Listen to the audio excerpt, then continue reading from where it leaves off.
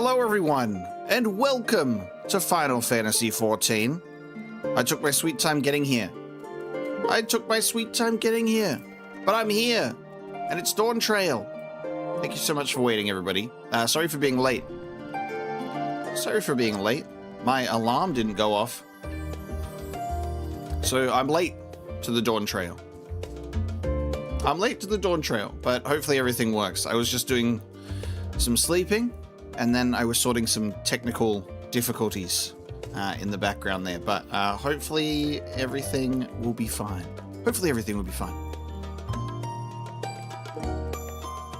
How's everybody doing? Hope everybody's doing well. It's been a brief break from Final Fantasy XIV, but this time it was planned. I said, hey, I'm going to just take a little bit of a break before we dive in to Dawntrail. I needed to catch up on some things. Pre-playing Dawntrail in my dreams, exactly. Hopefully everything sounds all good. Let me know. Let me know if everything's okay. I was dealing with like what looks like some lag earlier, so I just wanted to make sure that everything is running smoothly. So let me know. Am I moving like a slideshow or not? Yeah, that's right. I've lost my sprout. The sprout is gone. I'm now a legend of Final Fantasy fame. Looks and sounds fine. Okay. Because currently my OBS is lying to me. That's all. My OBS is doing that thing where it goes, hey, encoding overload, settle down, you know?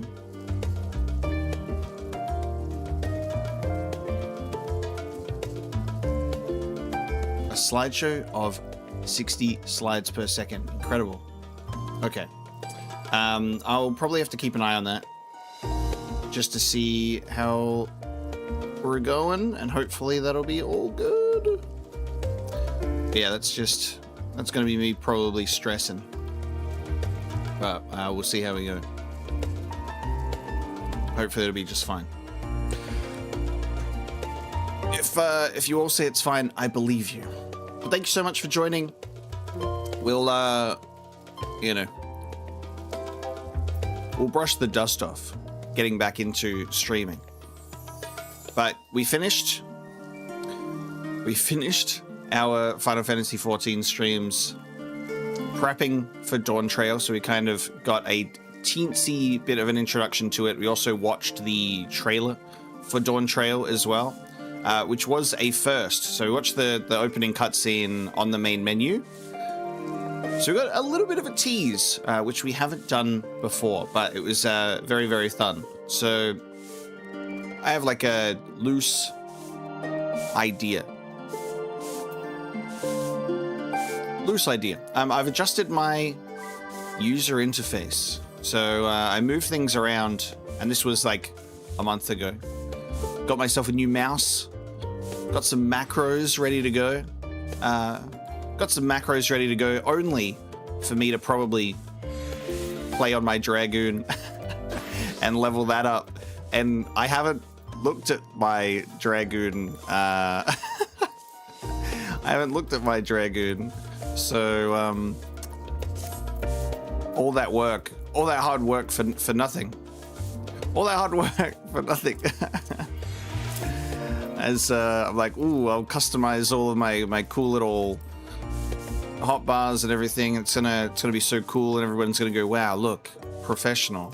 And then I've just kind of ruined that. So I'll probably play Dark Knight for a bit. To get us to level 100 perhaps, but then I will probably be switching to DPS. That'll probably be how we do things. We shall see. Because we're still at that level 100 level cap. We don't want to be putting experience on the table. We don't want to be putting it to waste. We can do dungeons and stuff on the Dark Knight. That is true. That is true. Just as long as I turn in the accept the quest, turn in the quest, I suppose.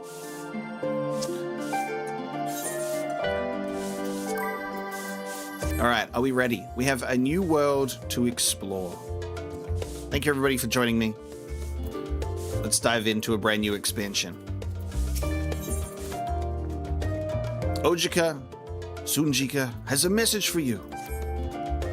Welcome back, Omega. I've just had word from Erenville. It seems he's managed to secure passage to Tural aboard a guild ship vessel.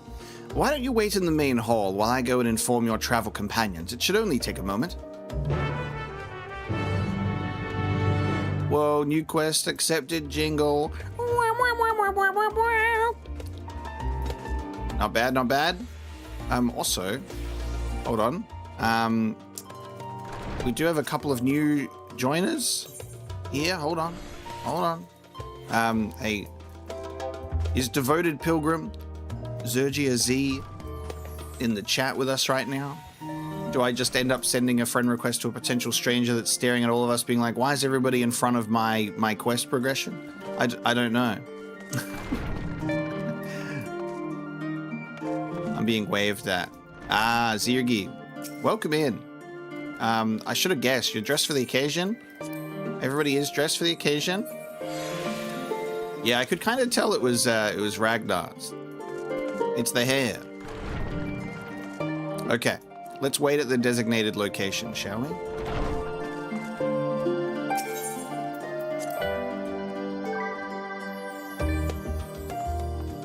A couple of people logging on for the alts. Love that they were like, hey, we got this big world map on the wall. Here's the new one that we got, by the way, that gives us Tural. We'll just put that over the top of it, I guess. Our smaller map. Let us wait.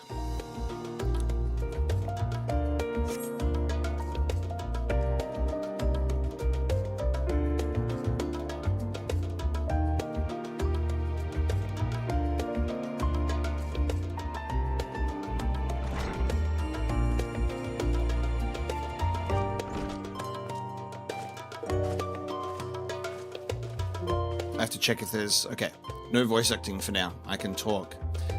Red Rebel 91. I am from Australia. Yes, I am. So it is bright and early, 9 a.m. 1.5 hours late to my initial starting time, which is when we usually start. We usually start around 7:30 in my morning.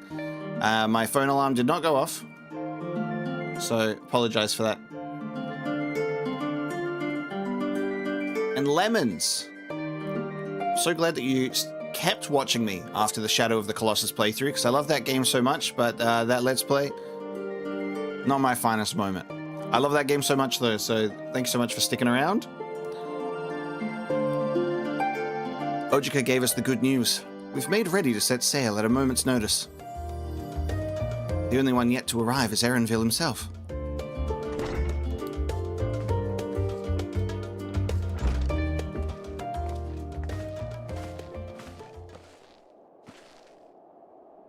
Ah, you're all here.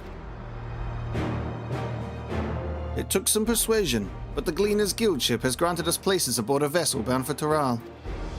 There'll be other passengers, researchers and artisans and the like, so we'll need to share deck space. That's fine, Erenville. I doubt anyone expected we'd have a ship all to ourselves. They're not casting off just yet, so if you have any lingering concerns, now is the time to voice them. I wouldn't call it a concern, but everyone's still clear on what it is we'll be doing in Tural, yes? That's right. Claws, what are we doing?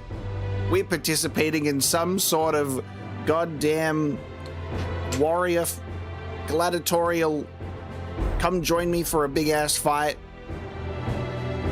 We've been hired for a job of let's go have a fucking fun time and fight some things. Hey, just had an expansion about the end of everything after another expansion about almost the end of everything. Vacation with some fighting involved. We've earned it. We've not forgotten. The nation of Tuliolal.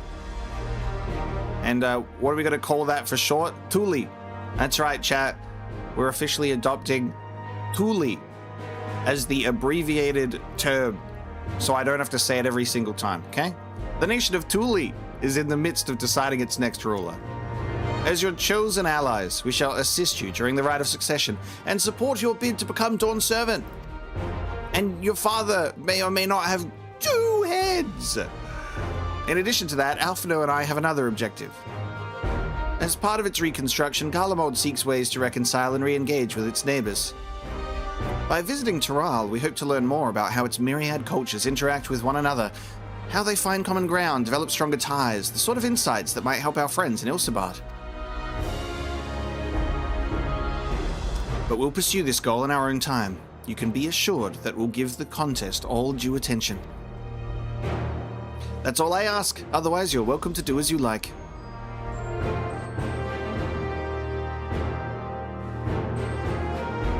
You wanted to find out about your grandfather, right, Cryle? The letter that may or may not be legitimate? Yes, as far as we could determine from the old missive I found, he had been tasked with investigating the Golden City by your father, the Dawn Servant. Yet, oddly enough, we have no record of that investigation in our archives, and nothing to explain the earring which accompanied the letter. Thus, for reasons both official and personal, I should very much like to get to the bottom of this mystery. I'm sure there'll be a chance to speak with Papa. You can get your answers right from the source. I look forward to meeting him. In any case, you're not the only one with an interest in the City of Gold. The Golden City is a children's bedtime story. I am part of this expedition only because the Third Promise has commanded that I serve as a guide. Still playing the part of the stoic servant, I see.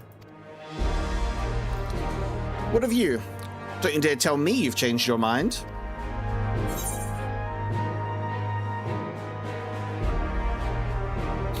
Hoist sail and let the wind take us as she pleases, yarn! And that's exactly how it is said. Well said. We won't get far wallowing in the shadows. Right then. If all are still committed to the journey, then I say we make ready to depart.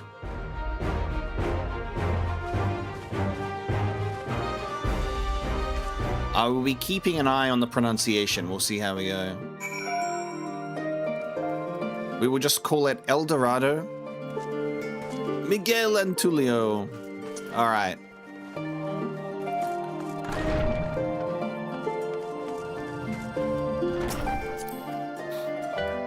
I will have to pick from a group to form a party, and then we will have a B team form as well. Having some gamers that I don't see super often join as well into the team. All right, we got an A team, we got a B team. A new world to explore. And what do we say about the weather? We're almost breaking away from the fog here. It's dangerously close. It's dangerously close, chat. I gotta go check my delivery Moogle. Gotta go check my Moogle for a second, because Mobius says there's something for me. So give me 1 second.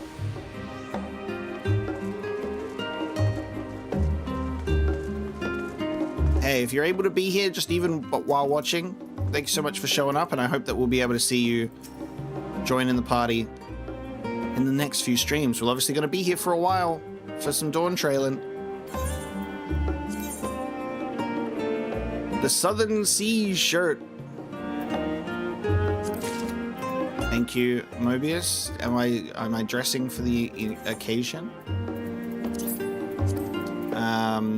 Modern Aesthetics Wind Caller, used to unlock a new hairstyle. Oh god, I've never changed my hair. I've never changed my hair before. Used to acquire a knapsack.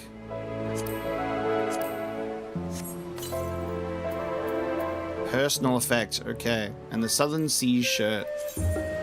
Oh, my pants.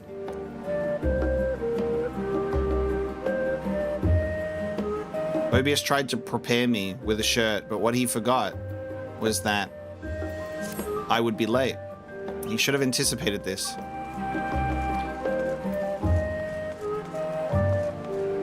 Looks good with the gloves. All right. I'm gonna have to. I have to go change quickly. Where's my inn in this place? I can return to my room where we just were, right?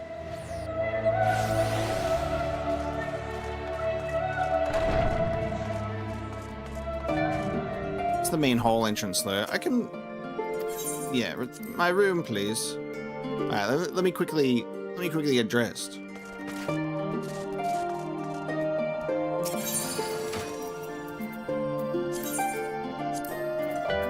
Put the shirt in there.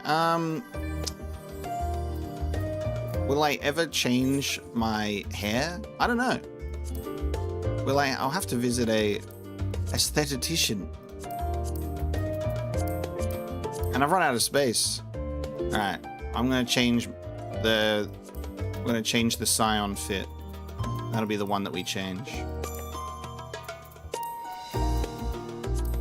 There you go. No hat, no play. Of course, on the beach. Gotta have your hat in the sun. All right. How about we have no hat?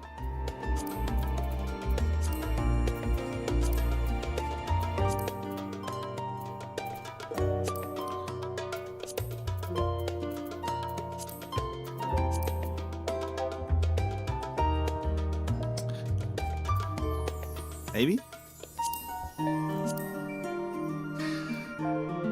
A beach trip. I don't know if I have any beach wear. Do I got any shorts on?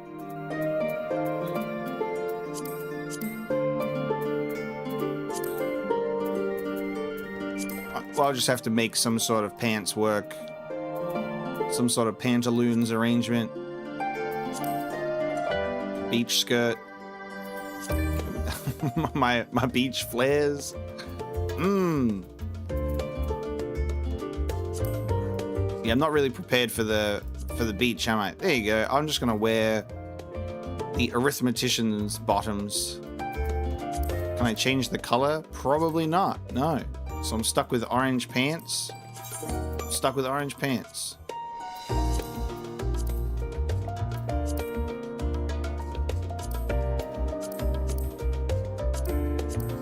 Let me get a green shirt on. But what type of green? The squall pants? Let me check them.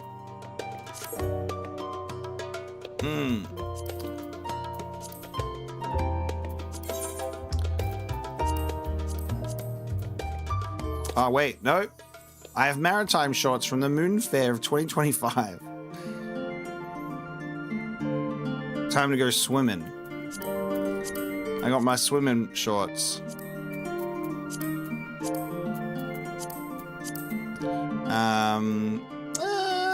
Yeah, guess they're alright. What about my jeans? what about my jean bottoms? Do they work well though? You can dye them. I've never dyed Squall's pants before.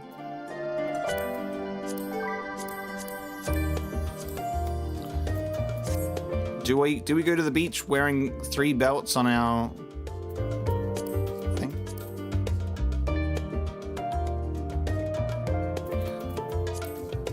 This is the jeans.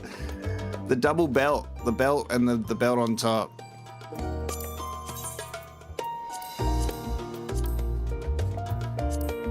Let me dye my pants though.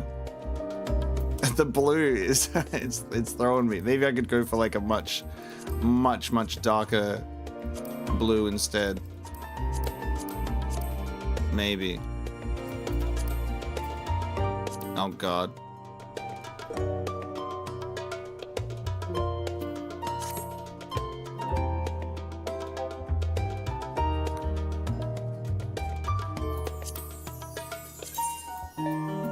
What's the second die? Is that the belt? That is the belt. The blue jeans, green shirt, Jurassic Park.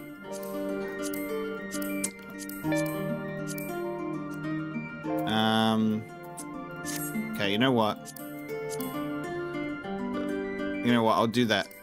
I'll do that. We'll do Jurassic Park. Okay. We'll do Jurassic Park.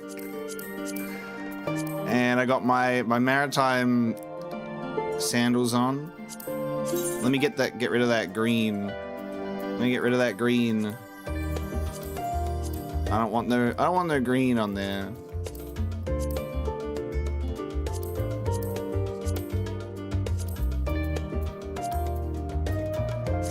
Perfect. Okay.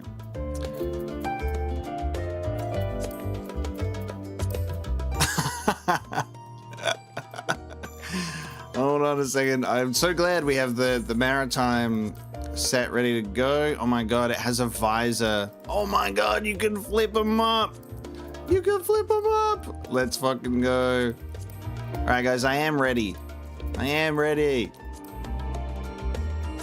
Let me get some shades happening, but they gotta have a cool tint going on to them. Do I have a metallic color anywhere? You gonna tell me that that's what I have? Oh, there we go. There we go. There we go. Baby.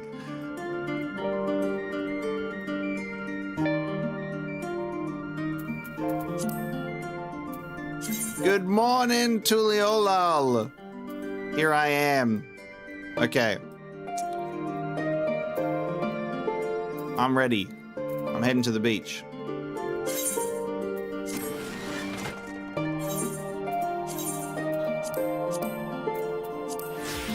Bang. Hold on.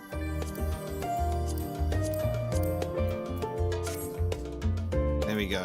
Thank you, Mobius. You are responsible. You are responsible for this nightmare.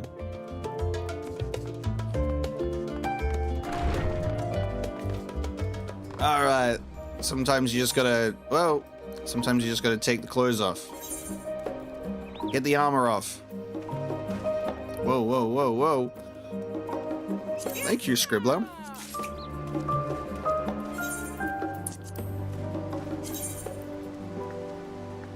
The trunks do work. I will consider the trunks. This is getting too lewd. Omega Ocelot with the open shirt. We'll wear the jeans for now. All right. Dad's going on vacation. Maybe I'll put the shorts on when I go swimming. All right. Okay. A new world to explore. Let's pop the weapon off for a bit. Eager as they are, the others have already left for the harbor. We're not in danger of missing the boarding call, but perhaps we should be on our ways as well.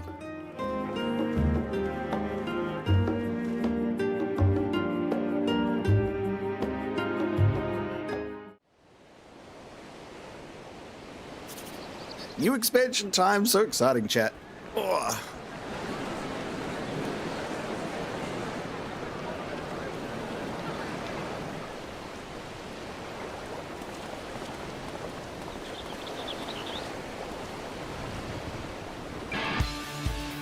Savoring the moment? I can feel your excitement, your eagerness to explore the unknown. Well, for once, the fate of the world doesn't rest on our shoulders. We might even get a chance to enjoy ourselves. Yeah. Do not be so quick to relax. Oh. Oh, Tural may seem but a short sail away on a map. The vast seas between brim with peril. The treacherous waters of Shade's Triangle alone have claimed countless vessels. Even following the safe route plotted by Admiral Bufiswin herself, this will be no pleasure cruise. Perhaps, but my voyage here was uneventful enough. Disappointingly so. Either way, the two of you have first-hand experience. which will be of great comfort in the days ahead, I'm sure.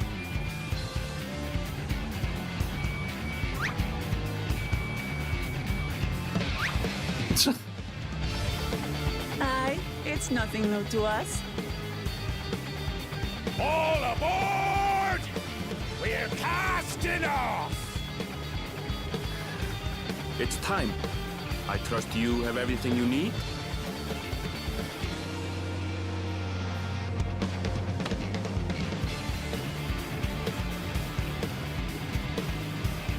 Incredible, dude. New music going hard while we're getting on the boat. It's so sick. Blofuswin mentioned. Blah, blah, blah, blah. Pronunciation. And so does our ship cast off from the docks. We sail west, as Cattenrand did some 80 years past, bound for the New World, known to her children as the continent of Toral. The guitar going so hard for this, man.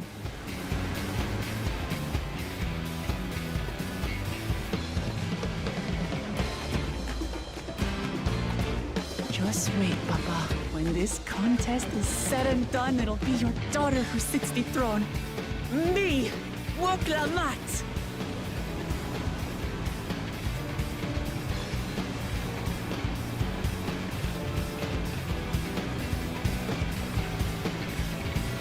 We have absolutely earned our time being the side character in someone else's objective. Oh, I've been too important. I've been too important for so long. I'm now this person's side character. It's so good.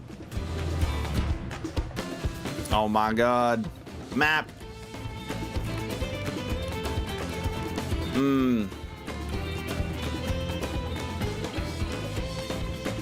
Our fuck-ass Indiana Jones map.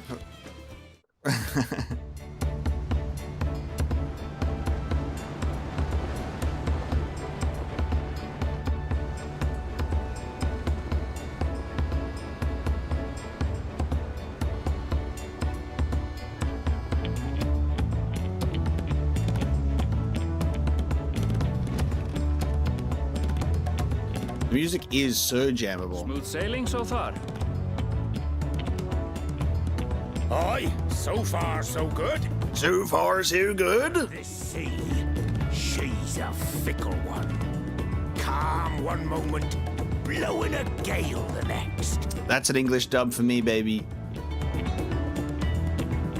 I'll take my rest while I can then.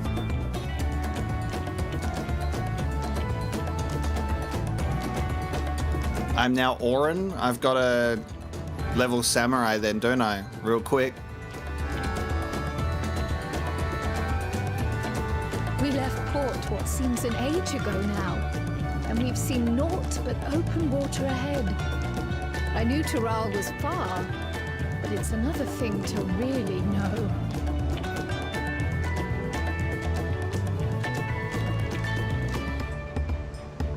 Speaking of which, some of our fellow passengers have made this trip before.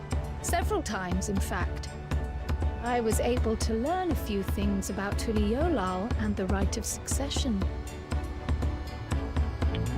Since we still have a long way to go, why not have a chat with them yourself?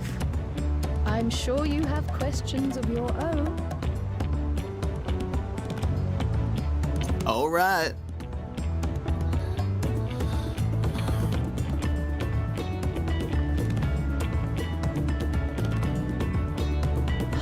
Did you look out across these same waters, Grandfather?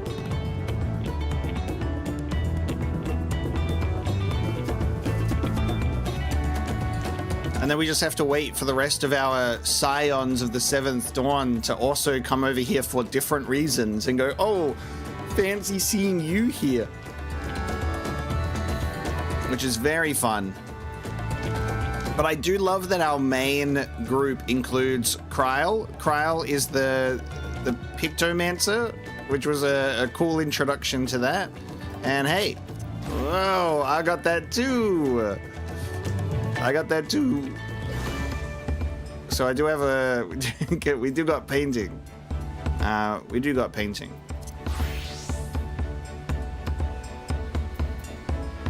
I'm gonna have to...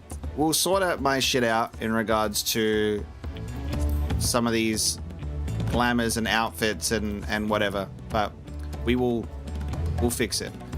Same with these big ass rings I got on my hands right now. They're compromising the fit. Have you spoken with our shipmates? Taral is still a good distance away, and it might be a pleasant way to pass the time.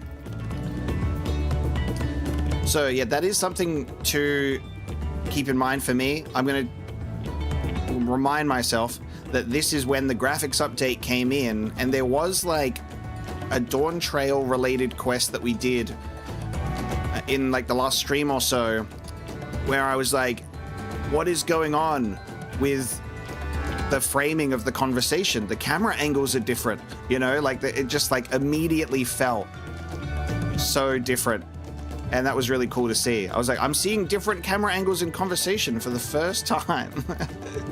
So it'll be really exciting to see an expansion that is crafted with that graphical update in mind. But it obviously has been pretty well applied retroactively in terms of the visuals. I can feel my edge starting to dull on these long sea voyages. How about some light sparring later? Oh yeah, it was legitimately, yeah, the Picto quest. That would make the most sense, yeah. Oh, Fontaine? Fontaine? Oh, this will be my first visit to Taral. Fontaine's the name. I was working at Eshtaime's Aesthetics in Ordar, you see, but my employment with them came to an end. That's why I visited Charlene in the hopes of starting over. While I was attempting, and failing, to find a new job, I seized the chance to board this vessel when I overheard room for another passenger had suddenly opened up. I'm told the Dawn Servant welcomes all regardless of origin, and so Thule seems like the perfect place to begin anew. Hopefully things will be better this time. Okay. Now, that's one thing I mentioned while I was holding my mouse here is for being in the dungeons as a Dark Knight. I did get a new mouse recently, partially because my old mouse was fucking up. And so while I did that, I did the cool thing of getting one with a few extra buttons on it. So I added mouse shortcuts for a few of my tank abilities. Specifically, I have like one for interject, I have one for the low blow, and they're next to the mouse. I added one for, where is it? I added one for rushing, I added one for provoking, and then I also have one for arm's length. And I think those were just the ones that I might need to use like in the spur of the moment that might be pretty fun. I think I did and should have Shirk as well. Let me see. I got Shirk on one as well. Yeah, Shirk is... There you go. I've also got Shirk, and then I've got Living Dead as well for the emergencies. So I don't have to be like, where is it? And then I miss it. So I threw them all in there. They're all in there.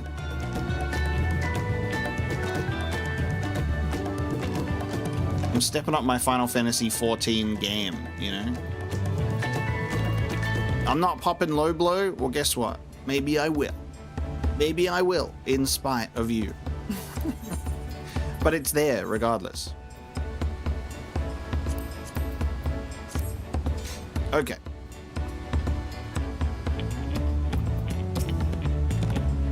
I see you in Eorzea before, you great and famous hero. I've had enough of playing the simpleton. There was a time when we took great pains to maintain the deception, but with more of you Eorzeans coming to Taral, it's become impractical. Besides, my mercenary days are over. Too many of our warband have fallen, and so we head home to lick our wounds. My story? Well, since you asked, I wanted to retrace the historic journey of the great Kenton Ram. You know, the first Eorzean to set foot on Taral almost 80 years ago. The Mamuljar's leader is said to have welcomed Kenton Ram with open arms and sent him home with a bounty of silverware as a token of their friendship.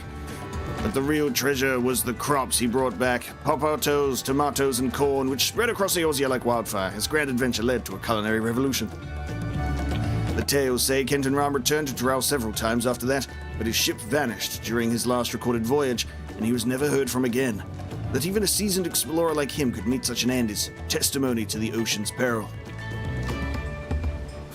The lizards were smart all along, it's pretty funny. You human me lizard?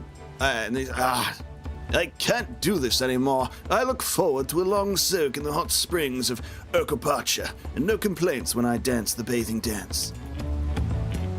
Yes, that's right, I have full capabilities with my speech.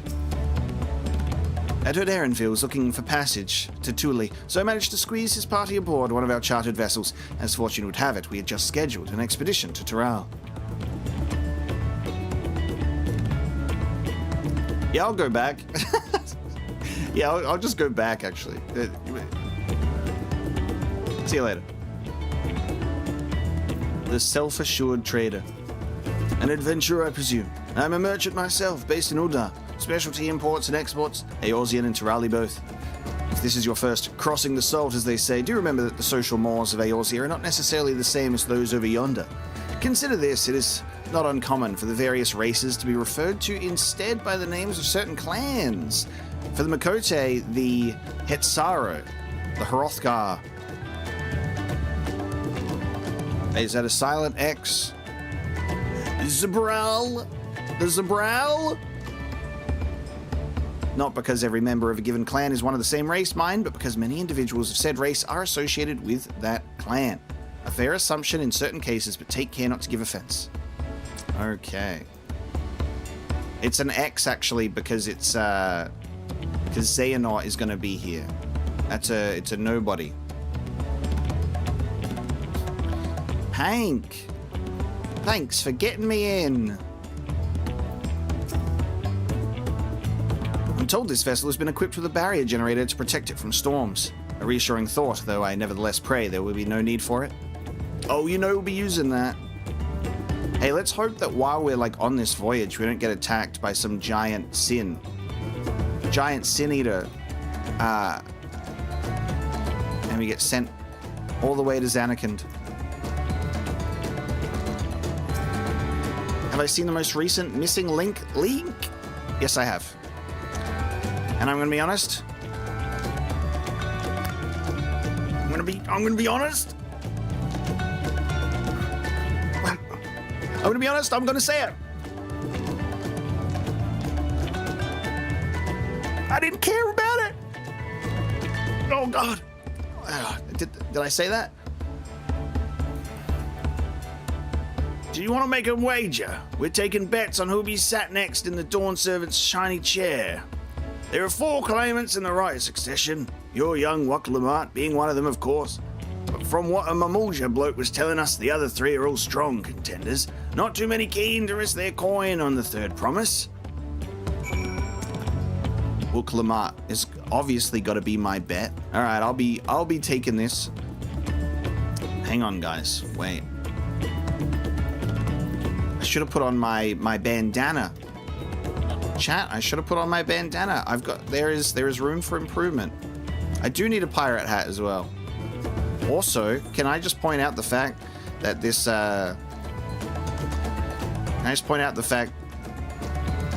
boat is so happy to be here? This boat is so happy to be here, dude. Smiley boat. And look, this part of the boat is super happy to be here. This part of the boat is pretty surprised to be here. Oh my God. I love how the human face has the human brain has pattern recognition to like see faces and everything. Holy shit. The middle of the ship is like, whee! Oh my God. That's so funny. There's 3 parts of this ship: the port, the bow, and whatever the fuck the other one is. And they're all varying degrees of happy to be here.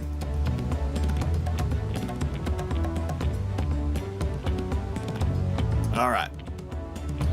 Is there a place on this ship where I can retire to a room and put on my scarf or my bandana?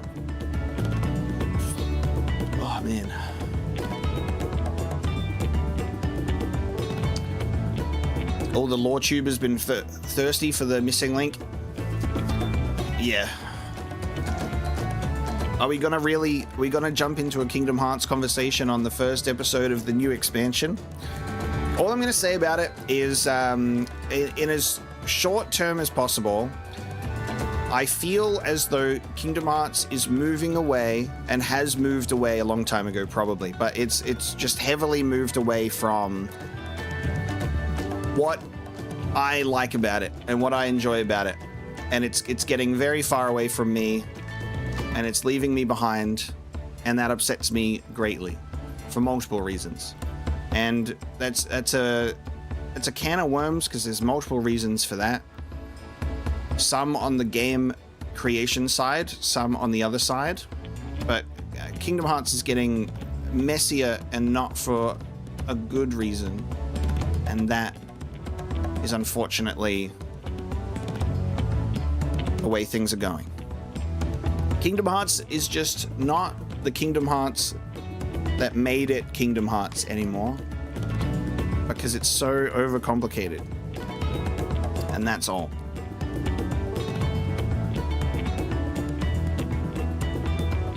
Did you learn anything of interest?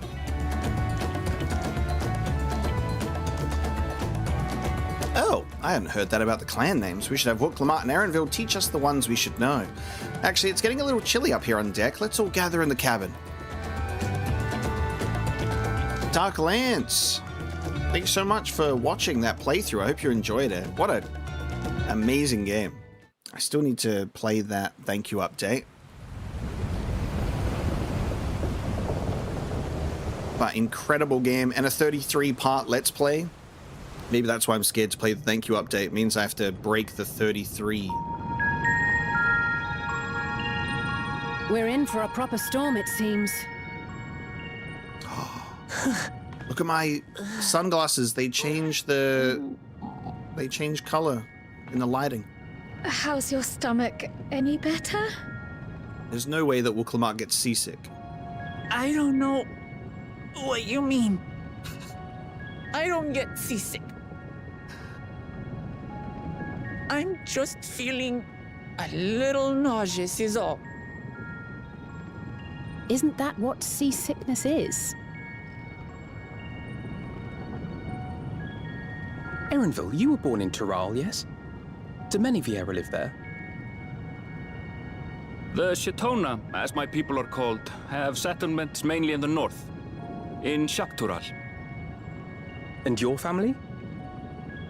I know nothing of my father, not even his name. As for my mother... Oh, okay. All right. We're in the teeth of a narrow, lads! Reef that sail for the mast snaps! Oh dear. The mother has been teased, and we've been interrupted, so keep an eye on that. This wind's too strong to take in you. No! No! We've lost our pirate. Quickly! Before he's washed overboard!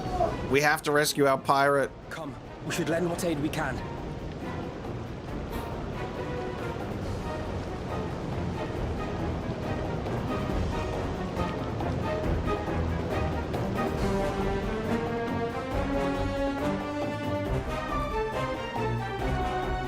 I have not seen the ocean rage with such fury before or since.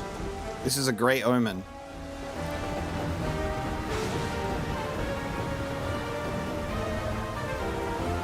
Guys, Assassin's Creed Black Flag resynced, looking crazy. Tossed our ship about like a toy, sending sailors tumbling.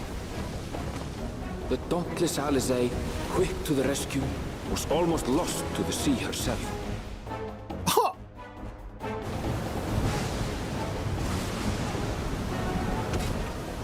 Yo, this is sick.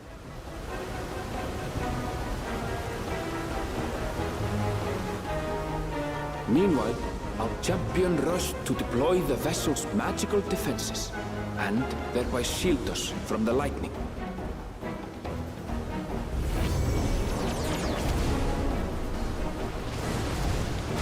Let's go. What an extraordinary life he must lead to be able to operate such a device with practiced ease. Dude, I'm loving the style of this. These are like old rescue efforts, though one might have mistaken her for another soul with distress. incredible. I love that these are like old school photos being taken, you know, like that sort of thing. We got that old sepia.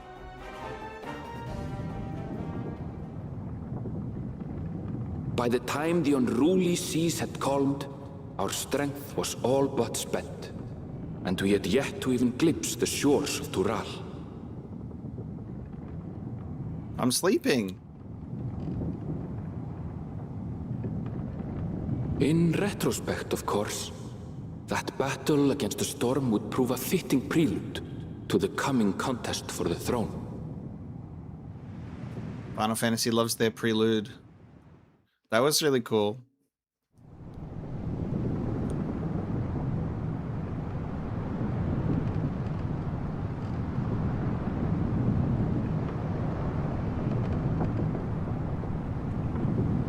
Everybody knew that I needed a couple more Z's, dude.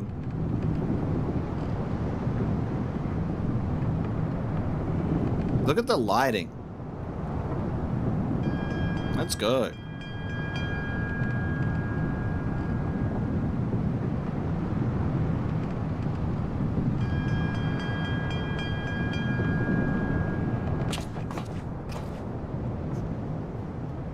All right. Okay. Fucking cinematographer just hopped on Final Fantasy 14 and said, we're gonna do some fucking framework here, baby. Holy shit. Immediately noticed the camera angles.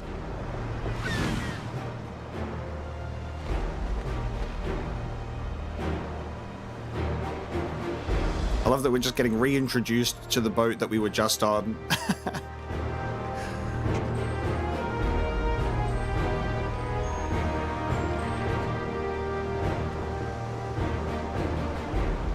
Morning. Joining us for some fresh air? Seems my belly has settled along with the weather, but I'll feel much better once we're on solid ground.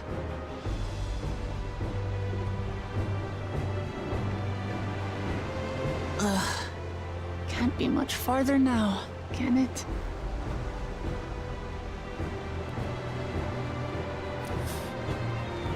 Do you see those birds? They got fucking they got fucking blue feet. That's what my character was saying. Land must be near. You need only hold out a while longer.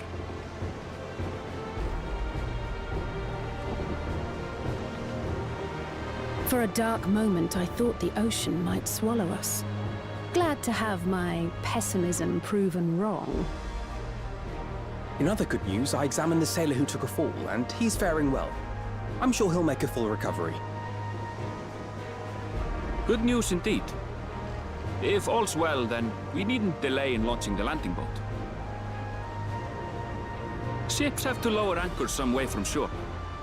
Too close, and they risk having their underbellies ripped open by the reefs that crowd Tuliola's coasts. Come.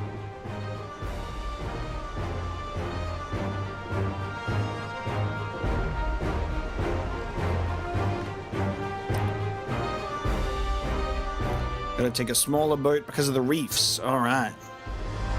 Do we still have our underwater swimming ability? Let's go check out the reefs. Thanks for bringing us all this way. Ha! We only did what we were paid to do. Couldn't hardly set you adrift halfway. If anything, it should be us thanking you for helping us through that beast of a storm. Thank God he's fine. As a matter of fact, everyone's starting to fancy your chances in the contest. At this rate, we won't be able to lay wagers no more. Then I better not let you down.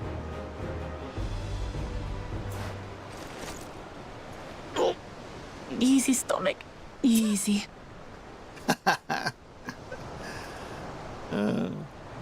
That dude needs a We're the beard. last to board. If there's nothing left to say, then let's shove off, shall we?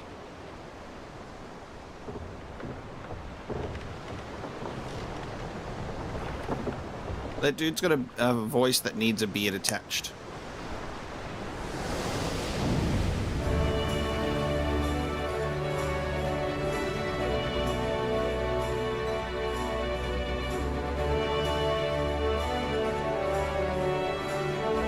That's gorgeous. Blue seas, clear skies, and boundless possibilities. I dare say our destination will soon be in sight. I wish we could always have water like that everywhere, huh? Enjoying yourself for a change?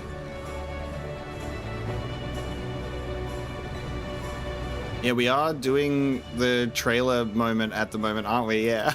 Dude, yeah. There, look, my friends. Behold the scene of our next great adventure. And I get to actually know that this time.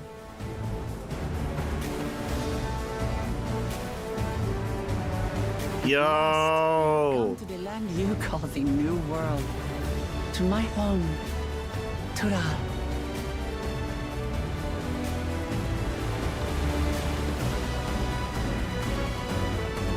That's sick.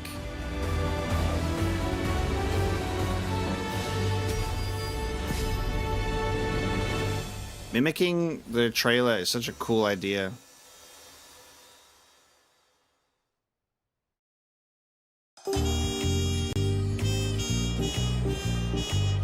Okay. Okay.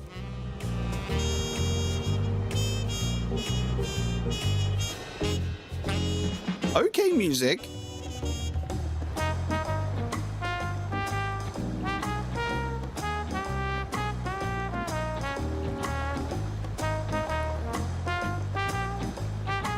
Imagine we arrive and it's foggy, chat. Imagine we arrive and it's foggy. Imagine. Let's go.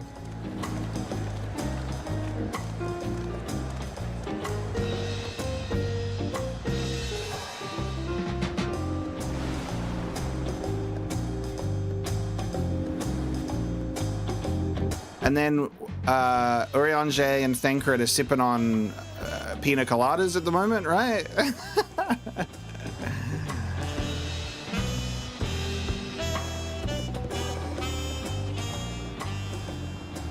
Gods, I've seen cities with an impressive mix of cultures, but this is something else. Is that a... No. I've never seen Varnu feathers in that color before. You'll find much here you never knew existed. There may be a sea route now, but visitors to Tulihyolal are still few and far between. And as we don't build seafaring ships, only a handful of Turali ever venture abroad.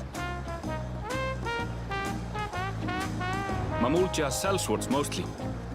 Those willing to play the fool sail with Lominsan merchants to secure employment in Eorzea. I suppose that makes us a rare sight in your country. Rare and currently undocumented. Were there some forms we should fill out or... Forms? Did you forget who you're traveling with?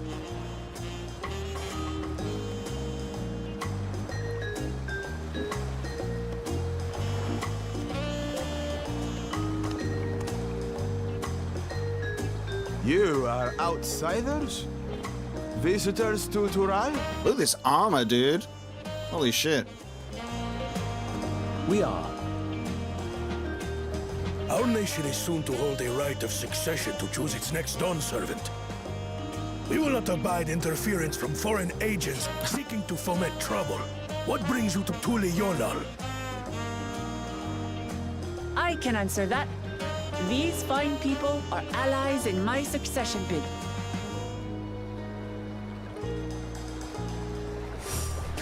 Third promise. If you vouch for them, then all is well. Of course. Please, accept our apologies. No need to bow and scrape. That our soldiers are so diligent in their duties fills me with pride.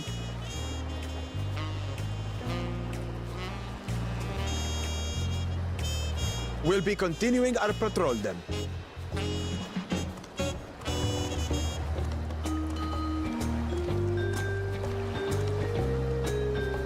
Well, well. You really are a figure of authority here. Are you suggesting I don't look the part? Anyway, first things first.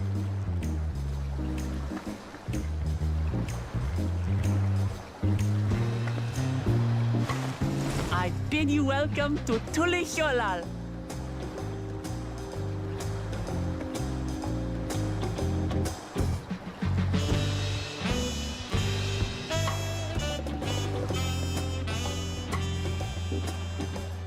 So cool.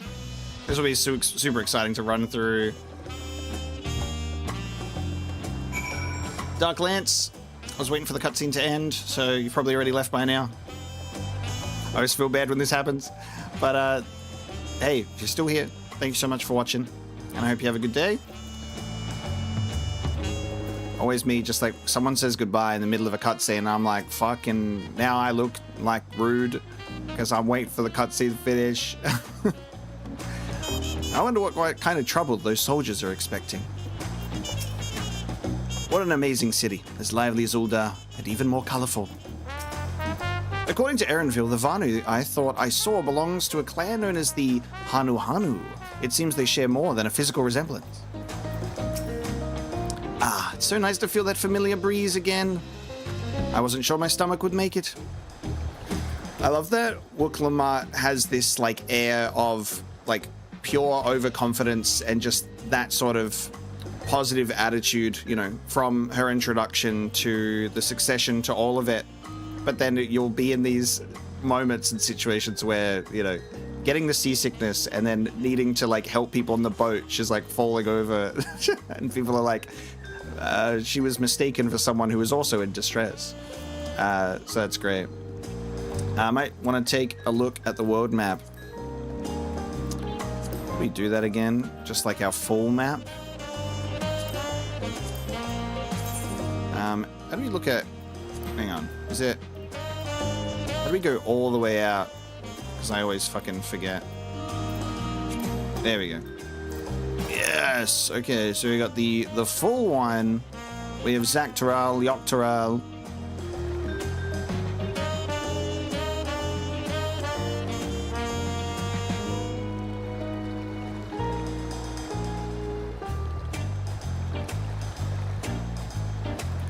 So cool to see the whole entire thing, right?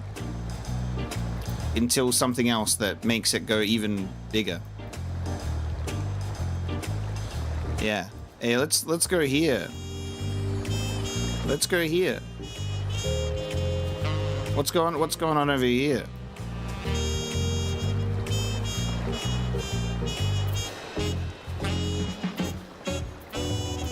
That's was it Marasidia, right?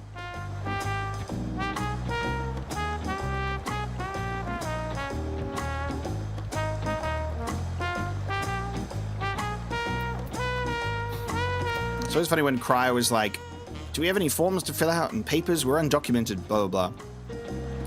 And it's like, this is one of the only Final Fantasy games that I can remember that does stuff like that as well. Remember Final Fantasy X, where we would you just go somewhere and you could be there?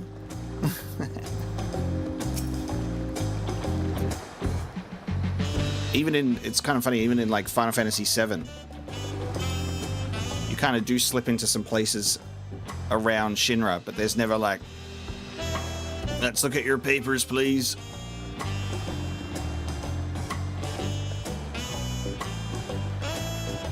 Will I play the new Zelda remake? Absolutely.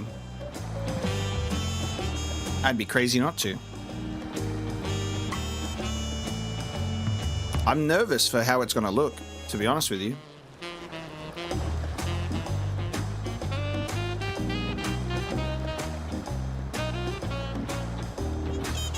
Well, despite the storm's efforts to the contrary, here we are, safe and sound. Ah, main quest experience. Main quest XP.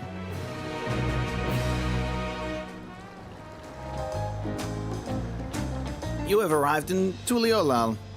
You can return to the city at any time by speaking with a sprightly sailor in Scholar's Harbor in Old Charlayan. I would ask if the journey tired you, but I'm sure you've endured far worse. The nation of Tuliolal.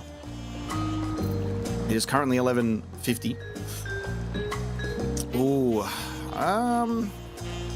So, weapon type determined by the current jobber class at the time of opening, so I can grab it now.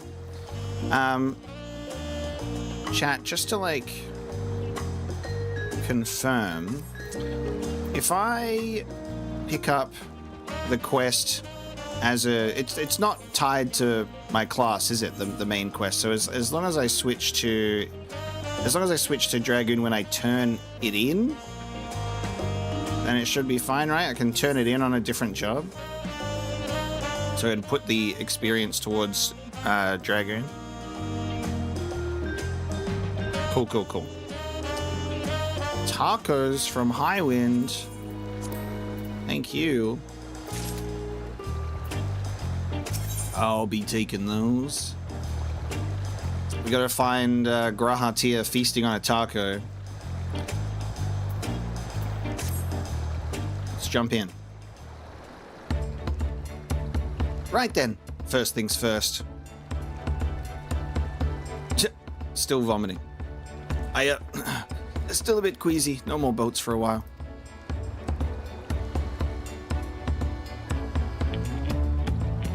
I realize we've just arrived, but we should get you familiar with the city before the rite of succession begins.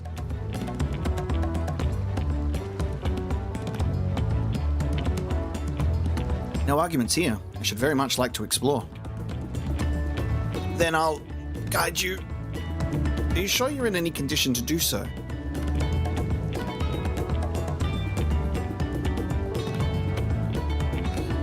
Aha, we were wondering who these strange folk were, so the third promise has found herself some new followers then. Followers?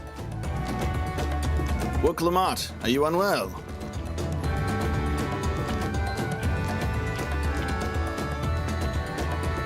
Not at all, couldn't be better. The third promise does not get seasick, no sir.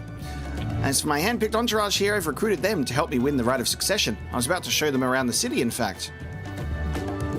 That sounds lovely. But a group of foreigners is going to attract attention, especially if they're in the company of the third promise. Everyone will be curious, we certainly were.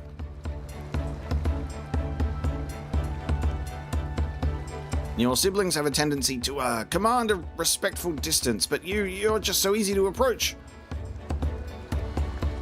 And I enjoy it so much when you do. Please don't ever worry that you're a bother to me. You're very kind. Good day to you, third promise.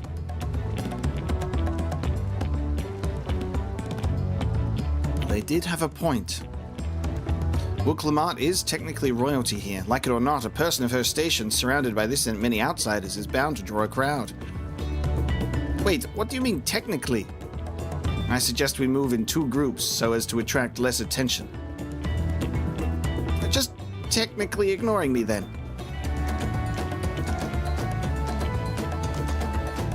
Omega, you and Cryo can come with me. I'll take the twins then. We'll get in touch once we've had a good look around. That voyage was hard on all of us, so take it slow and recuperate. We have time enough for that. Enjoy your wanderings.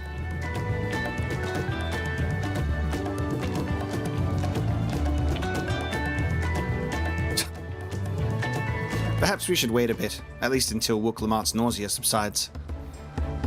No need for that. Look, I'm ready to go. Oh.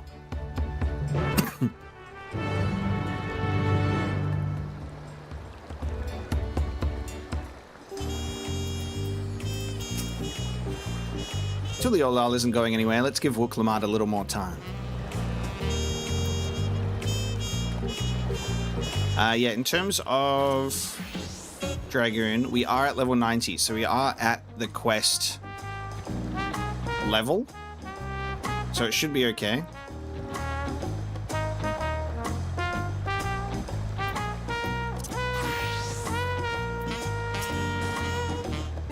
I'm fine now, really. Can't stand around all day feeling sorry for myself, what with the contest looming and all. Now then, seeing as we're already here, might as well tell you about the harbour. Erinville already mentioned the reefs in our coastal waters, which explains why you don't see any big ships moored at the docks.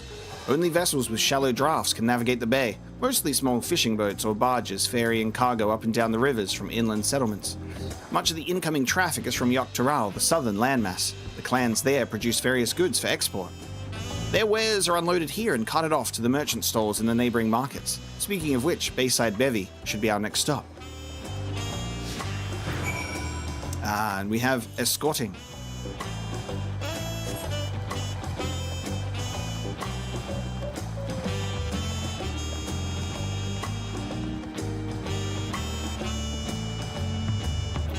Yeah, chat. Don't make the same mistake as Dark Lance, okay? Don't make Dark Lance's mistake. If you gotta go and you want to say goodbye, if you type it in the chat and I'm in a cutscene, I'll have to respond after the cutscene. And if you say goodbye outside of a cutscene, I'll be able to not ignore you, okay?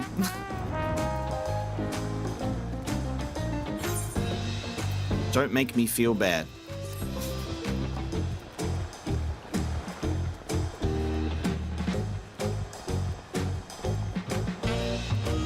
Don't worry, I'll probably put some levels into Dragoon off stream as well. I'll go and do my society quests, so I'll get some more XP happening there. So I'll try and level up a bit in that regard. Same with my other jobs as well.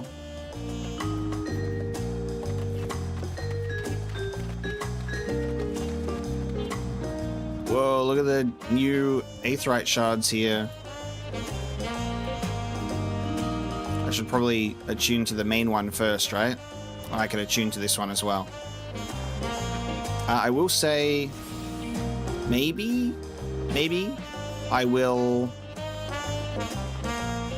either do it on stream or off stream, depending on how I feel about it. But maybe once we like reach a stopping point for the story content, I'll then do some leveling for dailies and whatnot. And if people are still playing, I can do that on stream. If not, I'll just do it in my own time. Very confused on why I stopped in the first place. I'm keen to continue with more Kingdom Hearts by doing Chain of Memories. I was doing the first game, just recording the whole thing in my own time, so it was mostly already recorded by the time I started uploading it, because I was doing it as a extra piece of content on top of everything else I was already doing. And then if we look at the channel, I'm currently playing 4 different games, and that got really busy. Not even that side of things that got really busy, just life got really busy in general. Took some breaks, took a streaming break. It's been like a month without streaming. So basically, just busy.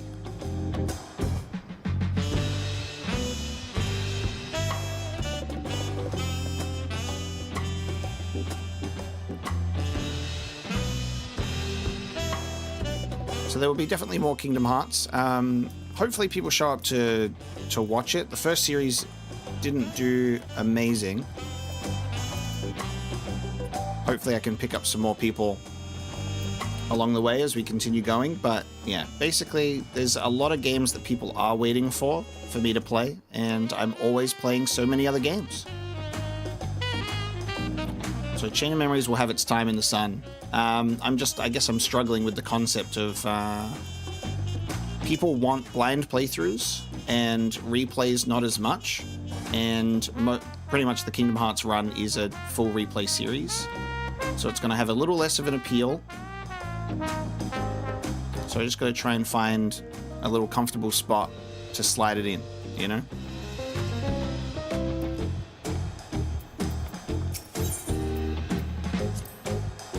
Wandering around the city is so exciting. Unfamiliar wonders everywhere we look. Is there an optional talking zone around here? No, there wasn't. This is Bayside Bevy, Tuliola's largest marketplace. Being right in the harbour, everything from fresh fish to imported wares go directly to the shelves.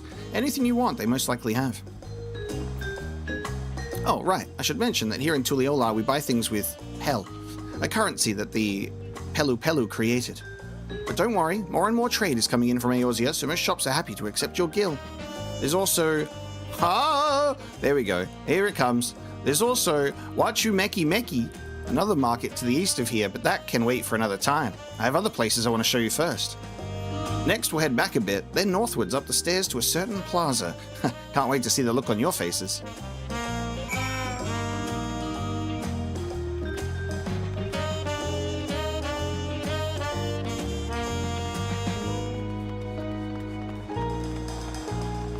Yeah, we'll see how we go with that. Looking forward to the next Silent Hill F. I'm looking forward to everybody being able to see the New Game Plus adventures. That episode, the next Silent Hill F1, will go up later today.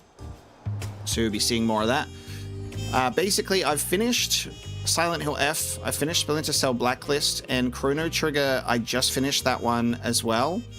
I'm going to explore a bit more of the other endings for Chrono Trigger after reaching our first one. But that is 3 of the games coming to a close soon, and then I've started a new one, and I'll be thinking on what else to do next. But obviously I'm feeling a little bit better in regards to schedule, not feeling so tired and exhausted, which is another reason why there's been some breaks in between uploads and also a stream break as well. Mental health is good. My mental health isn't good, but mental health, having mental health is good. A healthy brain. We'll get there. So in terms of the content train, there ain't no stopping this train we're on. Some games on that train, however, unfortunately, I can't play every single game at once, so I'm just going to take turns. It is reassuring to know we can use our gil for shopping here. What do you think of that, eh? Goodness me, you have Aetherites in Tuliolao? I think I told you before, but my brother Kawana spent 3 years studying in Sharlayan. He fell in love with the nation and its ways and brought back to us the knowledge of Aetherite construction. Papa warmed to the idea at once, had one built immediately. Did you do the tuning thing? If you're ready to continue, we'll head down again and then up the slope to the side. Right at the top is the gate which leads to Zaktaral. Let's make a stop at Bright Plume Post on the way though. That's the headquarters for the Landsguard.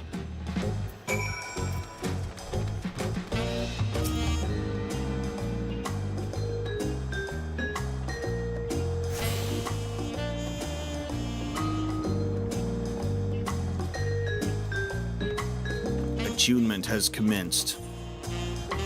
There you go. We do have conversation.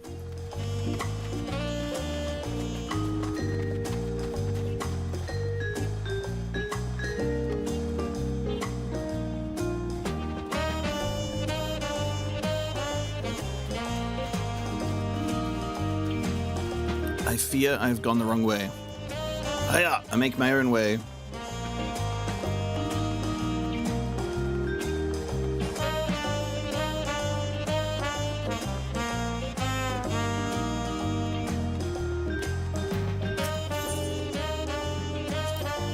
We have a lot of narrow winding streets that crawl up the sides of the mountain. As you can see though, the builders made sure the city's main thoroughfares were wide enough to accommodate wagons.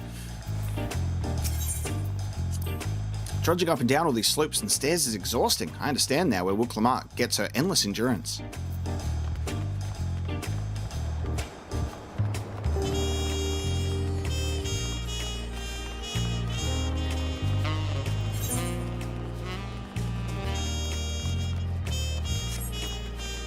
Some cities just gotta be huge.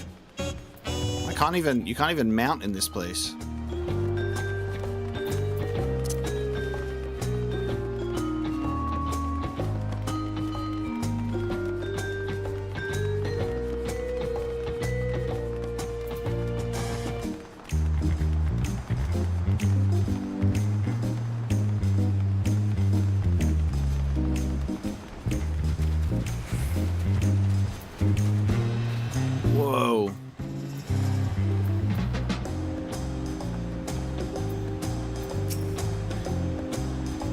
This here is Bright Plume Post. Under the command of the great Zorro, we hone our combat skills in order to apprehend any threats detected on patrol. You may come and go as you like, but don't cause trouble. Look at this dude. You got the cooler version of the armor from before. You got the Dark Knight version. Hey, hold on, guys. Let me impress him. Hey, man. Hey, can't park there, mate. Hey, can't park there, mate. Yeah, you better keep walking. Me and Bowl Margin over here. Yeah, you better keep walking. Yeah, can't park there, mate. Gotta get a bit of Dark Knight happening. Where did I put that? Hey, where'd I put that? There we go. Anyway, I'm out of here. Hold on. I got distracted by that guy. Look at me, I'm focused.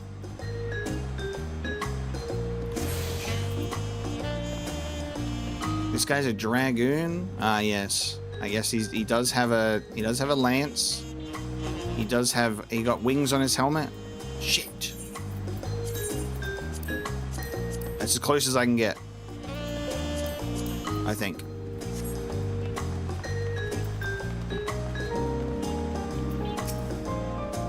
Here we are, Bright Plume Post. Soldiers stationed here responsible for defending Tuliolial and preserving the peace. The Landsguard are led by our nation's strongest warrior, so naturally, Papa has commanded them since the beginning. At least until 3 years ago when Zeraljar took over as commander. The title is no empty honor. It means the first promise is considered equal to the Dawn Servant in martial strength. So we do have first, second, third, fourth, maybe even beyond promises. First promise is considered equal to the Dawn Servant. So what about the third, huh?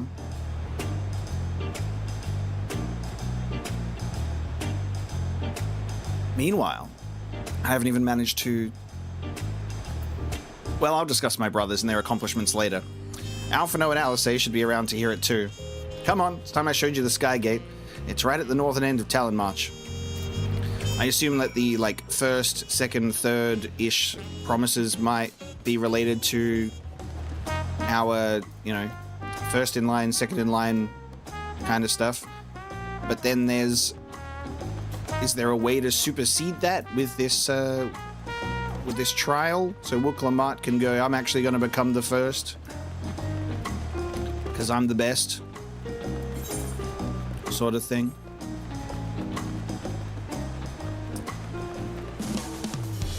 Whoa. Whoa. Chat, stay time. Chat, stay time. Oh my god.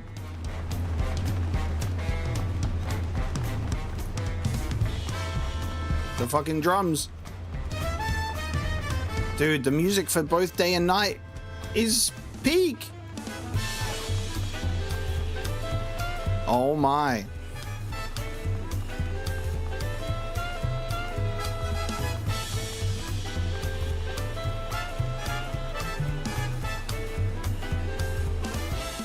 They fit the vibe so well.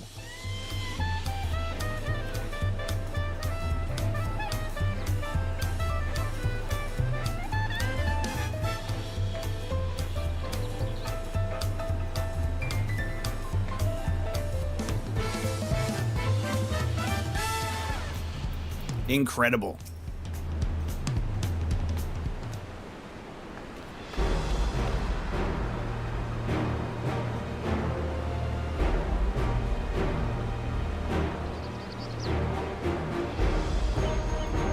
Massive, isn't it?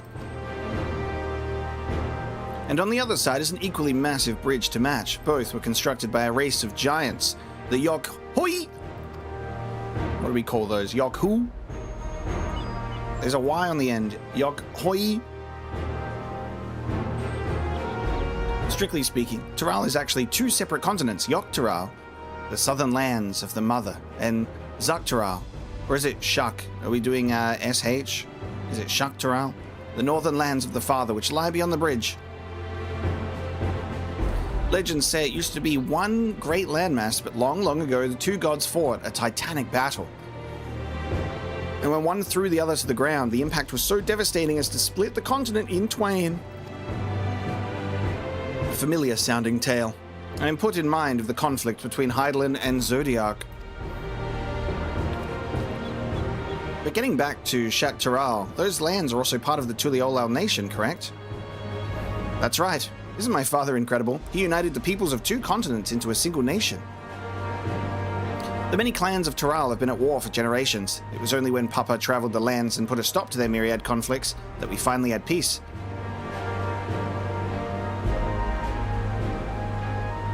And that's the main reason I want to win the throne, so I can preserve the peace he built. But I see you're more interested in what's behind the gate than hearing about my aspirations.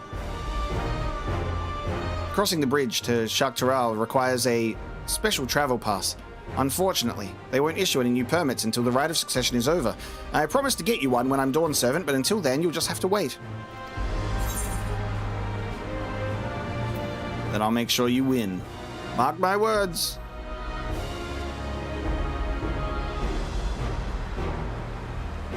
You really mean that? Woe to anyone who stands between you and adventure.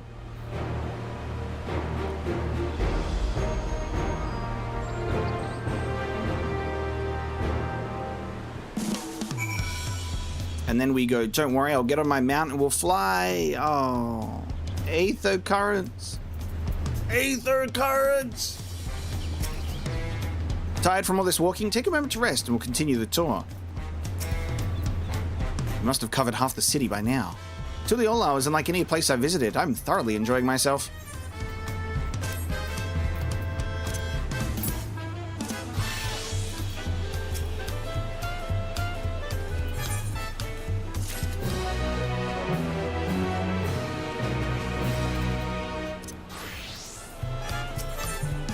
Wooklamad is ready to commence the second half of the Tuliolal tour. Before I do that, I'm just going to fill up my water, and I'll be right back, chat.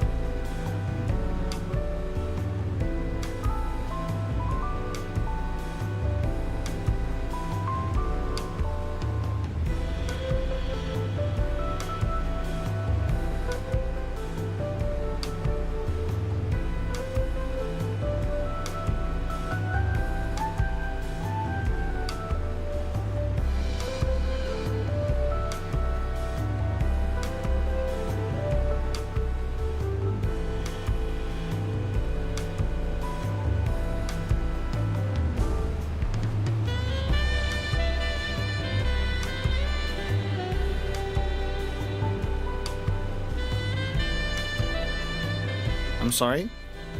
Have I reached the emotional part of the song?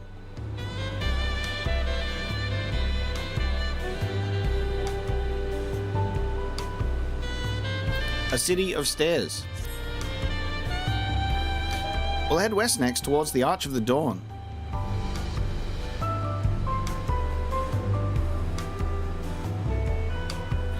The dirigible? What if we used another word? The dirigible landing is on the way. You have dirigibles too? Tuliyollal certainly doesn't want for methods of travel. We get by. Now, if you've seen enough of this area, let me know and we'll continue on.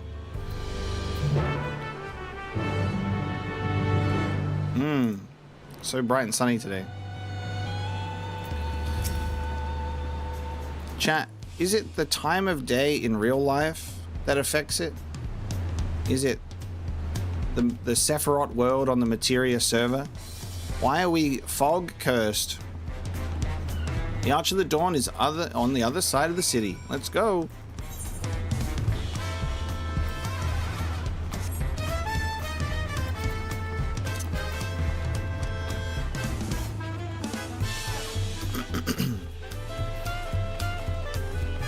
The algorithm. My favorite.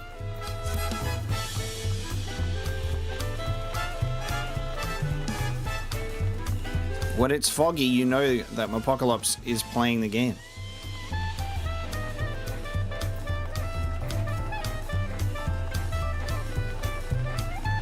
We just make all of every location we go becomes Silent Hill. I hope you aren't too tired. Tuliyollal still has plenty of sights to see. I'm still struggling to conceive how one could construct an entire city on the side of a mountain. This was originally the site of a Yok-Hoi temple. The giants built it when they were first making the bridge to Shak-Taral to appease the god who slumbers in the Great Ocean Trench. After the Yok-Hoi withdrew, the temple stood empty for centuries. So when Papa was establishing his new nation, he saw a structure he could refurbish into a palace, sitting practically in the center of Taral. He gathered artisans to do the work, and the houses they built for themselves became the foundation of the city you see today. Speaking of houses, we were passing through the Resplendent Quarter, the biggest residential district in Tuliyollal. We climbed these sets of stairs here, all the way up.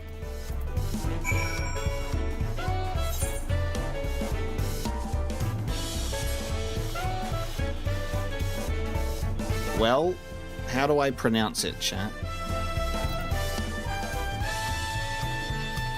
Do I just say who? Oh my god, it's a baby.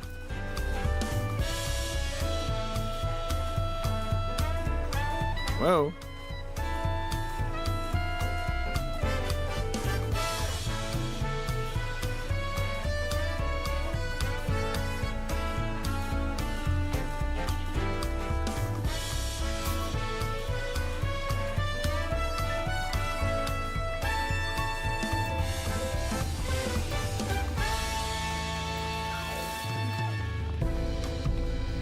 I'm doing it correctly, it's just funny. So it is Hoi.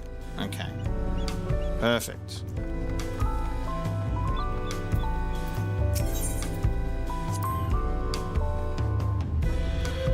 The stairs leading up to the peak can get pretty steep. Careful you don't fall. I've been one step away from death more than a few times.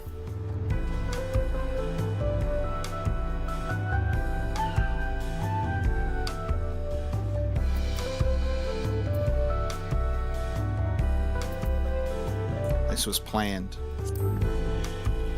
Papa's palace is called Volok Shunsa, which roughly translates to invincible resilience.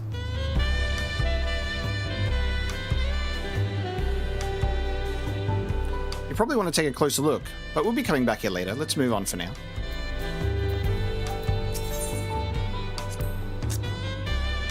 So this was once a place of worship. The Yok-Hoi seem fascinating people, but I've not seen any of the city. I wonder when we'll have the chance to meet them. Oh, that was Kate saying goodbye. Goodbye, Kate. Thanks so much for joining in today. The struggles of this being a time period where it's the perfect time for some people to play, but then it's also pushing 3 a.m. for others. The sheer scale of this place is incredible. I wonder what the carving at the top represents.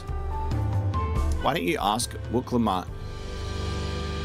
Well, there's 2 heads there, so it represents the two-headed guy. Two-headed papa.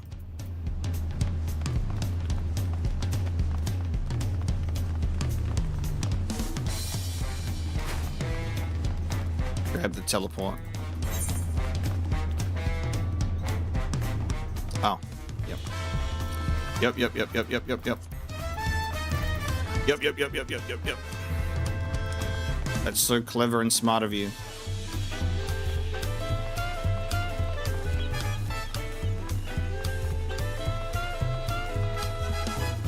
Yokwi is how they say it in a game.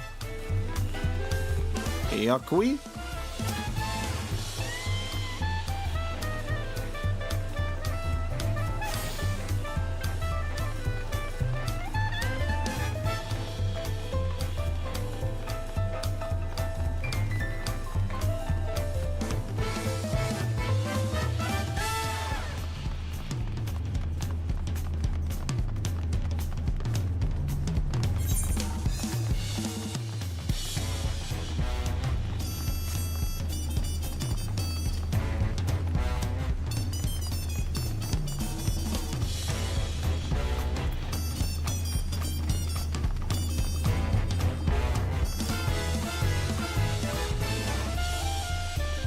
Another baby.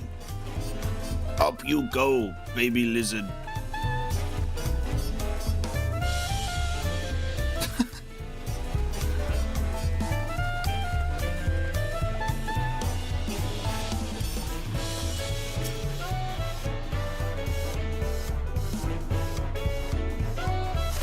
What fruit they got here, chat? They got any grapes?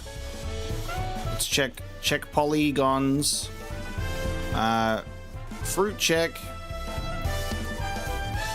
Hold on. My camera is as low as it can go. How low can it go? As low as possible. We're doing tomatoes.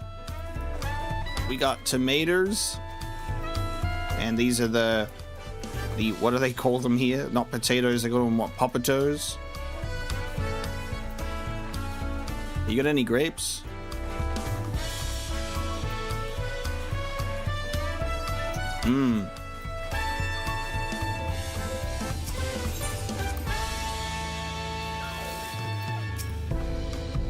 So, this is the Resplendent Quarter. What manner of people live here?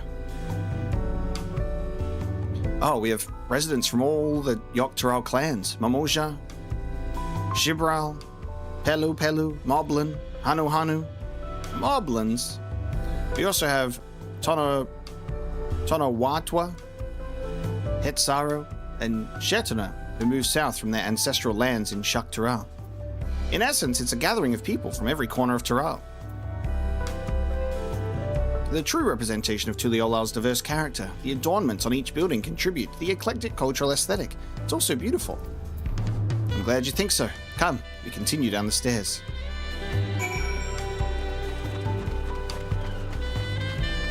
I did just attune to this, didn't I?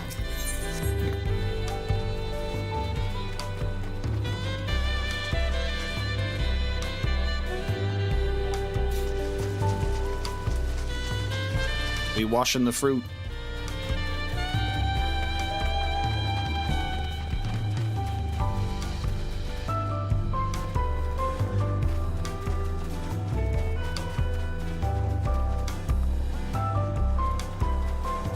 Where's the normal way down from here?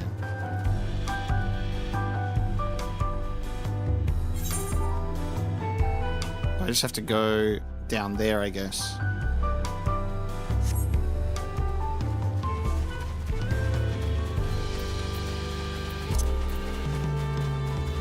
Almost yeeted myself off.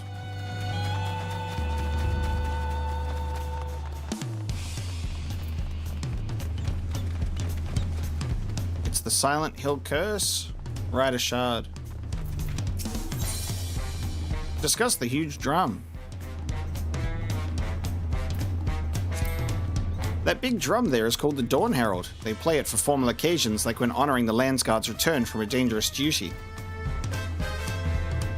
I tried hitting it with my axe once and ripped the skin. Earned me a proper scolding, let me tell you. I think that was the first time Papa held me upside down by the ankle.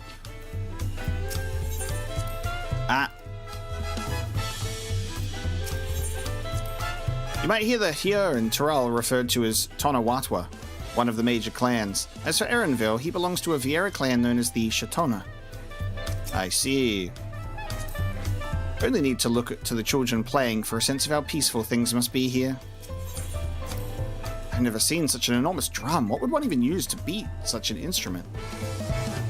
Big hammer. Alpaca! Boom, baby. There's my pretty girl. Emerge.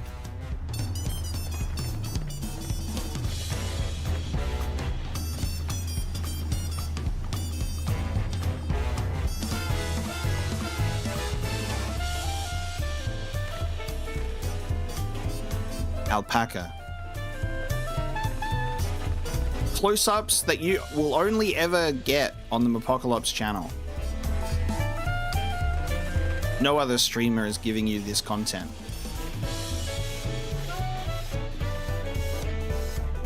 Is he sleeping? Oh my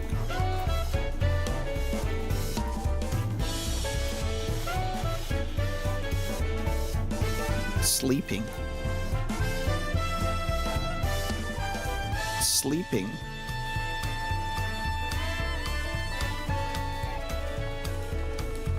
Do not disturb the baby.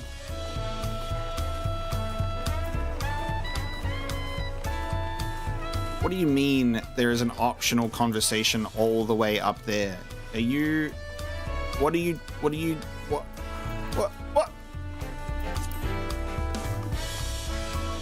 Chat.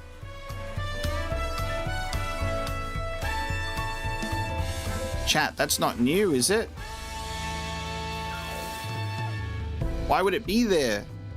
The other ones aren't there. They disappear when they go through them. The older conversation points aren't there, so why is that one still there? I know that's the way that I came. That's why I'm like, why is it all the way up there? Like the previous conversation points in other places aren't there.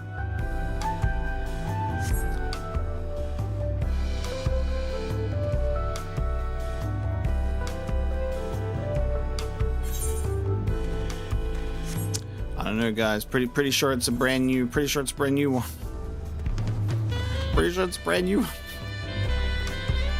Imagine that though. Like genuinely, the fact that that showed up there again, I'm like, they've put a secret conversation to have, only for the most hardcore gamers that climb all the way up again.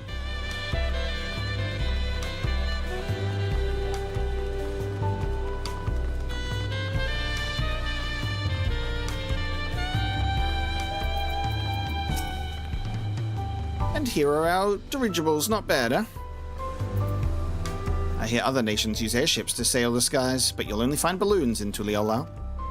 We have them for the exact same reason as the Aetherites. Koana brought back the plans from Charlayan, and Papa thought them fantastic and commissioned their construction. This was around 3 years ago. Since that time, we've added flights to other settlements. Trade with frontier communities has never been easier. Well, that's enough about dirigibles. The Arch of the Dawn awaits. Hey, I'm gonna be real with you. I could imagine one thing easier than balloons. And yeah, that's right, Wooklamar, it's fucking airships. Why couldn't your papa really like the concept of airships instead?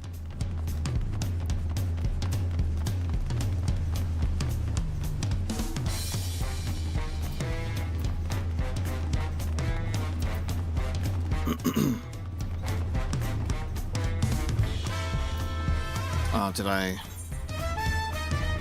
Oh...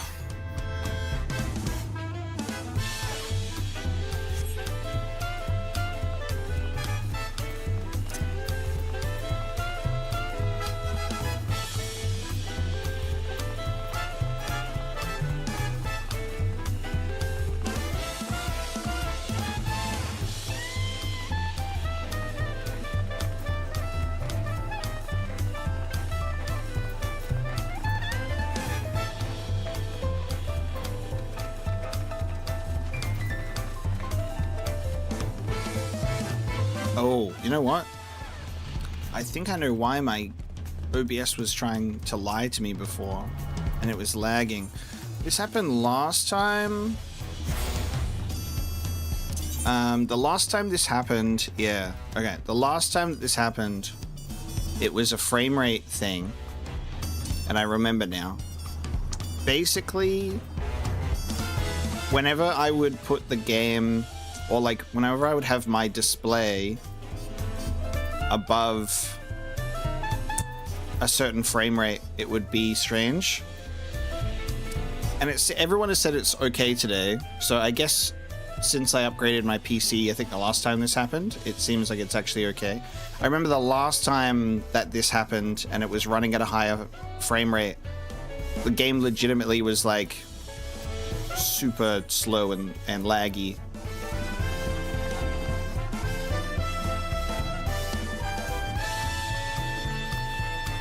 But it seems like it's okay this time, but I think that's why it was fucking up before.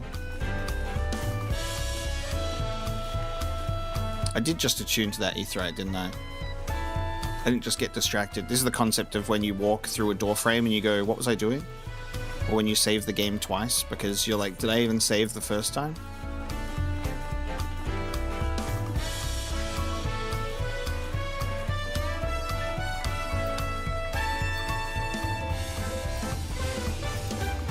The physics speed is tied to frame rate.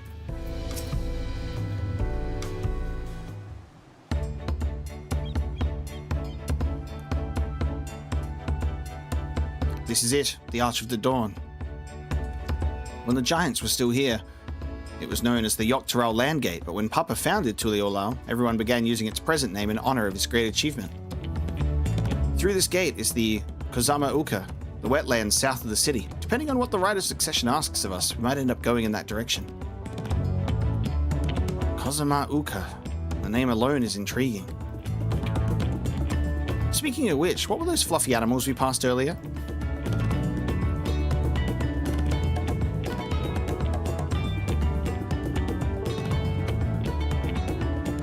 Ah, those are alpacas. Fearsome, four-legged fiends.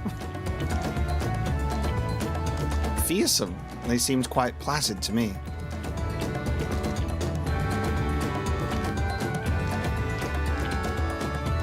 You'll learn soon enough, Cryo.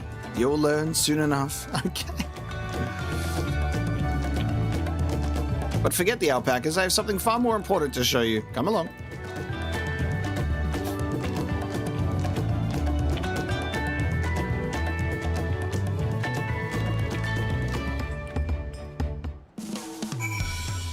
If that's the case, then maybe... Let me do this.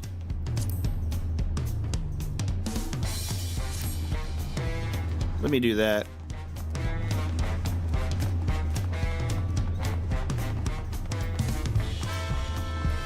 As like a just in case, that might fix some things, and then I guess our physics will work as well. I didn't realize that. Are these the pillars that Wooklamart wanted to show us? And that beautiful blue sky? If you wish to learn the history of Tuliolao, then look no further. These stone pillars, you mean?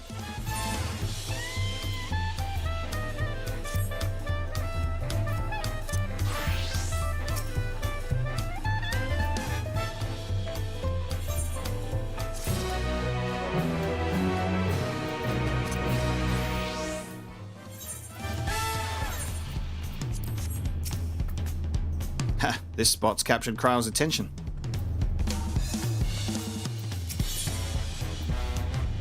A saga in stone. What is special about these pillars, if I may ask? At a glance, they might look like ordinary stone decorations, but if you take a really good look, you'll see there's something much more interesting.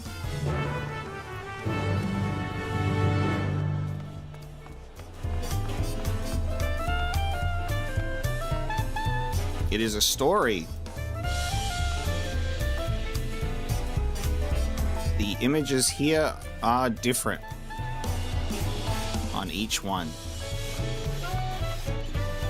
I guess we'll let the cutscene tell us instead of me looking at them all now.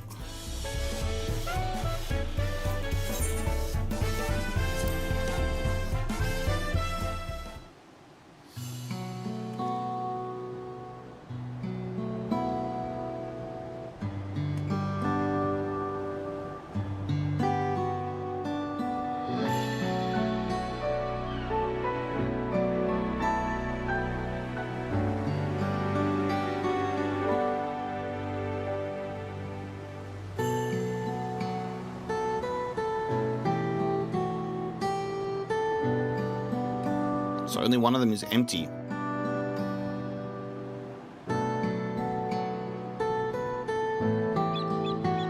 Pictures? Wait, no, these are glyphs. They seem to tell a series of stories, many of them featuring a two-headed mamulja. Oh, and this must be... That's right. It follows the exploits of my father, Galul Jar Jar Binks, and his journey to unite our lands. We call it the Tuliolao Saga. The deeds he performed and the bonds he forged, all immortalized in stone.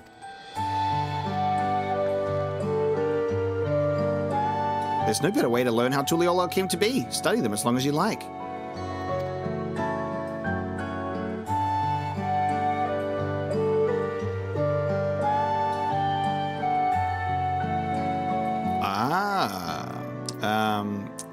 View the stone pillars. Wuk Lamat. That's a stone pillar. The 4 stones closest to us cover the first half of Papa's travels. Let's start with those.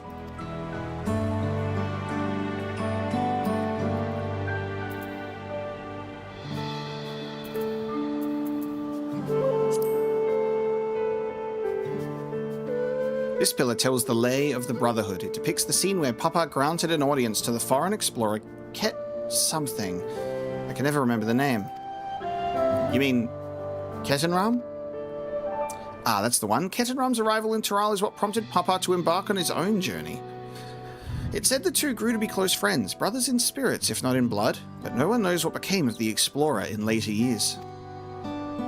Ketenram's disappearance is a mystery in Eosia as well. The records say he travelled between our lands and yours for a while, but then it's assumed he was lost at sea.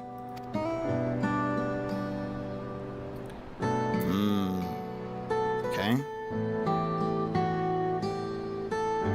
So they became brothers in spirit, the best of friends. What was the deal with this missive as well? There was like the missive that was sent to Cryo. They were like, this was not written by my father, but it was like approved or signed off by him. So maybe Ketenram wrote the letter for him. This one recounts the lay of Repast. As you can probably tell, the figure depicted here is one of the Jabral, like me. For decades, the Jabral and the Mamulja were at war for control of the forest of Yaktel. The actions Papa took to end that conflict have since been hailed as the first steps in the founding of Tuliolao. There is a clan of Hrothgar in Bosnia known as Helions. In their society, the women rule as queens and the men serve as devoted subjects. Yet here in Taral, Jabral men and women appear to be of equal status. How dramatically culture can vary with location.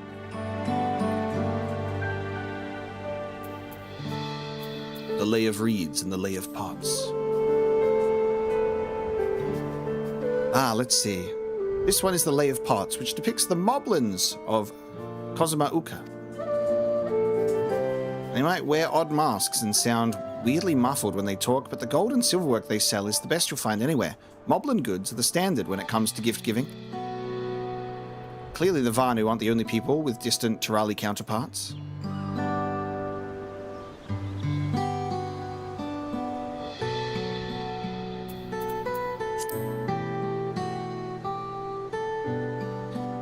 Here we have the Lay of Reeds. This is the story of when Papa visited the Hanu in their village of Kozumauka.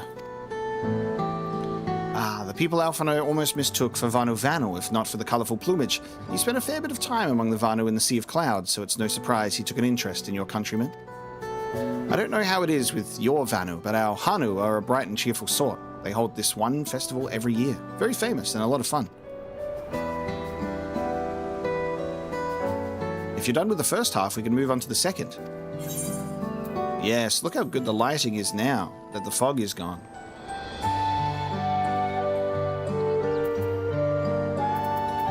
Gold! The Lay of Gold. This pillar shows one of the Pelu, whose homeland is in Urkopacha. Having created our currency, the Pelu are rightfully known as the merchant clan. They oversee Tuliolao's markets, and their travelling peddlers are a common sight no matter where you go in Taral. Don't let their size fool you. They might be mistaken as children, but beneath those beaked masks, they are clever and calculating traders.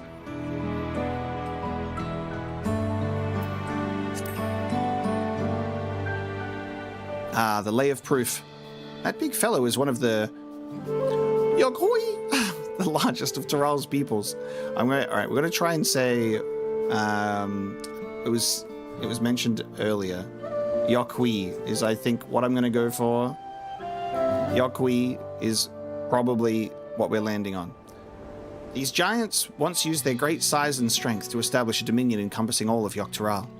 Having brought the southern reaches to heel, they then turned northwards, setting their sights on Shak-Tyrell. You'll recall that massive bridge they built beyond the Skygate. Sometime after launching their northern campaign, however, they just gave up. They abandoned the lands they'd conquered and withdrew into the mountains of Urkapacha. I've never seen any of their kind so much as set foot in the city. This was a people with the power and resourcefulness to raise a temple on a mountaintop and build a bridge across the sea with stone. What would move them to renounce their ambitions and their place in Tyrelli history?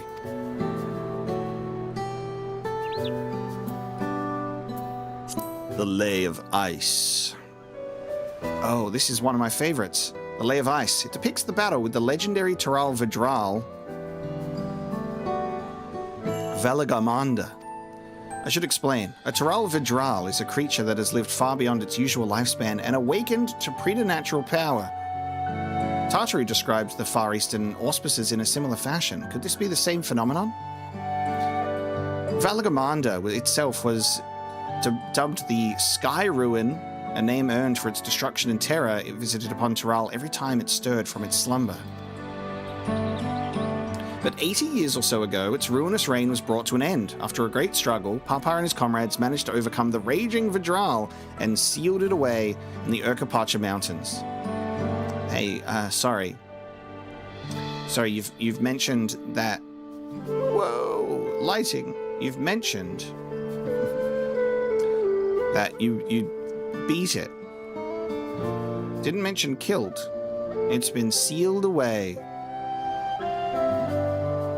Oh boy, I sure hope that nothing ever happens for that threat to resurface and for me to have something to do. Despite its reputation, however, Valley Girl Amanda, according to Scribbler, that's the correct pronunciation, Valley Girl Amanda is also a symbol of power. That's why you'll see its likeness on Tuliola's national emblem and adorning the banners at the palace.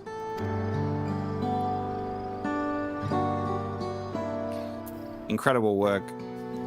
It's cool that these light up at night or when sunset comes in.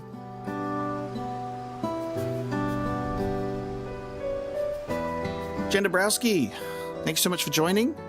I'm glad you enjoyed your journey with Knights of the Old Republic. Knights of the Old Republic 2, it's waiting for you. Now you got to jump into the next one. Oh, this one is unmarked. Papa says he left a blank pillar for the next chapter of Tuliola's history, whatever that might be.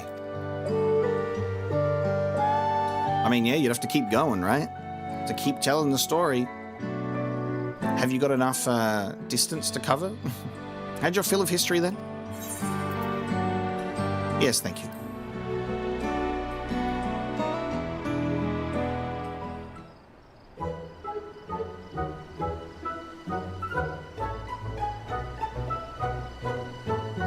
Glad to hear it.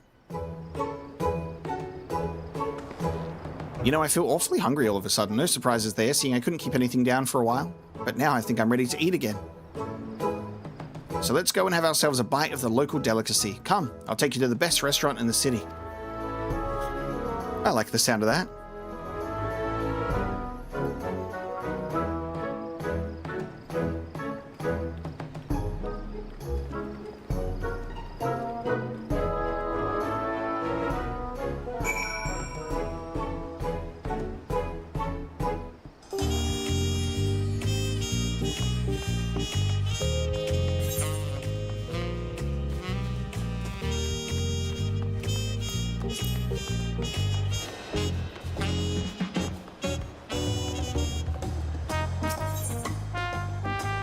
This was the first one. We've done a full lap. This was the first one that I did go to.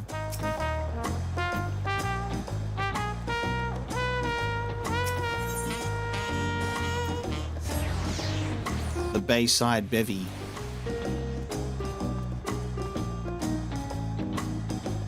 Perfect time to have a bite to eat. We're near dinner time. We've got a hunt board nearby. I have to get that happening, aren't I?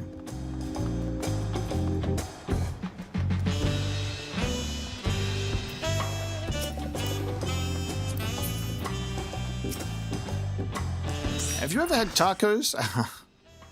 They're a Tuliolo classic. You bake a crunchy shell made from corn flour and fill it with meat and salad.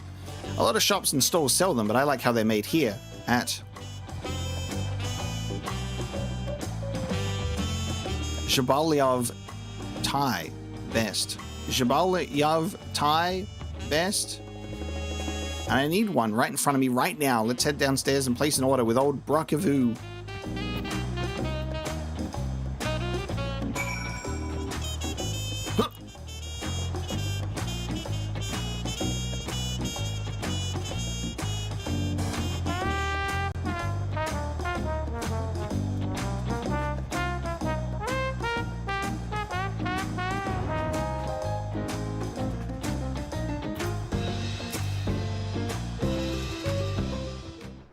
All right, grubs up. Brookevo! My companions must sample your heavenly tacos. One for each of us, please. Right away, promise. And I'll pack them tight with my choicest feelings. Only the best for you and your friends.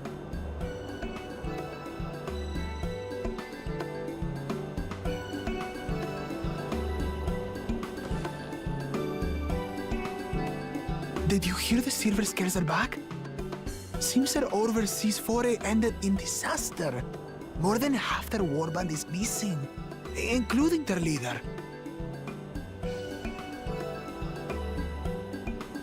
Aye. And now keen to rebuild their broken reputations, the survivors seek the Golden City. A fool's errand. How many hopefuls have disappeared in search of that fable? They should count their lucky stars they came home alive at all.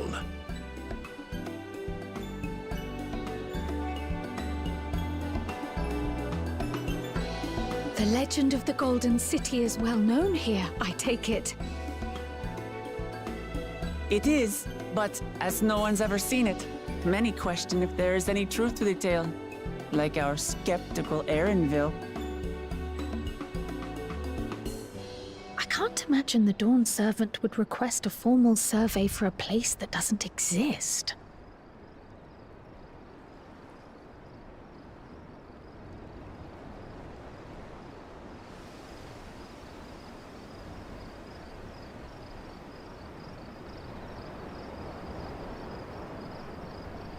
Now to find a spot with a pleasant view to enjoy our crunchy spoils.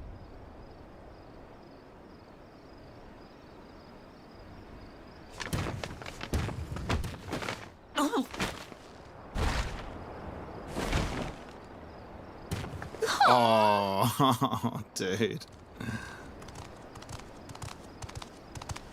Whoa, whoa. If it isn't the third promise. Whoa. What the?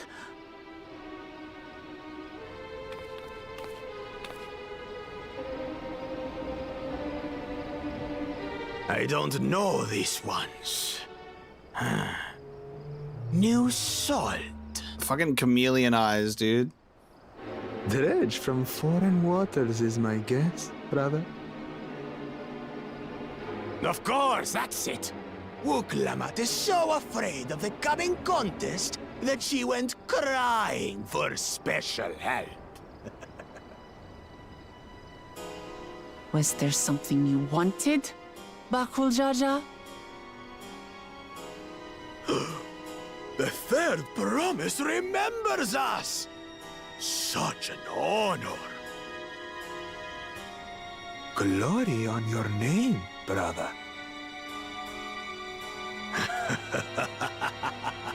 And on yours, brother. I know my rivals for the throne. Nothing more. Another child of the Dawn Servant? No, this brute. We have no ties to their farce of a family. Unlike the sneevling housecut, we are blessed siblings, the elevated chosen. We alone are fit to succeed Golul Jaja as Dawn Servant. All peoples are equal in Tulihiola. Your heritage gives you no greater claim to the throne. Ha! Shall we test that idea here and now? See if your strength is equal to ours.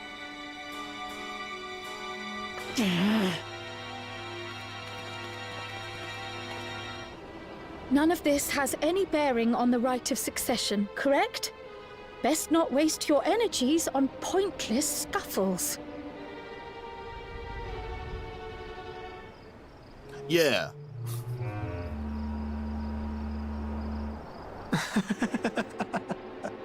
The kitten comes to the house cat's defense. Pathetic. Since when was our nation overrun by mewling weaklings? Listen to me, you.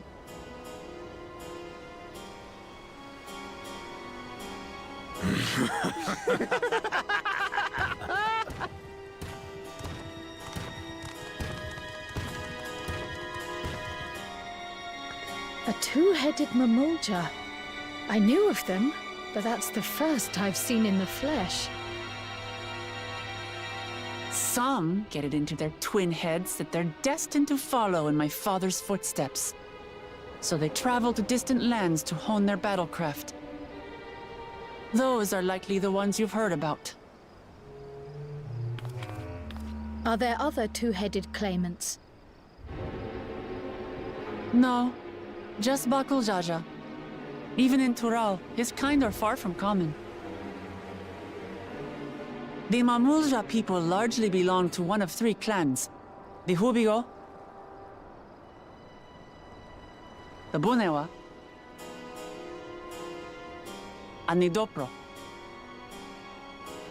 Every once in a great while, a two-headed offspring is born from a union between the brown-scaled Hubigo and the blue-scaled Bunewa. The child grows to possess immense strength, both physical and magical. Blessed siblings indeed.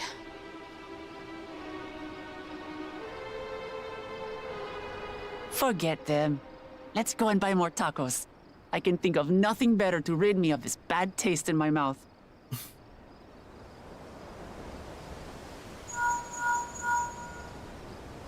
Enjoying your tour of the city, I trust.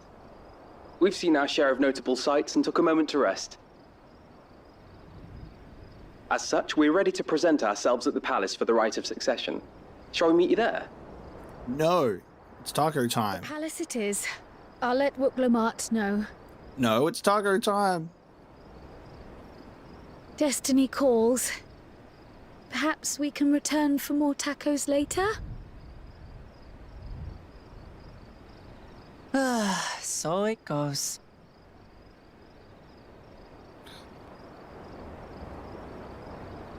Picking the bag off the floor. I'm gonna eat my my crunched tacos on the ground. Really crunched spoils. We have time. Rookavu's lovingly made tacos went to waste, and it's all that brutish Bakul Jaja's fault. I was looking forward to trying some authentic Tuliol Casine, but we should hurry and join Alphino and the others at the palace. Alright, it's a bit of a climb to the top, but you can head up from the Resplendent Quarter, or even the eastern side of Talonmarch if you prefer. Now that you have an idea on how the city's laid out, I'll let you find your own way to Volok Shunsa. Ah, my poor empty belly. Hey, you could take those steps. You could take multiple pathways. Or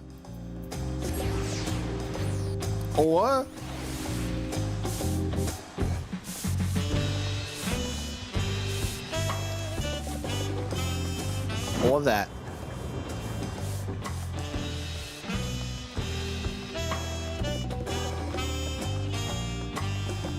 let's take a look at this place.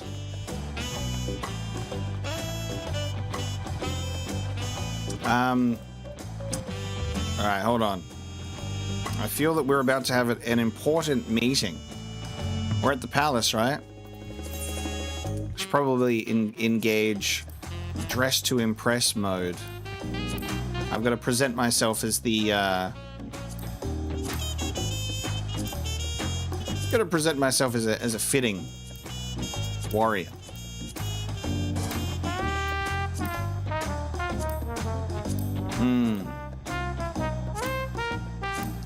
So many choices.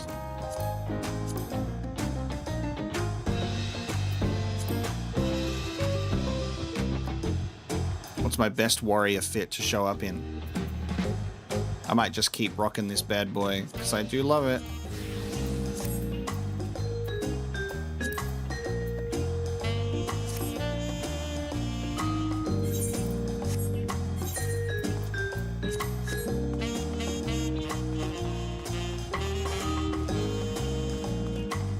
We'll get out of the beach gear for a second.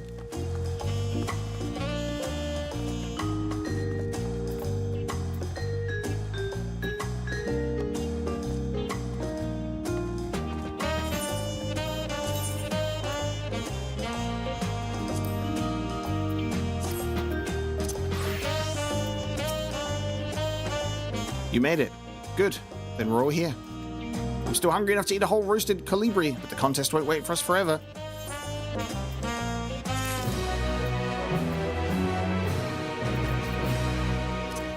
A saga in stone.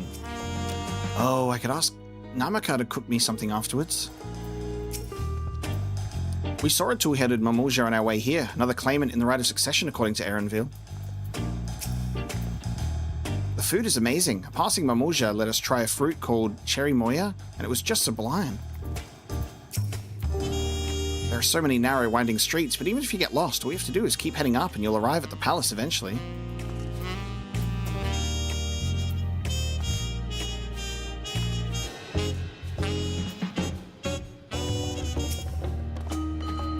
Where did you come from? Where did you come from? Where did you come from?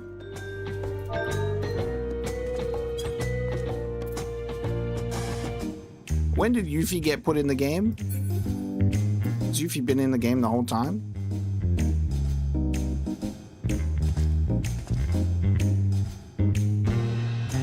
She's on sale on the Mog Station right now?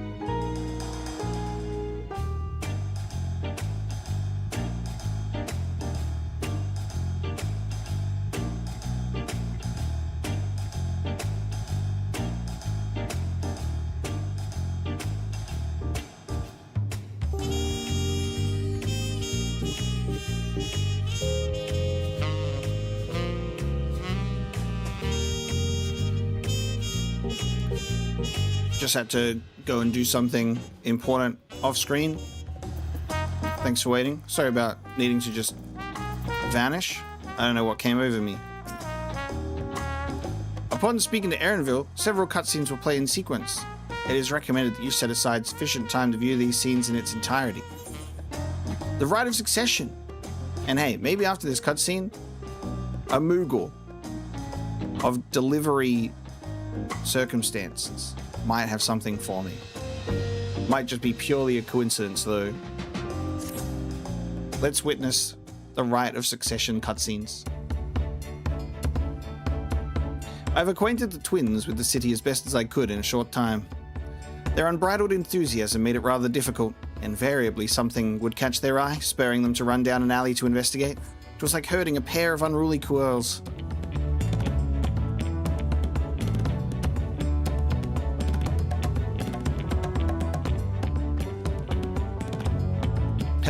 I understand all too well. Charlayan had the same effect on me. Right then, now it's time we saw the inside of the palace. Papa will want to know I'm home, and to meet the allies I've chosen. Given how impulsive he is, though, there's no telling what we might be in for.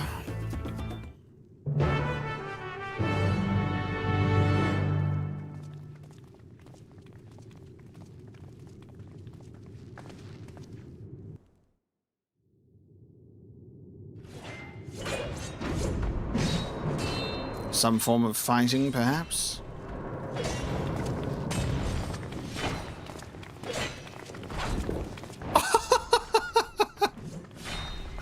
Of course. Yeah, alright.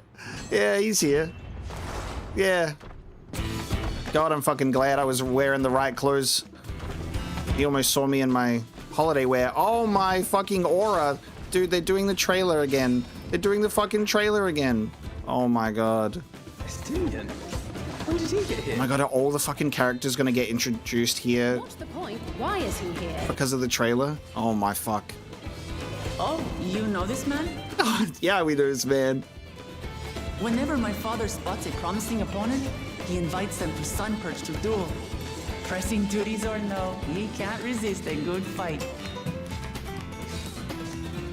So the one Estinian's crossing blades with. Oh yeah. Whoa, the second head is masked? Okay. Holy aura. Holy aura. That fucking smile.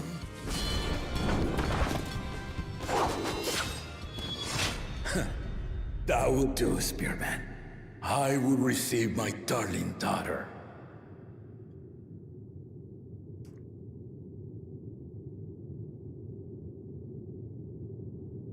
Know that you are the strongest I fought in many a moon, if not longer. It is the privilege of a life long lived to face such a formidable soul.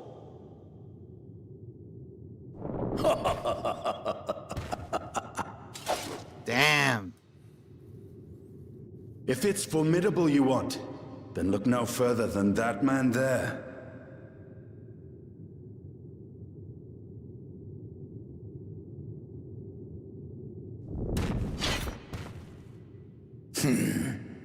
I see you, warrior. Maybe I should have dressed in my summer fit. After all, that would have been funny.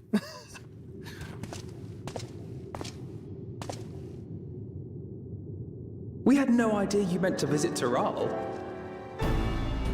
I've seen what lies east. This time I chose west.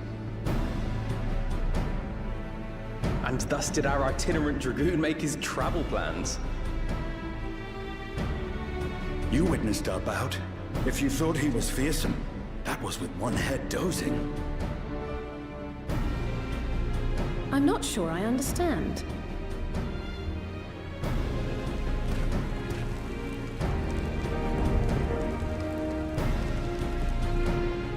The old man has been feeling his years. The uncovered side is the head of resolve, and age has only deepened his love for combat. But the head of reason, wiser of the two, sleeps more and more these days. As I understand it, the veil helps with the restoration of his magical energies. Enough about me, Lamati. I want to hear of your adventures. Full fighting while one of the heads is asleep. A term of endearment. It's what my family calls me.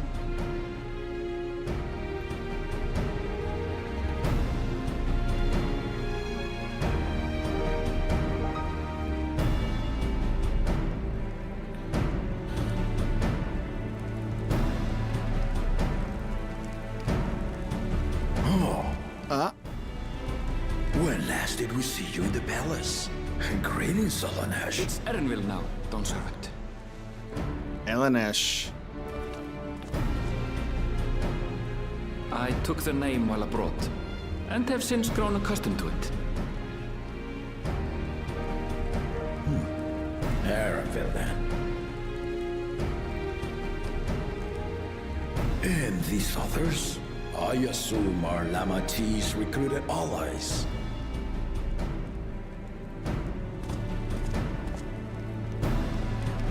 Ha!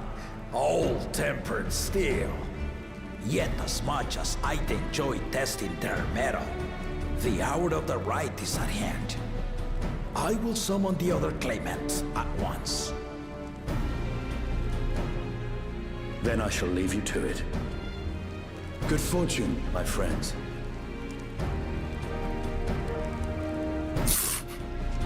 Doesn't even want to stick around, bro. He's like, I got a booking at an Airbnb. Okay. Okay. We're really getting right to it, which is really interesting because what are we gonna do? I love that it's not like, oh yeah, the rite of proving is in like a week or so and we want to just get you accustomed to the place. It's like, hey, it's about to happen. Look at this fucking aesthetic.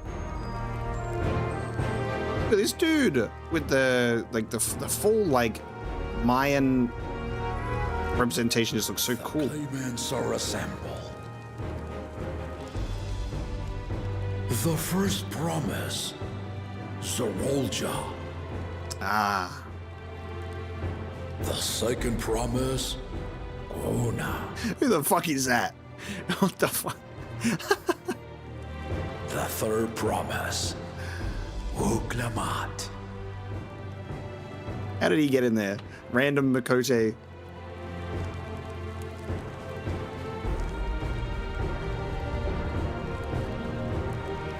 And lastly, the chosen of Mamuk, Bakul Jaja.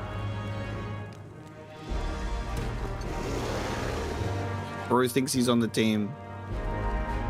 You four will compete in the rite of succession, the outcome of which will decide who takes my place as Dawn Servant. I am not the man I once was.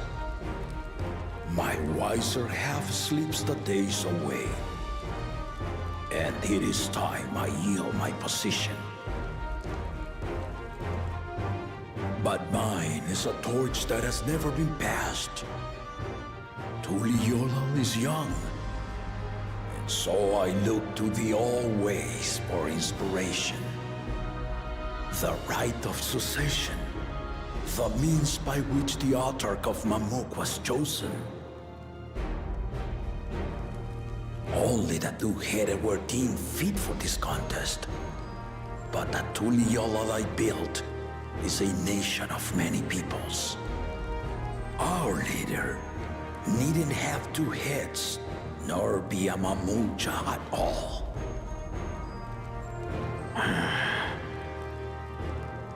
So I gave the right of claimant, not only to the son I sired, but to my adopted children as well. Yet the opportunity to rule was still not equal. That is why a recent tournament offered a place in the contest as the winning prize.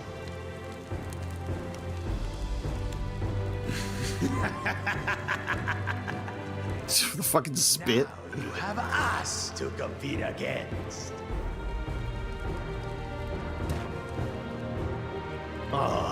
Though it seems the One-Head was already too afraid to face us in the tournament.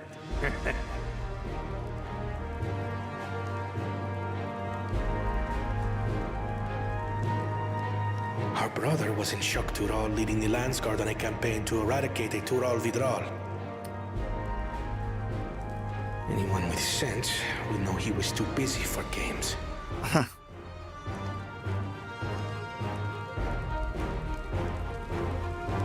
Now for the part you've been waiting to hear.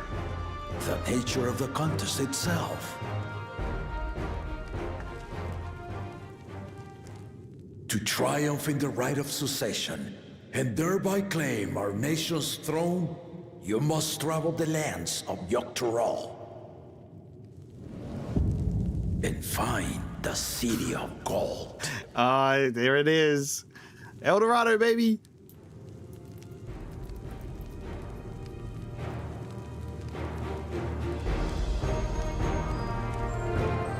If I may, Father.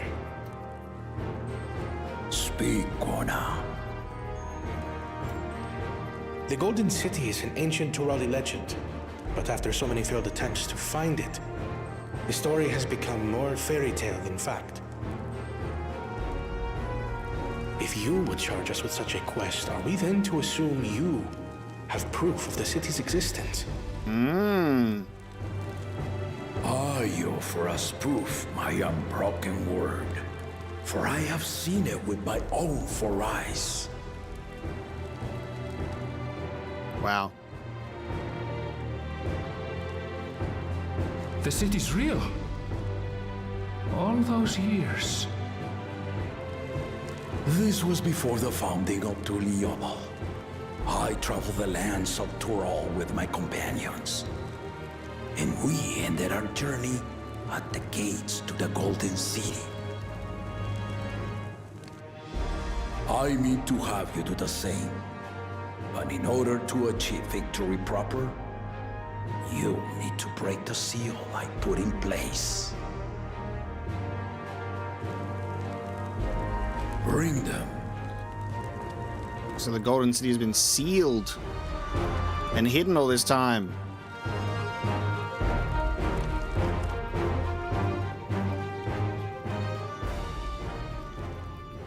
So he's a machinist, right?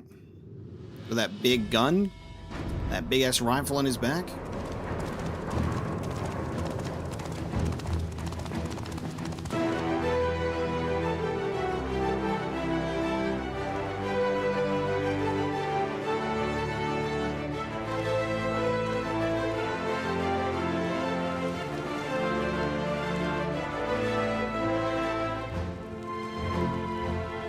The story.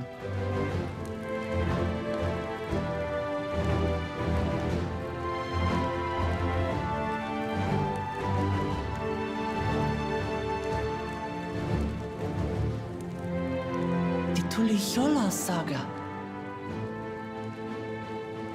You will retrace the path I walked to unite our peoples step by step.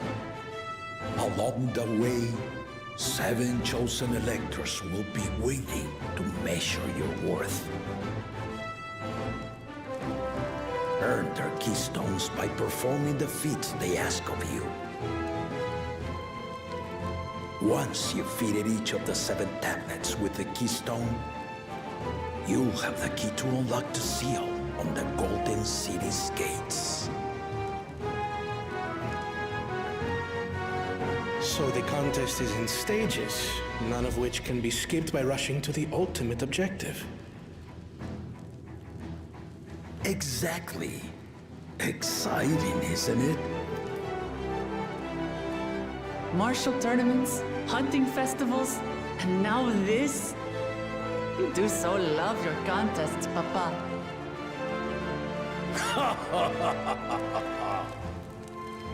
Were I a few years younger, I would have joined in myself, giving you a proper challenge.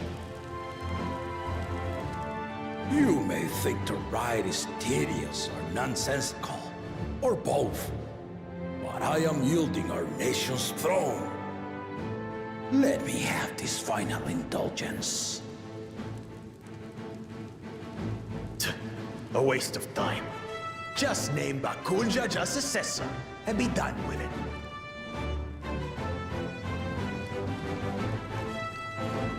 The rite of cessation begins now. I'll be watching your progress with great interest.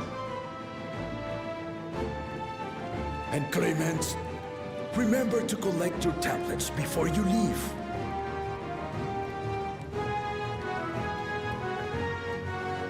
Well, he just fucking stares at him and is like, God, you asshole.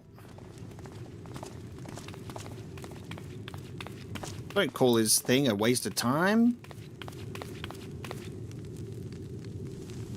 You are one of Lamachi's allies. Speak freely. Yeah, I got a letter. I am Cryle Baldessian, representative of the students of Baldessian. My name is perhaps familiar to you? Ah.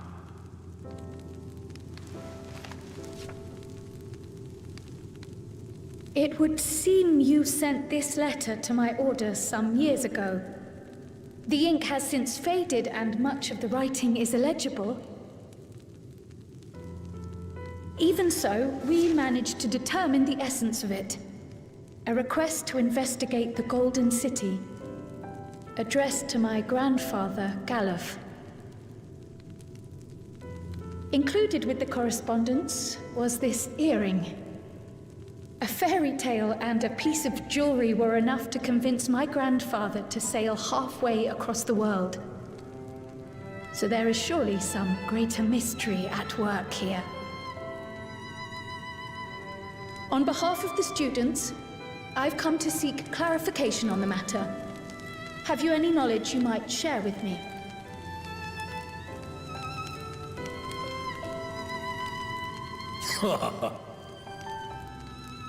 No, not at this time. I have tasked the claimants with finding the Golden City. To fulfill your request would afford one of them an unfair advantage in the right of succession.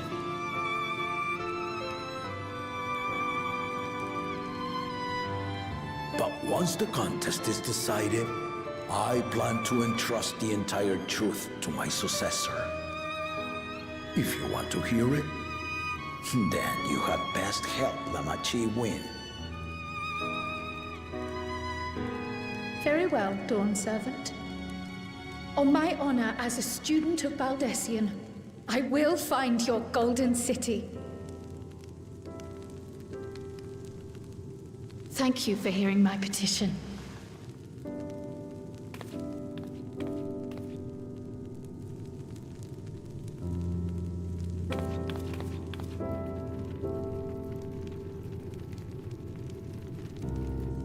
Such a cool fucking scene, holy shit. How about that?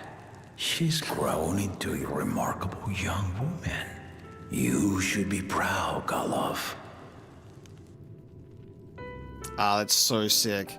This is a really exciting premise. It is a really exciting premise. It's already like, the tease of it is so cool. With it's like, hey, come here, we're gonna do a trial, but the details are really exciting. We're getting the Pokemon gym badges. Too late to change your mind now, I suppose. But are you sure you wish to be part of this?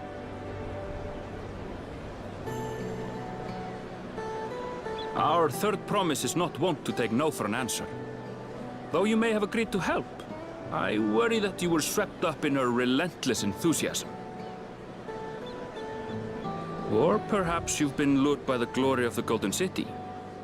Either way, this contest for the throne will place you and yours at the heart of political turmoil. If you are second-guessing your decision, tell me now. This may be my last chance to help you withdraw.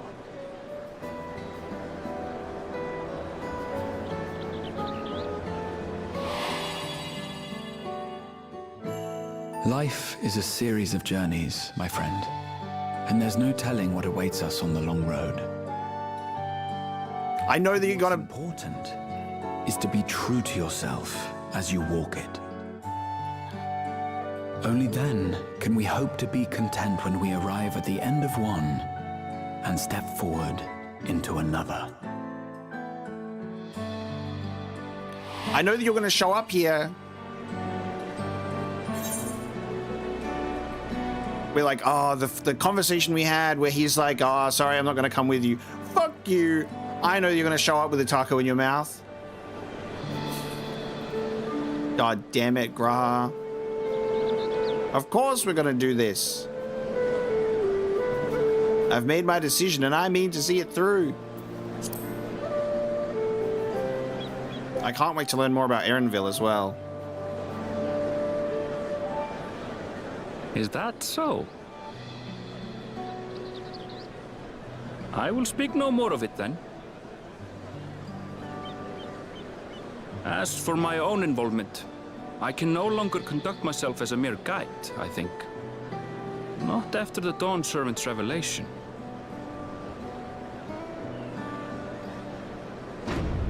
Okay.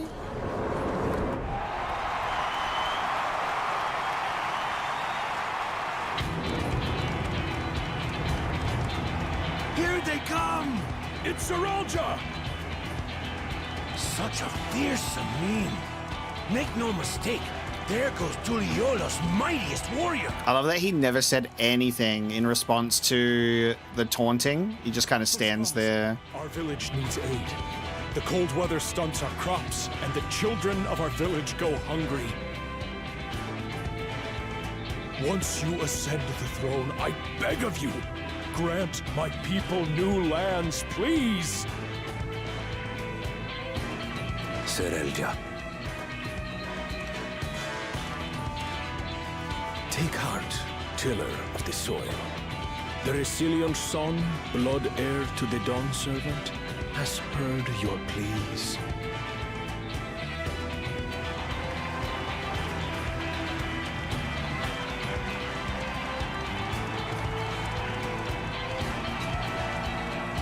Seralja, the first promise and commander of the Landscape.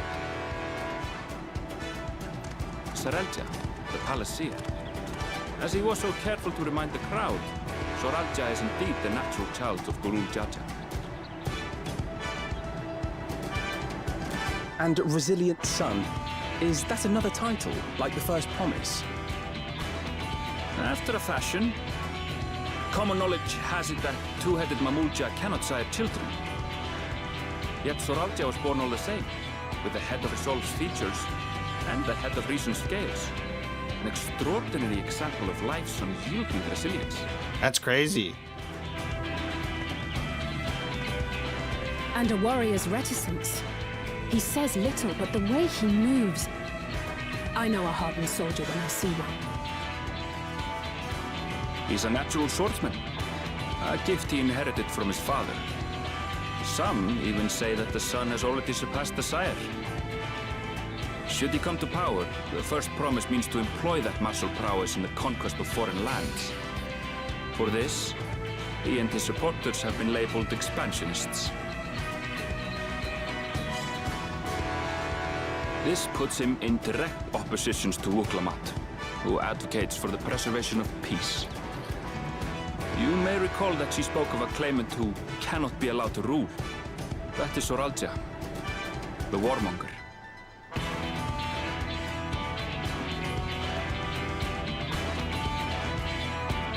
Kyle, are you all right? The echo. It gave me a glimpse into Seralja's ambitions. I missed that call. Knowable, like an abyss. Yet at the same time, a roaring, unquenchable fire. Fuck, so this is what it's like. It was a trifle terrifying, to be frank. So this is what it's like to be on the other side. Oh, cool. Yeah, where were you this whole time? Off in the past. That is funny. I have so much that I need to talk about in a list, but I've been waiting for the cutscene to end so we could talk more about it. And that was one of them, which is so funny. Second promise. You must bring us more marvelous conveniences. More dirigibles and trains and the like. We need you in charge to make trading easier. The elders, they complain and complain about abandoning tradition. But we're not like them, afraid of everything foreign and new. You have our wholehearted support. With your ingenuity and knowledge, you're sure to win the contest. Forgive me, but the right of succession is barely begun. I will hear your petitions if and when I am named Dawn Servant. If you will excuse me. He says, time and a place, please. I've got work to do. Plain spoken, as always. That's Arcona. Practical to a fault.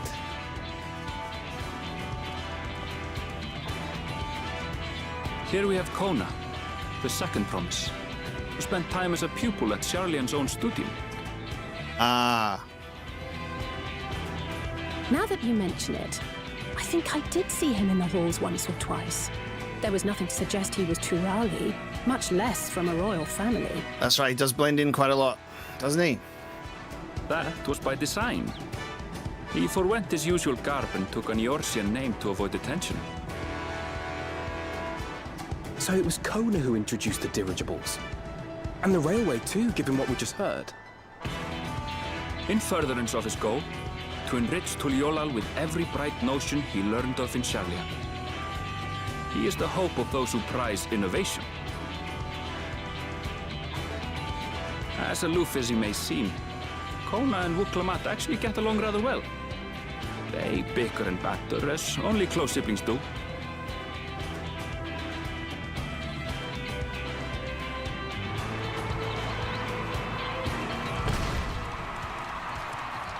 Damn, he's getting a lot of cheers. Douchebag lizard getting a lot of cheers. Gracious of you all to cheer the lesser Claymans. Oh my god, okay. Oh, only some. A passionate crowd, but split.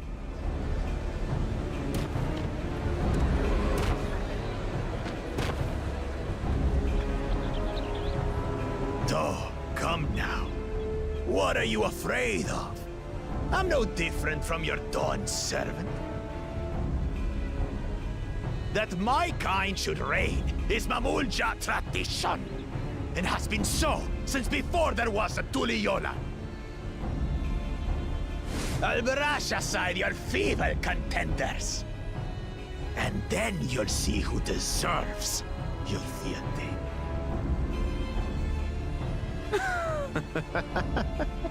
Well said, brother.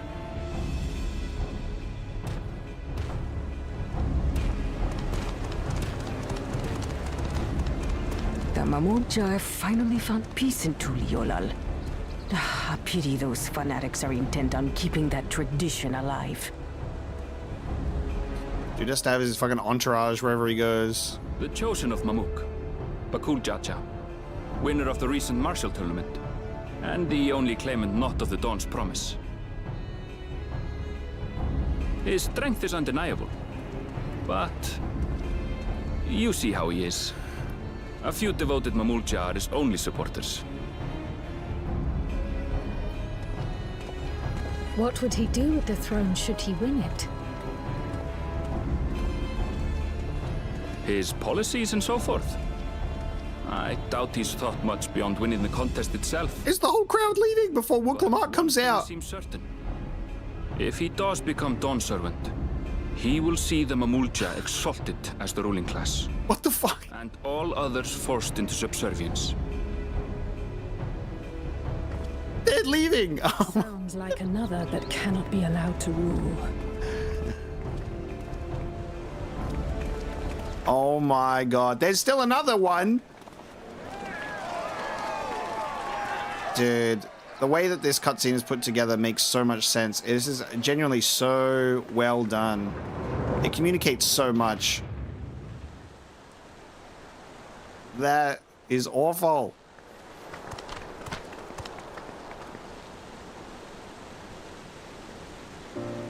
We wish for one thing and one thing only, Third Promise. To abide together in harmony with our neighbors whom we love in this land we share. It is our way, the Turoli way. Galul Jaja built for us this peaceful nation, and we beg you to preserve it. You have my word. I won't let your pleas go unanswered.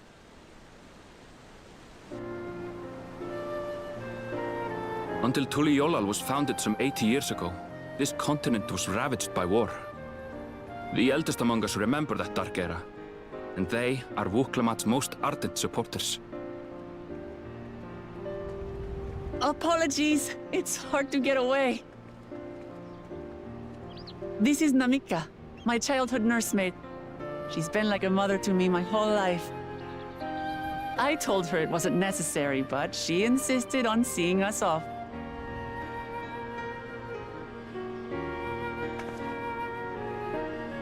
I place our precious Third Promise into your care. Did you know Wuklamat was taking part in the rite of succession? Of the Dawn's Promise? I thought it was only Zoralja and Kona. If she has any accomplishments to her name, I've yet to hear them. People didn't know. Compared to the two Mamulja, she pales in martial prowess. And then there's Kona, who's far and away the most educated of the bunch. I hate to say it, but it's hardly a competition. It's fine. I understand how much better my brothers are than me. Better? Wuklamat, I have never thought of you as the lesser sibling.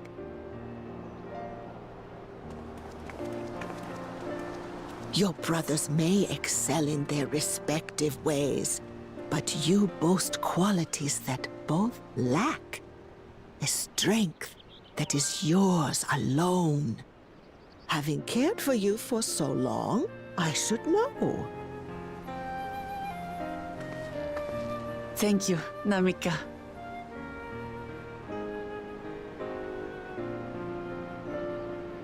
Well, we ought to be on our way. Yes, hurry along. I await word of your victory with bated breath.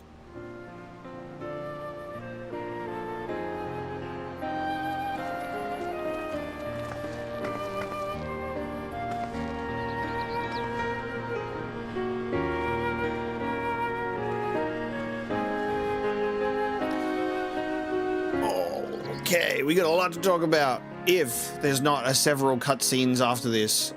Let's see. I have my chat back. I think I've gotten control.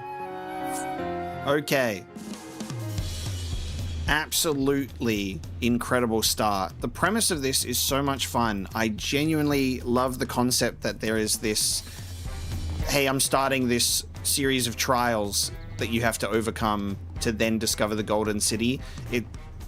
I said this before when we were like starting to get like the introduction in the previous stream with Wuklamat and that sort of, hey, I'd like to hire you and bring you along to help me with my thing. And it's a great sort of reset and change of pace from, you know, the previous two expansions being very dramatic and very serious for good reason, right?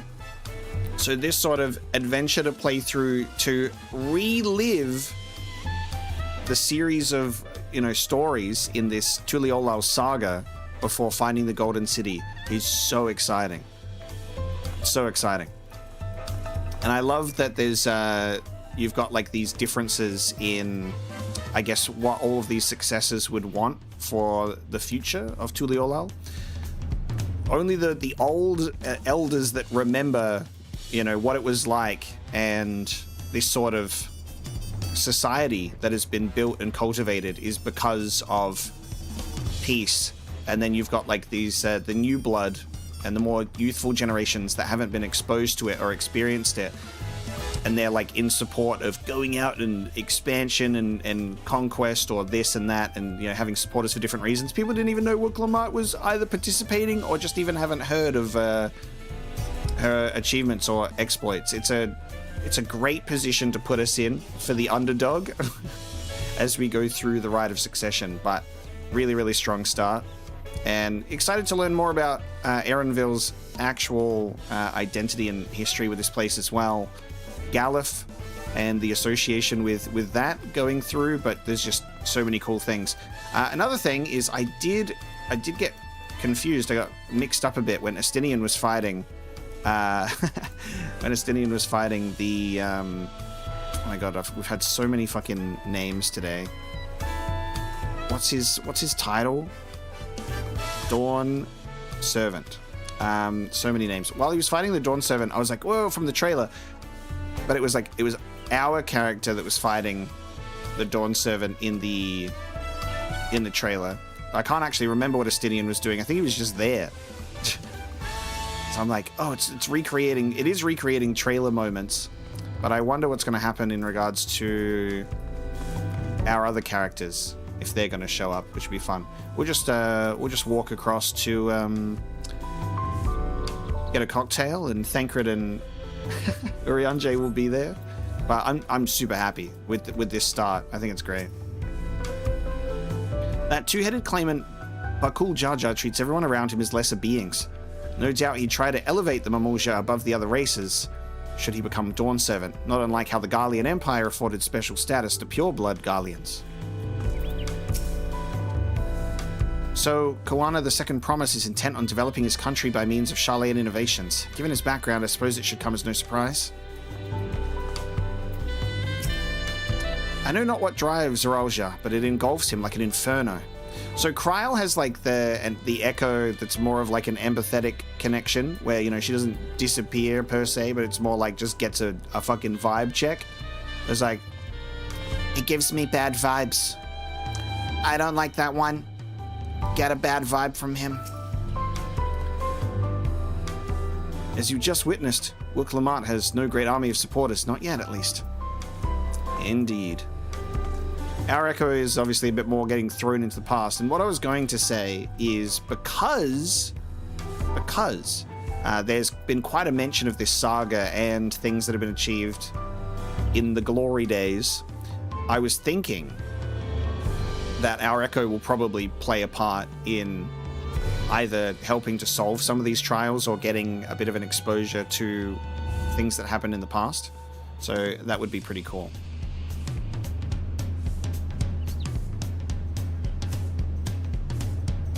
Yeah, something is being wrong on the shadows.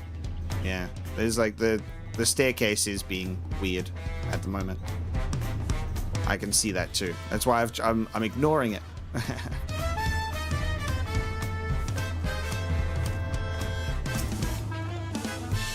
Well, so much for the brief reunion I had in mind. Papa is not one to waste time when he decides to act. I'm used to it by now, of course, but others are often caught off guard. In any case, we should talk about how we're going to find the City of Gold. All we have to work with are 7 tablets and their connection to the Tuliolal saga. Might I suggest first comparing the tablets against the pillars? We could check for any discrepancies between them.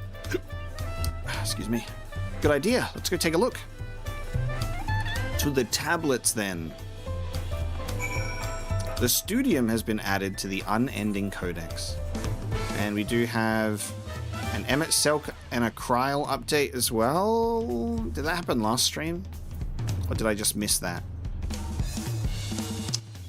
Does this get... Did Kryl just get added? Like, properly? And Emmet Selk is in here as well. A man whose true name was Hades, mighty sorcerer of Eld, who became Solus Sosgalvus, founding father of the Garlean Empire, who threatened the world as the most dangerous of foes, who stood at your side as the most dependable of friends, an ancient who clove to his ideals to the bitter end, a man who rendered up his all for the people he loved, and a man who once lived. Short and sweet, but it gets to the point. I'm going to read the Kryl one.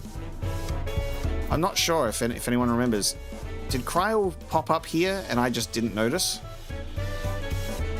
Or have we read it and then it's like updated a bit?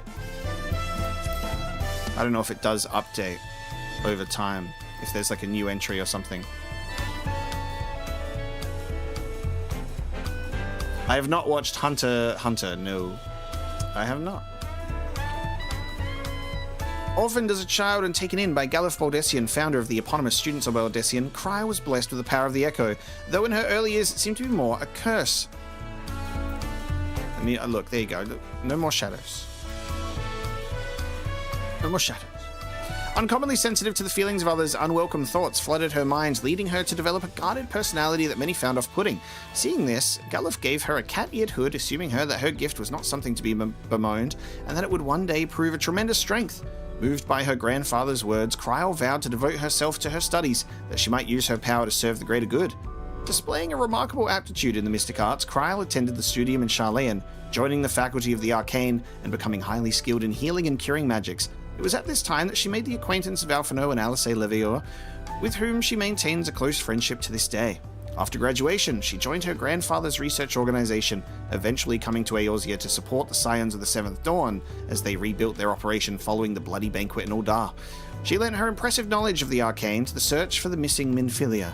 Cryo chose to remain in Eorzea for the foreseeable future, both out of a desire to support her friends and for a lack of a home which she might return.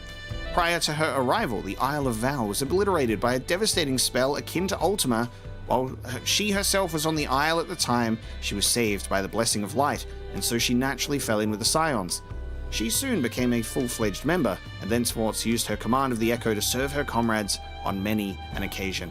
Cryo suffered a particularly harrowing experience where she was captured as a prisoner of war by the Garleans during the campaign to liberate Alamigo. Her Echo made her a target, as the Magitech engineer Aulus Mal Asina sought to study the phenomenon and create an artificial variant. He succeeded in this endeavor, transforming Fordola, Rem Lupus, and Xenos Yelgalvus into beings he dubbed the Resonant. Cryo was later rescued by the Scions, and after recovering from the ordeal, resolved to repay the favor.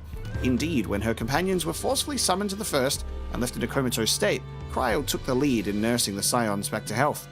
With the appearance of the Telophoroi and the looming threat of the final days, Cryo returned to Charlayan in hopes of gauging the true intentions of their governing body, the Forum, which to that point had stubbornly refused to approve any aid to Eorzea. Subsequently, she would use her influence as representative of the Students of Baldessian to arrange for her friends to visit Old Charlayan.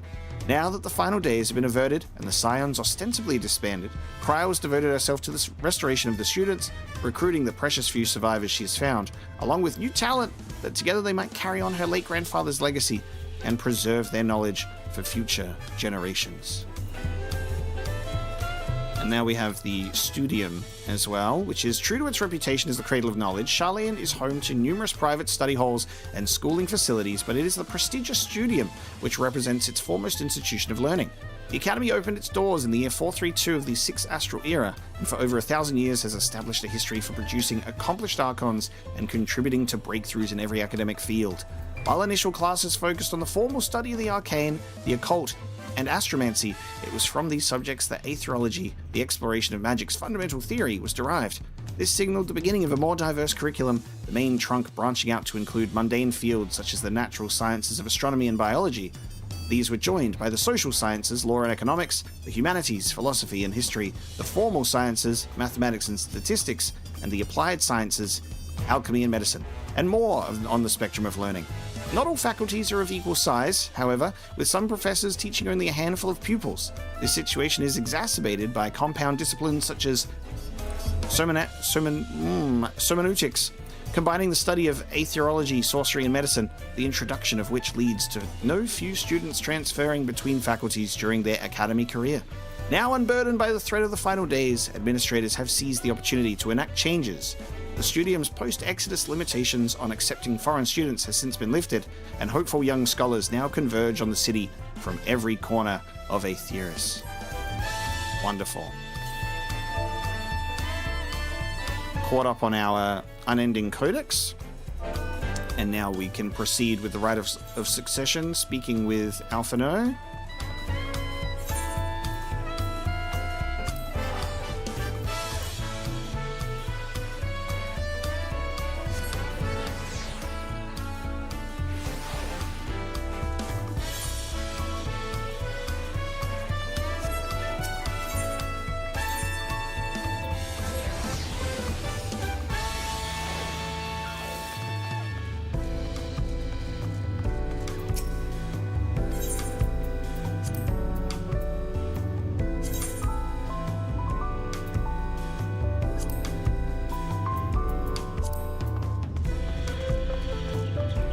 When will it arrive, I ask? When indeed.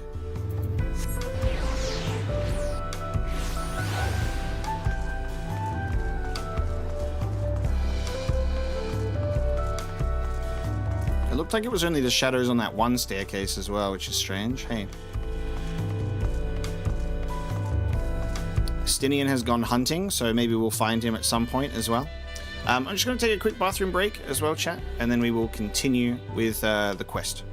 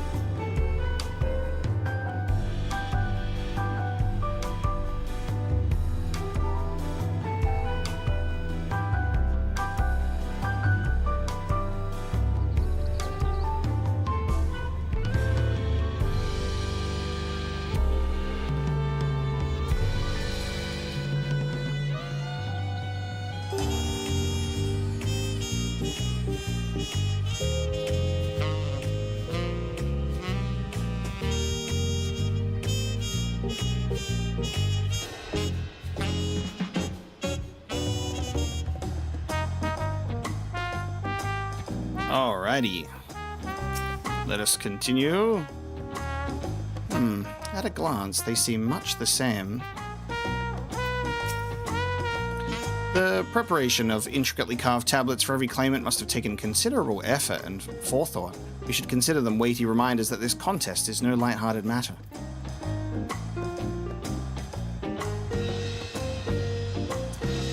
Well, the tablets, they all have like that little slot in the bottom to insert the things.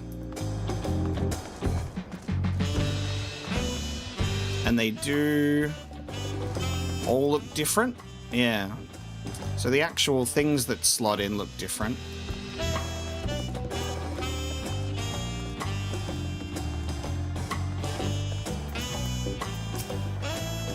That makes everyone. Will Clamart the tablets, if you would. Of course. Random question. Will we have a Campaign Evolved playthrough? I don't know.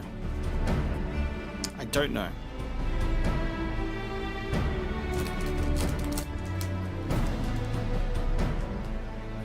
Probably not soon.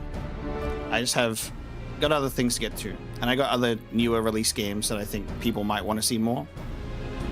I think I'll leave it for a while. But I am excited to play it. Especially the prequel missions, I think. Everyone has a tablet? Then let's compare them to their respective pillars. Keep an eye out for even the smallest differences. Alrighty.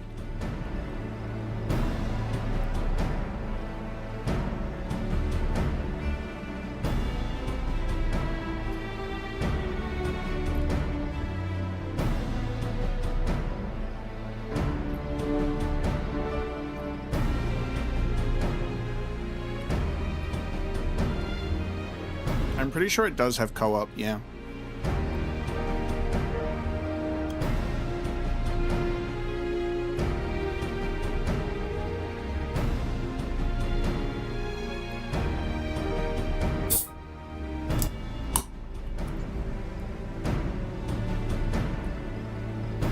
Dex and I have some co-op plans for something soon, and we also want to play Splitgate at some point.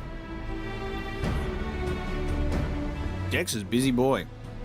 He comes in here, he sends 10 gift subs, because he's a legend, and then off he goes into the void. Now, Dex is doing some really great stuff with his work at the moment. Some incredible video editing and stuff to, you know, support and strengthen his community. He's also doing some vending lately. He's been doing some vending in the Pokemon space as well, and having some frequent, I think he's got some frequent plans with that over some weekends, which is also amazing.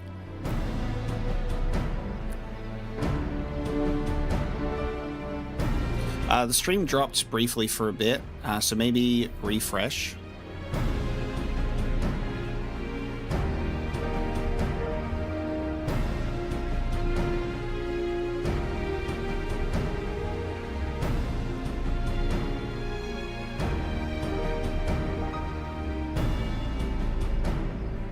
And then we'll see if it, yeah, I think it just had a little dip there.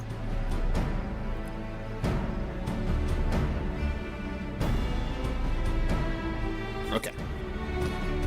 Unless I'm missing something, the glyphs appear to be identical. The only difference being that the tablets have hollows where the keystones are to be fitted. So now that we've established that the scenes are the same, where do we go from here? The Dawn Servant said that we were to retrace the path he walked in uniting Tyrell's peoples, and that we would encounter 7 electors along the way. Then we have the answer here in front of us. Papa's path is all laid out in the Tuliolal saga.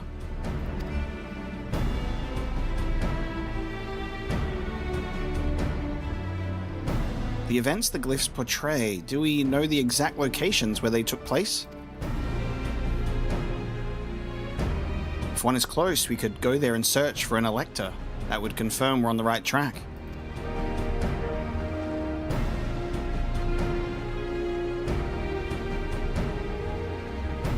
Let me think. The Lay of Reeds was in the nearby Hanu Hanu settlement.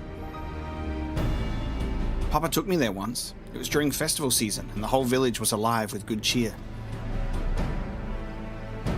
There's also the Lay of Gold.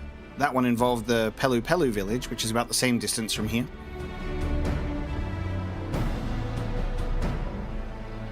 Before going anywhere, we should ask around about the road ahead.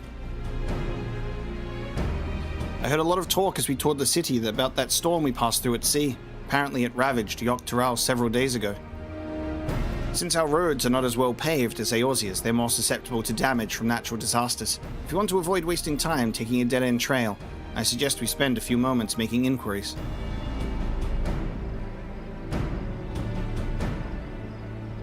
If it's information we need, just leave it to me. I'll bring the information to us.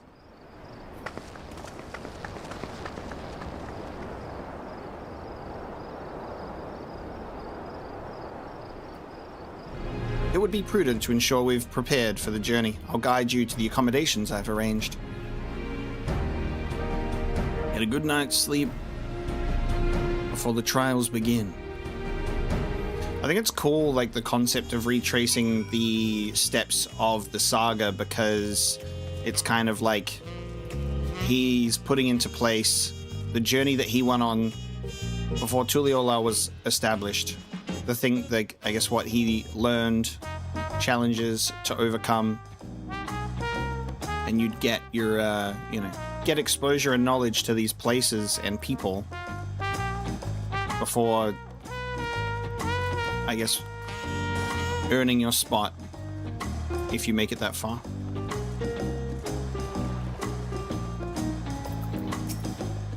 What a comfort to have our lodging sorted in advance. Well, Clement said she would bring the information to us. I wonder what she meant by that. Oh, such lovely little cottages, and they're on the water.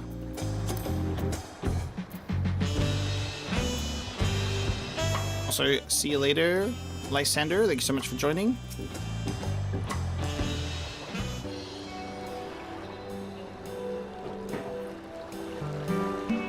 That's right, the reservation is under Wooklemart's name. If you don't mind, I'll leave my companions to you. Certainly, sir. And to you as well, Ragnar. Thanks so much for tuning in and hanging out. Sorry that the stream started later than normal, so we didn't get as much game time today. I'll probably go for a little bit longer myself, and then we will schedule our next Dawntrail stream in the next few days as well. I'll go and track down the third promise. Once you've finished organizing your gear, you can meet us outside Jabal of Tai.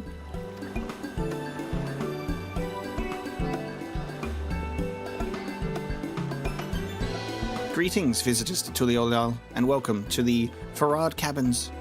Whenever you are ready, I will show you to your rooms. Room time. I can put on my new shorts.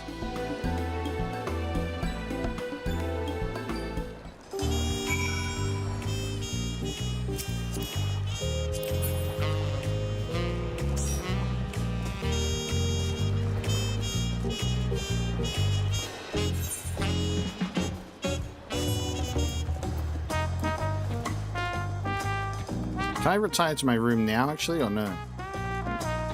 And then wait at the designated location. Let me in here. Let me take a look at the room.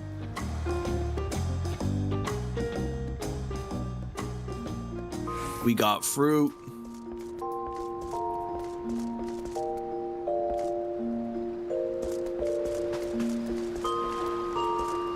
What a view.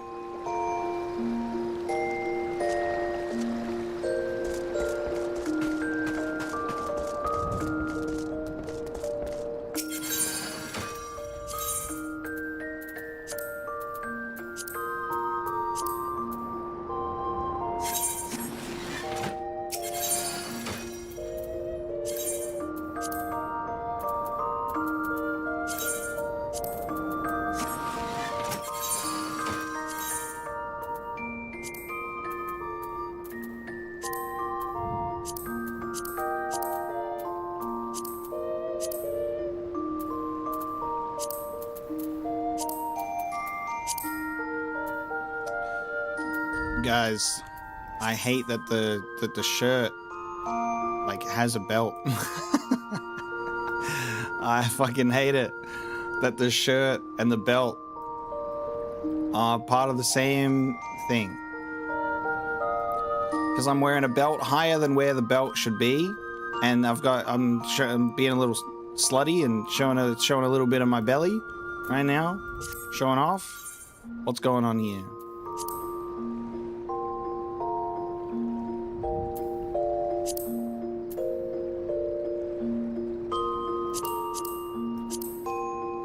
Putting a belt there is crazy work. Like the reason why, and I know the reason why, I can see it in the design. The reason why is because the shirt is tucked in, right? And you can't tuck a shirt into nothing. So the shirt is specifically designed to be tucked into something.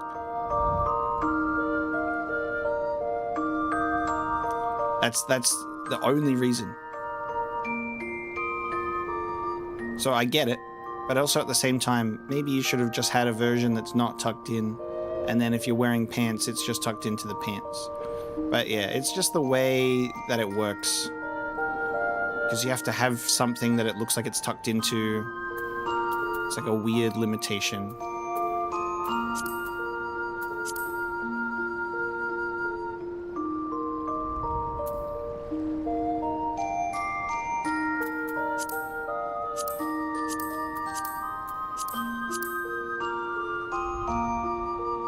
I'm gonna change the color of my shirt as well. So maybe I should change the color of my shirt first.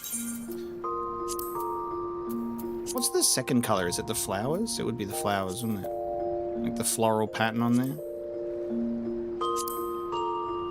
Look at this, look at the metallic style color shirt. Crazy. I need to get some metallic dyes, chat.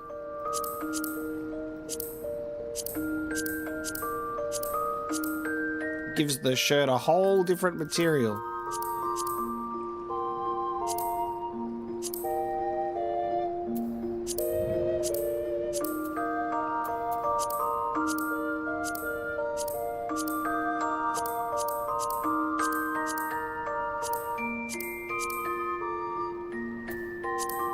Let's go for a Royale Blue. Oh, it's the belt and the buttons, isn't it? Not the floral pattern. So I can make the belt look a little less like a belt. Bright orange. But at the end of the day, a belt is a belt.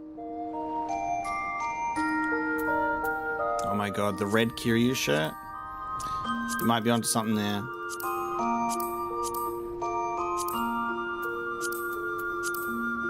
Maybe it should be red. What type of red? It's kind of like a blood red. For him. Kiryu-san.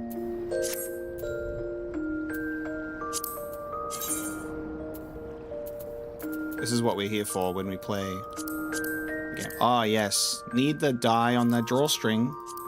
Need to really make sure that is there and it's not like the image on the pants or anything.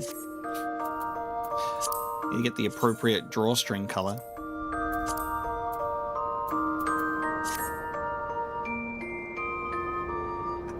The gap is so funny. I can remove the gap with other things and then it just stands out less, of course. But putting on these trunks, the trunks and the shirt, they do not go together. So obviously this shirt, that kind of solves your problems. But then I'm like, hey guys, I got a tattoo here. Yeah, you don't really get to see that often.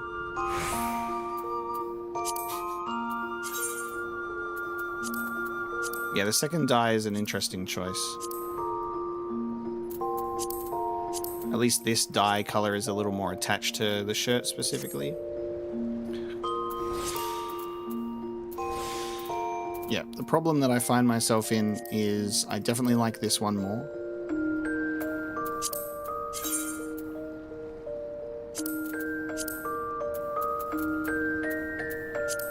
Which means I don't think I can wear the trunks in good conscience because of this silly little belt. Because of this silly little belt that we got.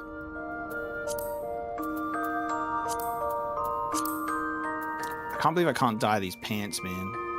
Is there a dye? There's got to be a dyeable version of these that I've got to get by doing something else.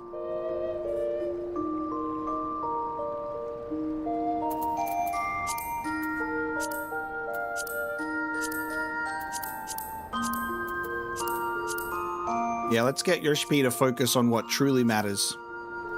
A third dye channel.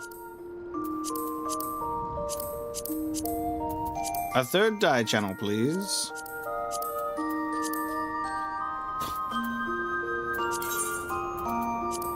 Alright, it's so funny that you can tell that, you know, because the belt is just higher, and that's the issue. If they lowered the belt ever so slightly on this shirt, then it would fix all of our problems, of course. That is the primary issue. Is that silly belt situation.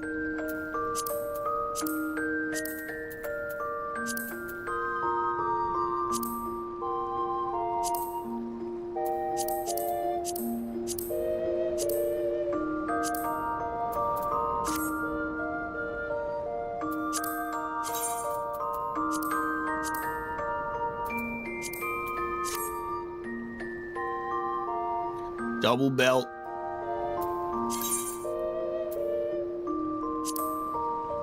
I've taken off my rings. We've got the Kazuma Kiryu beach fit. If you think about it, chat, we are in the Yakuza 3 of Final Fantasy XIV right now.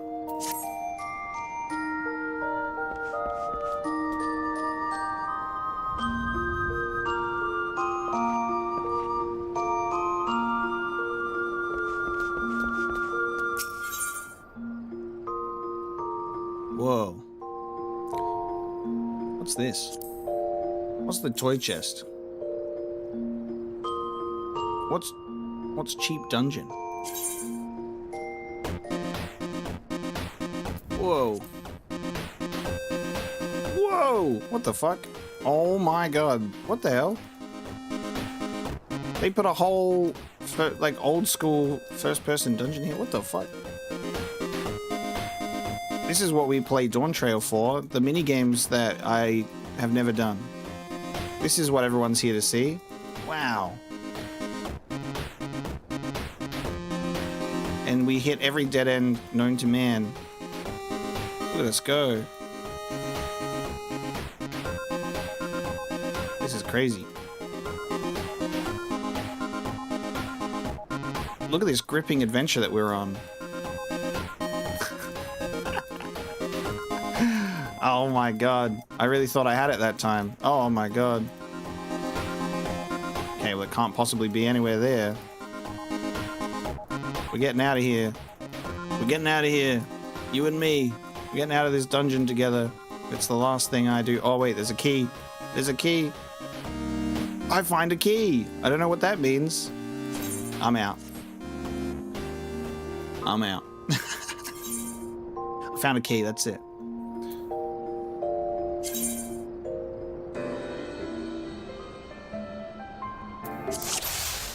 I love that I'm just going to do this without even understanding what this is.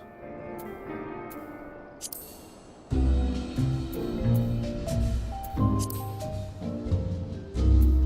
have no idea what this is.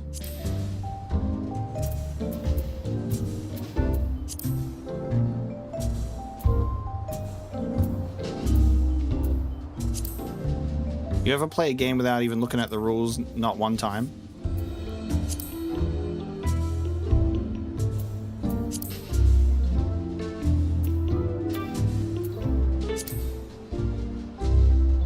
This is triple triad, but crazier.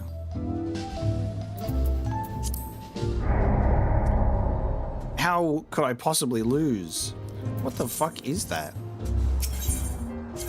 Is there not even a description of what this is?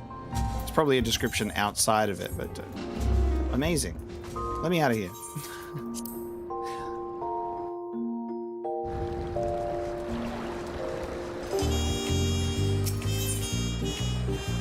I don't think I've noticed the toy chest before.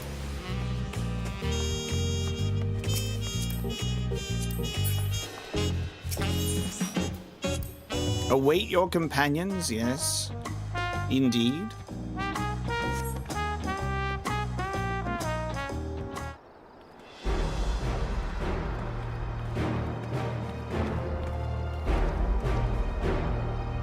Trust you to be the keenest to head out, Omega.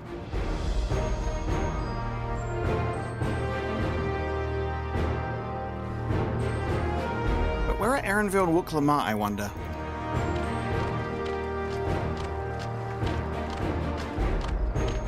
Oh, and here's information. Oh, good. You're all here.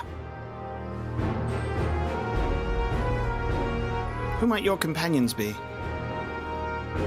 They're the oldies from before. Seeing as we needed information, I thought, who better to get it from the locals? These two hail from the villages we're thinking to visit. Okay, maybe not. I give you credit for taking initiative, at least. What do you mean, at least? I am honored that the Third Promise would seek my advice. I, too, am happy to answer your questions. Any encounter might be an opportunity to do business. Thank you both for your help. Before we begin, there will be doubtless other occasions where we need to act independently, so I brought these for the two of you. It's Get Link Pearled. Get Link Pearled. Everybody needs those. What's this? It is called a Link Pearl, a gemstone harvested from a special shell. When linked together, they allow people to communicate across great distances. The magic conch. All hail the magic conch. Is that so? What a handy thing to have. And if this was Kingdom Hearts, Alphinaud would say, here, this is a Link Pearl phone. It looks like a off-brand iPhone, but trust me, it's not, because this is Kingdom Hearts. Take your handy new smartphone and remove the need to ever have a conversation in person ever again. You don't want to travel to that world, do you? You just want to talk at them through a phone?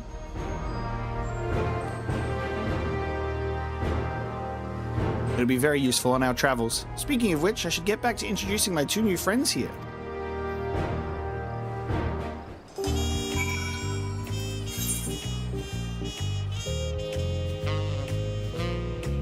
What's Dawn doing? Casual attire. Dawn! Thank you. Thank you, Dawn. Casual attire? Huh! Casual jacket, casual half slops, and boots. Oh my god. We're kind of removing the belt issue. Yo. Showing off my little shoulders. Showing off my little shoulders. With my little bag. That's cool. Let's go. Okay. I'll work on that. Thank you. Is there a reason the Pelu Pelu all wear those masks? You can't just ask why the Pelu Pelu wear those masks. Who should we speak to first, do you think?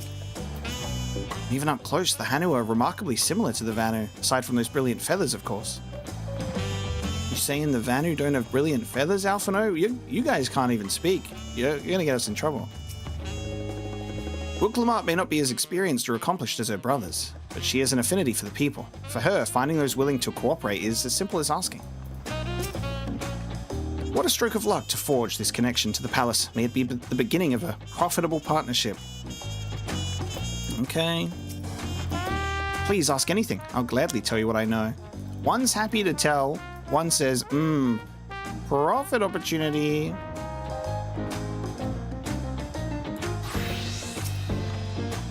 The Tuliolal saga features a number of Tyrell's clans. Two of those, the Hanu Hanu and the Pelu Pelu, have settlements relatively close to the city, so I brought a representative of each. As I mentioned before, the Hanu are a cheerful people who love their festivals. They make their appearance in the Lay of Reeds, and their home village, Oke Hanu, is located in Kozumauka. The other, smaller fellow, is one of the Pelu, a clan of business-minded folk from Urkapacha. They appear in the Lay of Gold and craft all kinds of marvelous goods in Wachan Pelu, their village. Now, as for deciding which village to visit first, why don't you put that adventurous instinct of yours to work for us, Omega? Pick our destination. Upon completing this quest, the main scenario will branch into 2 quest paths. Accepting the quest from the helpful Hanel will temporarily prevent you from doing the Pelu and vice versa, but it will come available once you've completed the first path. Furthermore, story elements and quest rewards will not be affected, so it is just which one first. Cool. Alrighty. Hanu. The quest to Urkapacha will become available once you have completed this quest series, beginning with the helpful Hanu. To Kozumauka.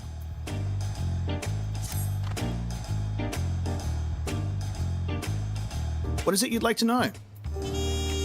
The route to Okehanu. We go south through the Arch of the Dawn, then follow the road which runs alongside the Kozumauka River, is that right? It is. Be warned, however, my brethren tell me the recent storm has rendered the path even muddier than usual. The footing is quite poor in some parts. Far worse was the destruction visited upon our homes, though. Houses were torn apart, and several people injured if not killed. Even our beloved festival is in danger of being called off this year. If you do still plan on going, I must urge you to proceed with caution. We'll be sure to watch our footing. Thank you.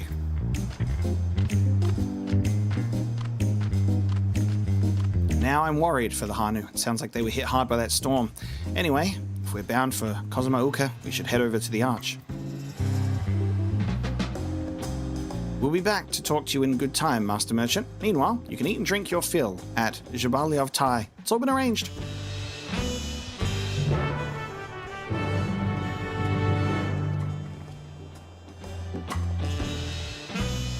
Nice. We got blue quests opening up as well. Wing of Protection Scout. A new dawn, a new hunt. Scout of the Wing of Protection on the lookout for a likely adventurer. And we got the hunts happening here.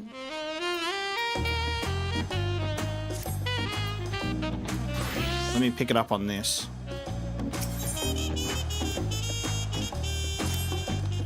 You there. You are Omega Ocelot, are you not? The adventurer from across the salt who's been lending the Third Promise his strength? Then well met. To tell the truth, I've been meaning to make your acquaintance for some time. I have a proposition for you. You are familiar with the Eorzean hunts, yes? We have something very similar here in Tuliolal. And having heard much of your philanthropic spirit, not to mention your capacity for violence, we should very much like to recruit you to our cause. If you're interested, speak with my associate, Bol Agao. The Jabral is a master of the hunt and administers to the bills in the square overlooking the port. Tell him the Wing of Protection recommends you.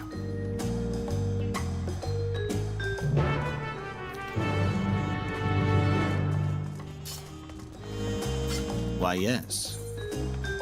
Sights of the West. Indeed, that does come across as quite the sightseeing adventure.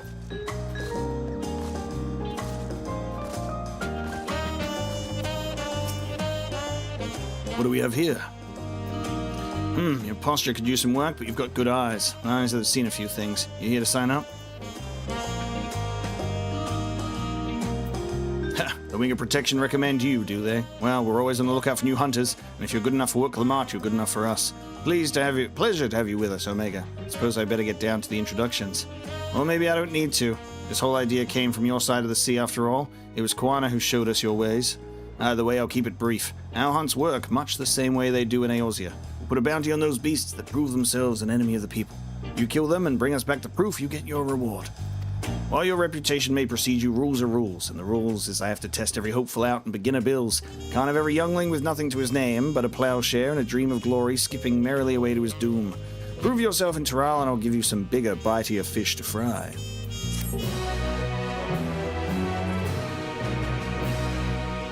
Nice. Dawn hunts are now accessible.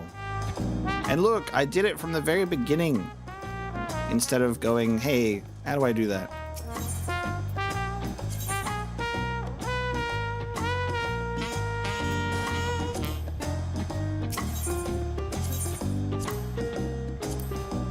Look at this guy.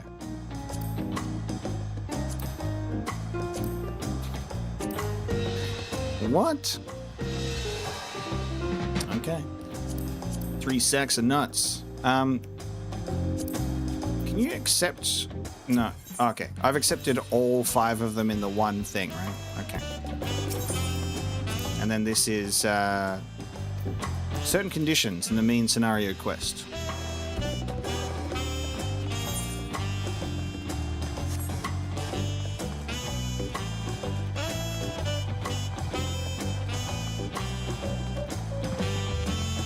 The first expansion that we start when we actually pick up some of these quest lines at the very beginning. We've entered a new era of Mopocalypse gaming with Final Fantasy XIV. He watched the trailer before he started the expansion. He's picking up the Hunt questline and the Sightseeing one as soon as he can. And it's not this... it's not this building. Oh no.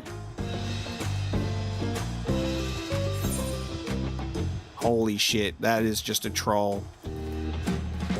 They put it on such a point in the map.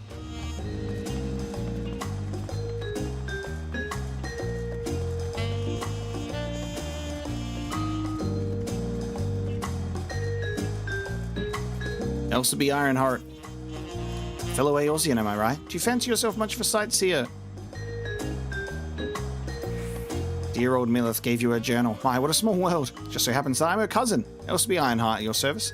Well, if you met Cousin Milith, I'm sure you can guess why I crossed the salt, as they say. This continent is positively brimming with sights unseen by Eorzean eyes, and I'm here to discover them all.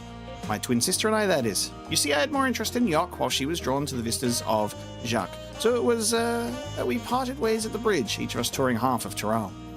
How did she get over there? I need a whole thing to get over there. So give me your sightseeing log then.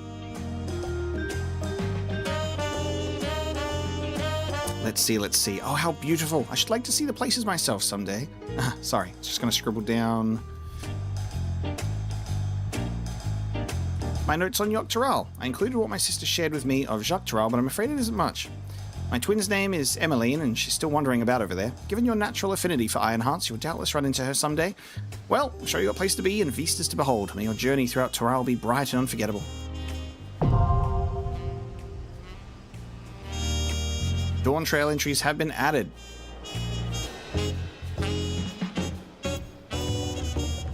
Sweet. I know, right? We are finally here. We have made it to the new expansion. The current expansion, I should say. And I want to say we've got plenty of time to be up to date for Evercold. How crazy is that, though? How crazy is that?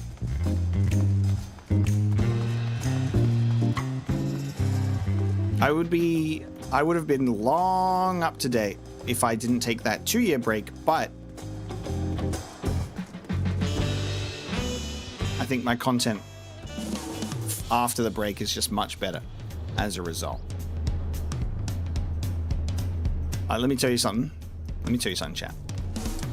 When I boot up episode 1 and I just like take a look at the Realm Reborn era of Apocalypse, especially episode 1, I cringe so fucking hard because that is the first impression of the full journey and the full playlist, and I'm genuinely so upset with myself on how that video looks, and I can't do anything about it, and it just sucks so bad. Who in their right mind makes the fucking Twitch chat that big, you know? I made such a mistake in putting it on there. It's awful. It's awful. It just makes me feel so bad. I had to post another comment in there, like, I did this ages ago now, but I was like, hey, the quality early on is bad. I'm so sorry. But, like, please keep watching. It gets better. But it's just so unfortunate. I mean, thankfully, I think a lot of other people have, like, watched later expansion content and have probably been able to see where we're at now and then go back to the other stuff and they're like, okay, at least I know it gets better. But I think I made a big mistake back then because I wasn't thinking about the size of elements on the screen. The Twitch chat's so big. Luckily, I fixed it up pretty quickly in that time period anyway, but it's just like that first episode especially is terrible.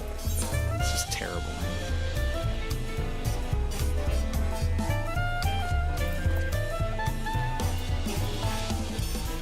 So thankfully, I'm still here. I'm still gaming.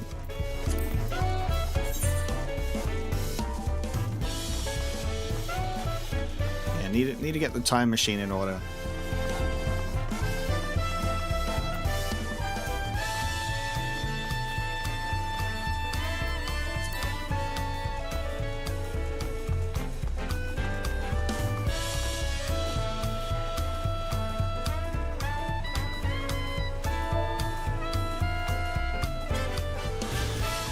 The Bayside Bevy. It begins. Should I take a look at this? No. I'll do that later.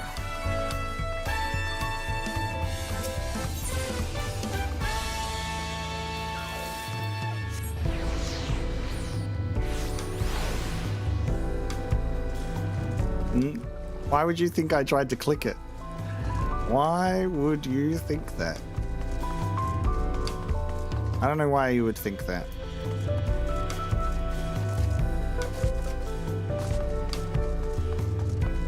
I play this game every single day and I never take any time off.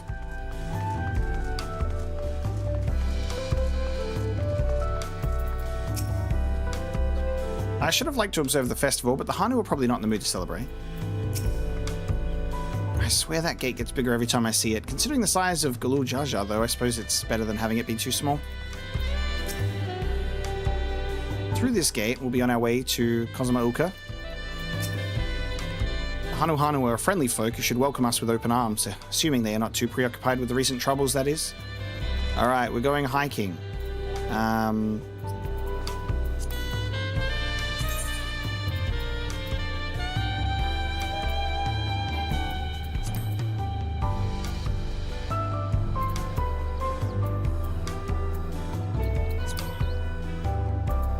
Where is... Oh my god, I'm like, maybe I can find it on my own.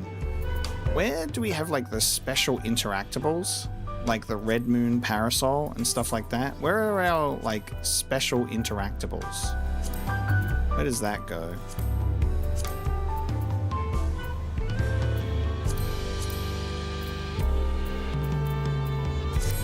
Fashion?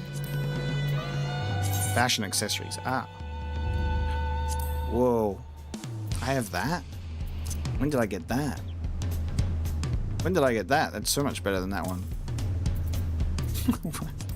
Hey, when did I get this? Yep. When did I get that?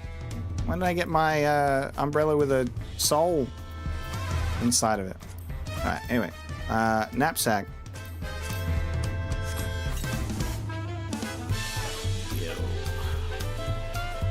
We're going hiking.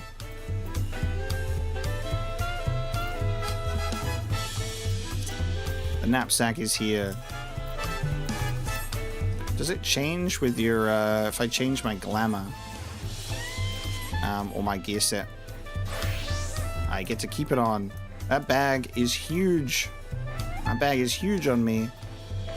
And it just levitates on my back. Incredible. So if we were playing at a higher frame rate, the physics of the lantern and the boots wouldn't be good.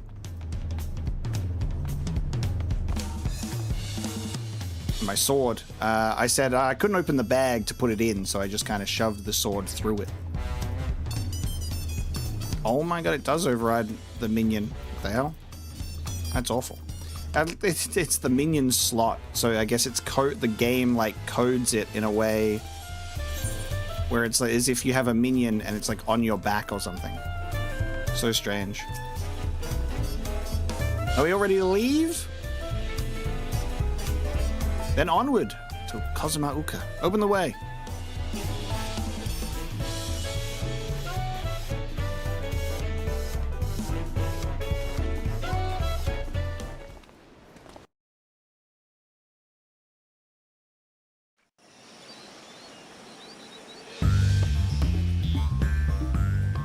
Kozuma Uka, the land of rainbow terraces. It commands the gaze of all who visit without fail. Commands the gaze? The many-colored marvel. An endless torrent of water cascades over sheer cliffs to shape the wetlands below. To its relentless flow, all life must yield. Together with Wuklamat, we proceeded along the marshy trail, a road upon which the Dawn Servant and his comrades once traveled. Ah, very interesting. Envil says, we proceeded, past tense. He's narrating our journey, as if telling a story. Look at those falls. Even from this distance, you can feel the weight of that water.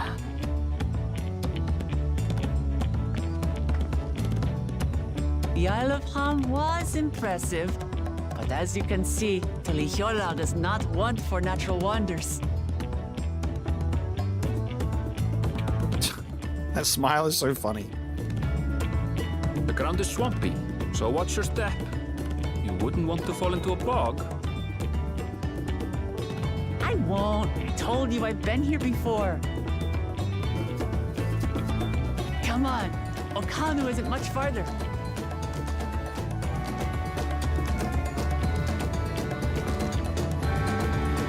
Erenville is so fed up with Wuklamat. Forever and always.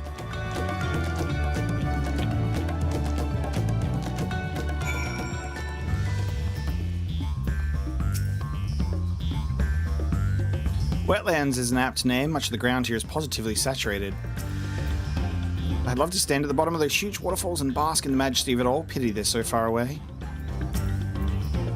There's no stopping the third promise, is there? A good thing she is Erenville to keep her from getting lost. For all his grumbling, he's certainly there for her. Everyone should be so lucky to have such a loyal childhood friend. Right, let's get moving. If we continue along this road, we should find ourselves in the village before long. Let's go.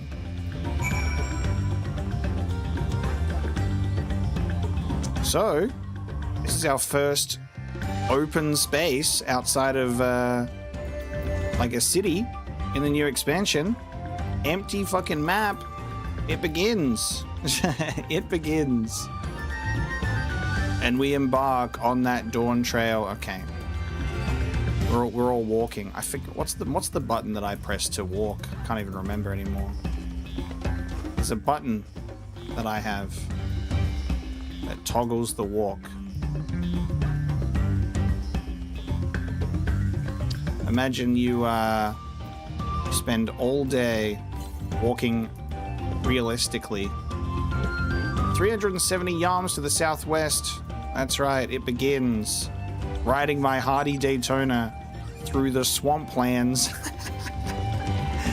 No, riding my hardy Daytona through the swamplands. Yes, that's right. The vehicle with the most speed.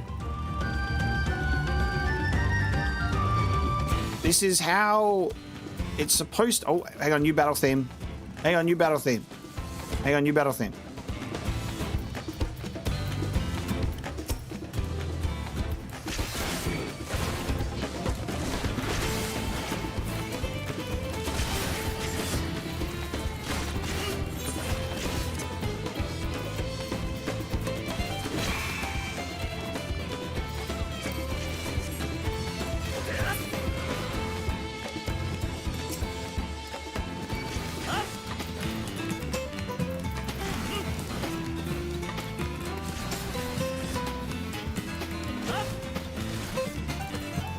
Role-playing walking is just, it's shocking. I can't believe that that is called a jungle pelican, by the way. What are we doing? What are we doing when we're calling that a jungle pelican?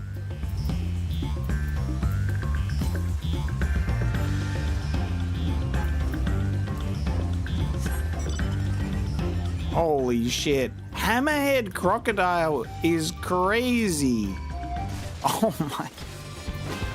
What the fuck?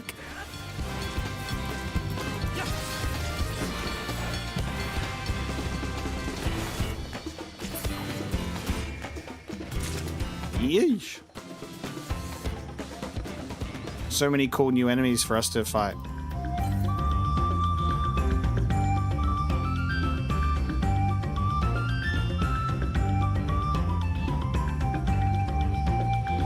I should probably just wait on these, aren't they? Because they're usually kept around or on the way for quest locations, but we're making sure that every time we're in a new area, we will get them all, blue quests as well, so we don't fucking catch ourselves needing to go to the moon and being like, I can't fly on the moon yet. None of that. Oh yeah, check my list. Oh shit, and it's the current expansion, isn't it? So they don't lessen it. It's like, it's the... Don't they make it less when it's a... Ooh. Ooh. 5 blue quests and 6,000 to be found in nature. Assuming we have the right idea, one of the Dawn Servants electors should be here somewhere. So here's the Hanu Hanu village. One can tell at a glance how very different their culture is to the Vanus. Well, they don't live in the clouds. The water from the falls must flood the wetlands and flow into all these streams and rivers. Where do I get one of those? Where do I get myself a capybara mount? Oh my god. I love that Lalafell technically has a capybara at a realistic size-ish. Which is very funny. Ah, stupid distracting waterfalls. I love that this tells you everything you need to know. This tells you everything you need to know that Wooklamut fell into the swamp. Right after being told that she was not going to because she's been here before. Everyone has arrived and none the worse for wear, except for a certain third promise who slipped in the mud despite my explicit warnings. Hey, I just didn't say anything. Anyway, this is the Hanu Hanu village I was telling you about. Okanu.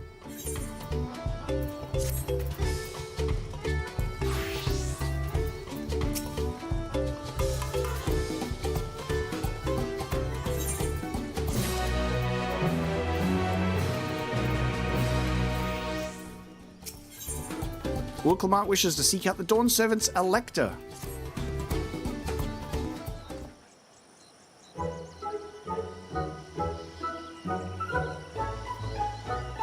Alright, chat, I've decided that I'm actually going to put off completing the whole entire expansion until Evercold releases. So we're going to take a 7-month break right now, and I'll be back, because that way I will be able to collect less ether currents.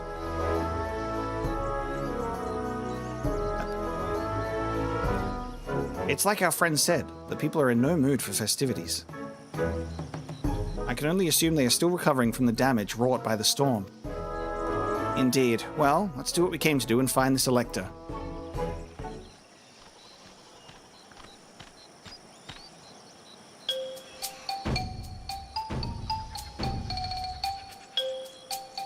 Oh ho, Kali!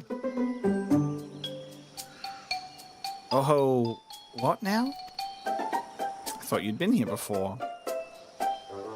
It's a Hanu greeting. Surely you heard it the last time you were here.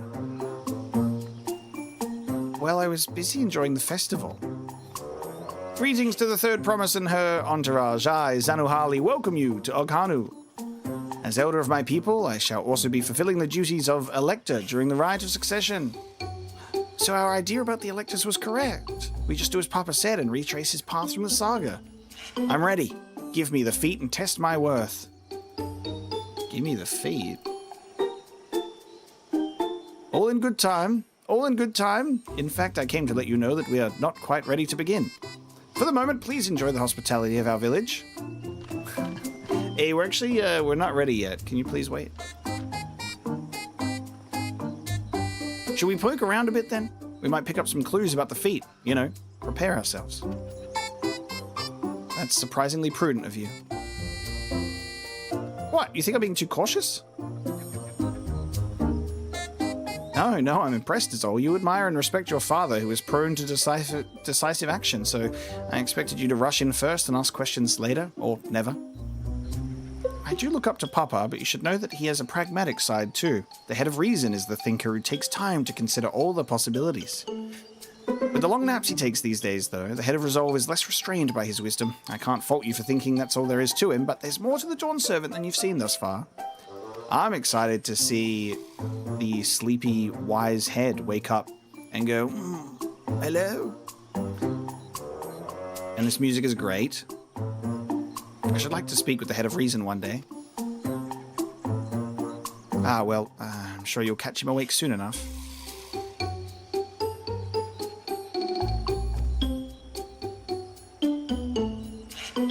To return to the subject at hand, you wish to take a look around Okhanu then? Do some groundwork before the feat begins? Something like that. I mean, I could probably pass this test with my eyes closed, but it'll keep us busy while we're waiting. Wood Clamart has the right of it. As Elder Zanuhali is a resident of this village, learning more about it can only improve our chances in the feat. Might I suggest a division of forces? For instance, Erenville, Alisay, and Kryl could concentrate on the southern half of the settlement. Meanwhile, Wood Clamart, Omega, and myself will handle this northern half. Sounds good to me.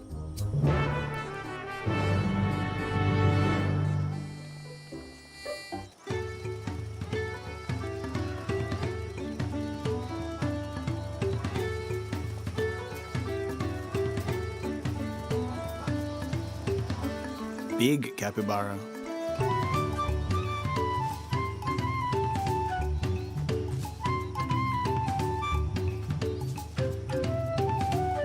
What?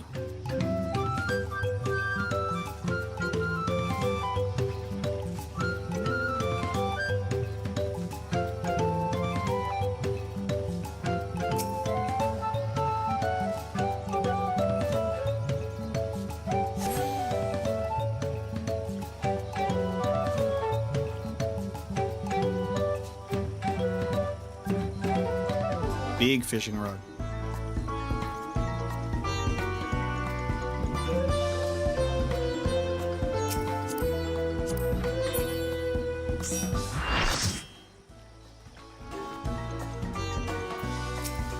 Dispirited Hanu. You heard about the storm? I've never seen the likes of it before. With the supplies and help of the Dawn Servant sent, we're making progress repairing and rebuilding our homes. But while roofs and walls can be patched, there's so much else that was lost for good.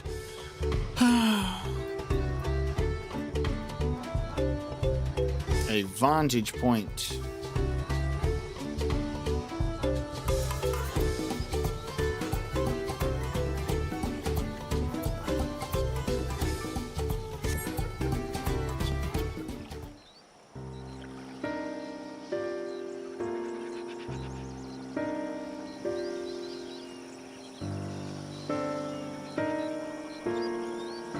The gaping hole in the wall and missing portion of the roof are clearly the work of the storm's powerful winds. Repairs appear to be ongoing.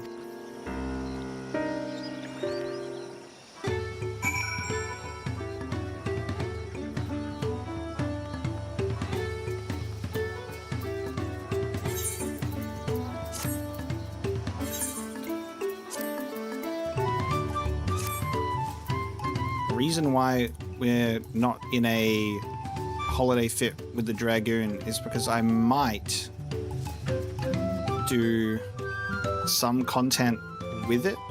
If we do like the dungeons and stuff, I might switch to Dragoon.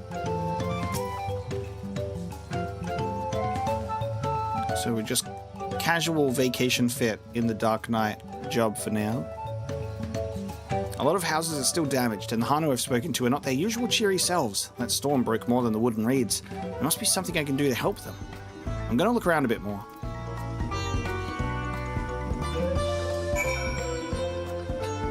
Yeah, I didn't think it was. I just meant like... I'm just not gonna bother to change the fit.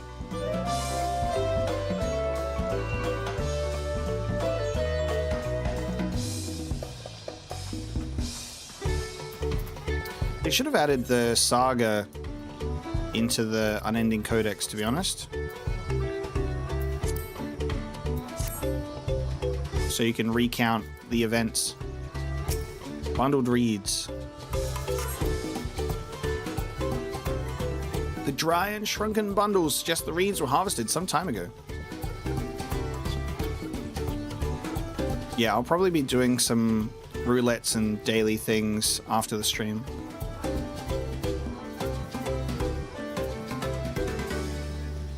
Depends if people are still hanging out.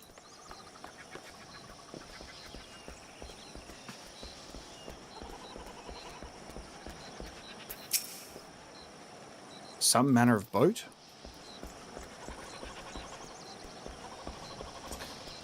A boat of woven reeds.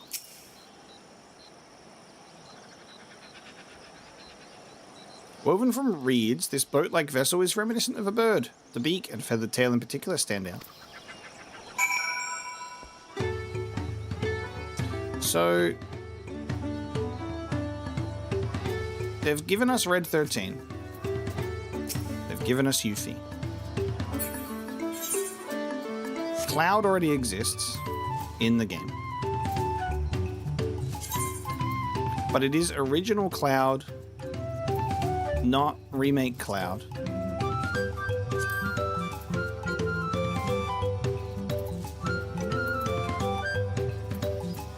And what are we, like 2 Final Fantasy VII remake minions in a row? Are they gonna add all of them? Because you can't just add some. I need Kate Sith. I need Kate Sith. I need him to have his giant, like, Moogle thing that he sits on as well. But then that's just so huge. But I need that.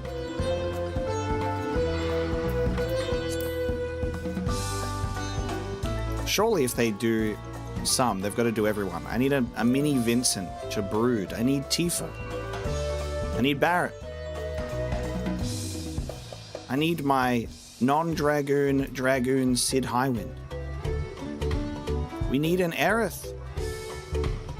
Where are they all? They're just gonna like release them each time there's a fan fest. Because I'm just thinking, like, they've got the classic Cloud. Are they going to do a remake Cloud? And will they do a remake Tifa? You know? They're going to add Dio. Dude, Dio needs to have a crossover event in the game where he, like, shows up with Mandeville. Dio's already in the game. In that sense. Just alternate reality Dio is Papa Mandeville. This boat must be woven from the same reeds I've seen gathered into bundles here and there. The plants hold both practical and cultural significance to the Hanu, then.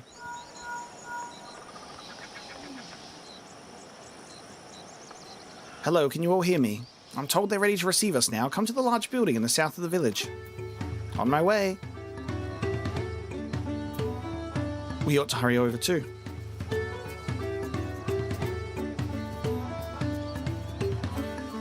A Final Fantasy VII crossover is inevitable. And then they make the Buster Sword real, finally.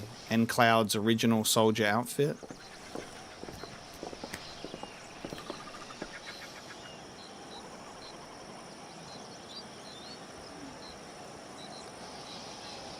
No sign of Zorolja, or that oversized lout.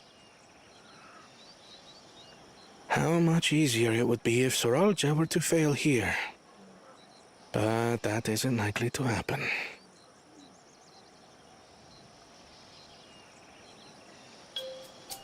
Honored guests, I am Zanuhali, Elder of the Hanu.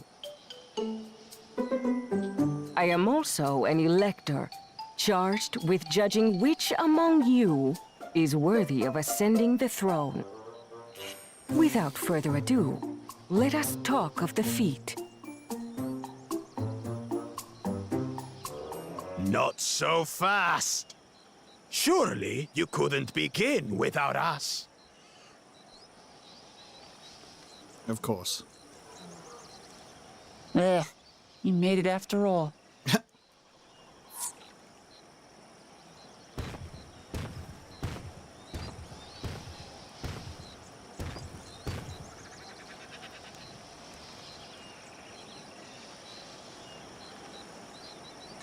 No need to fuss. There is no time limit for this challenge. Now, if you would allow me to proceed. It is here, in Okanu, where my people forged a bond with the Dawn Servant during our own chapter of the Tuli Yolal saga. In homage to those events, I have prepared for you the Feat of Reeds. Reeds seem to be of great importance to the Hanu. I wonder what this feat entails.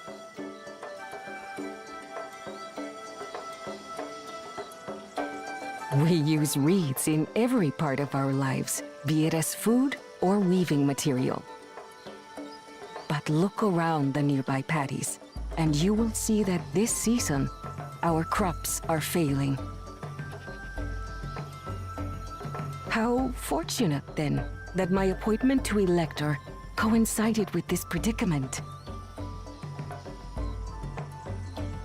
For surely, those who aspire to be Dawn Servant would find the matter of an ailing harvest a mere trifle to resolve. Aye, well, it is indeed the duty of a ruler to address the people's woes. Exactly, exactly. Do well in this, and you will earn my keystone.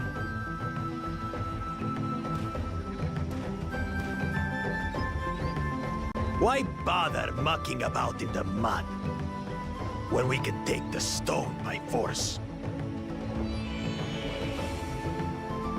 Oh, mercy me! You are a hot-headed fellow, Bakul Jaja.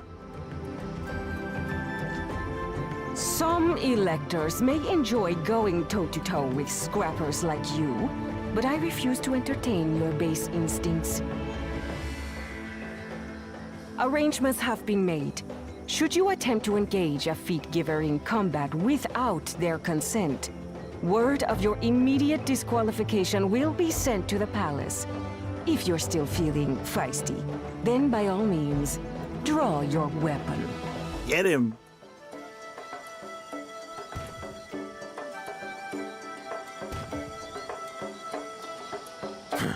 This contest is presided over by cowards. There's no sport in fighting you. Then we can return to the business of earning my keystone. The Feat of Reeds is begun. Claimants, I wish you the best of luck.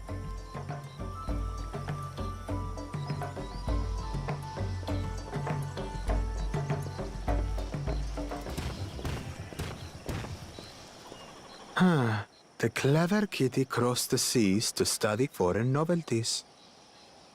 He might know tricks we don't. Tricks we can use.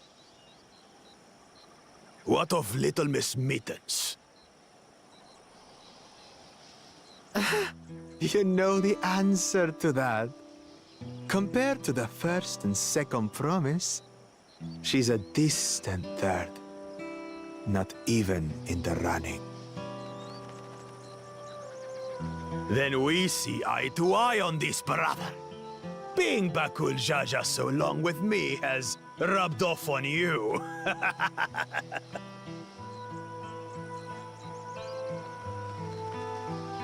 These allies of hers, though, they might be a problem.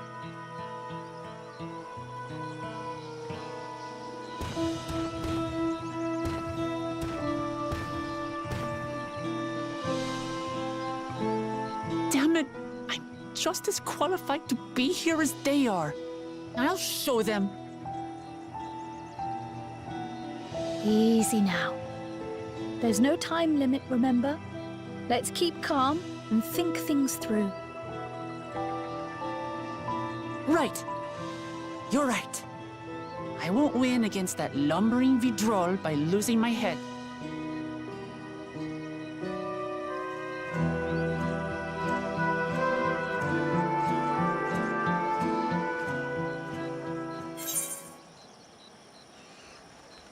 Oh no. Decline?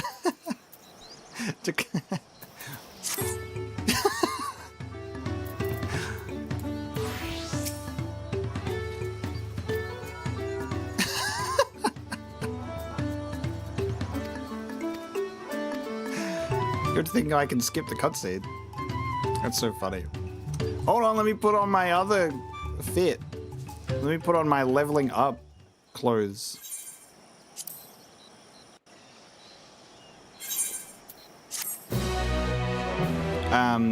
This is actually the primary reason, by the way.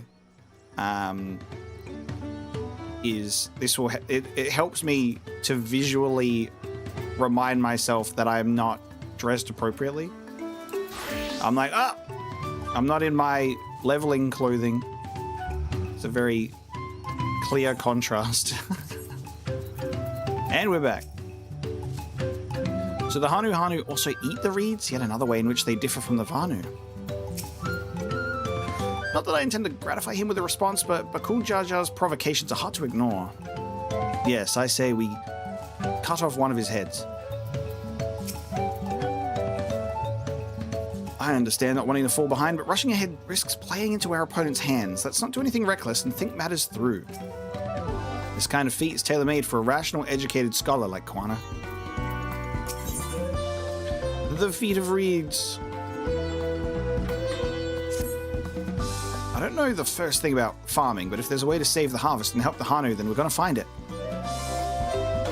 I'll make Bakul Jar Jar eat his words. Understanding the nature of the problem will be the key to solving it. We need to examine the reeds themselves and then deduce the cause of their poor condition.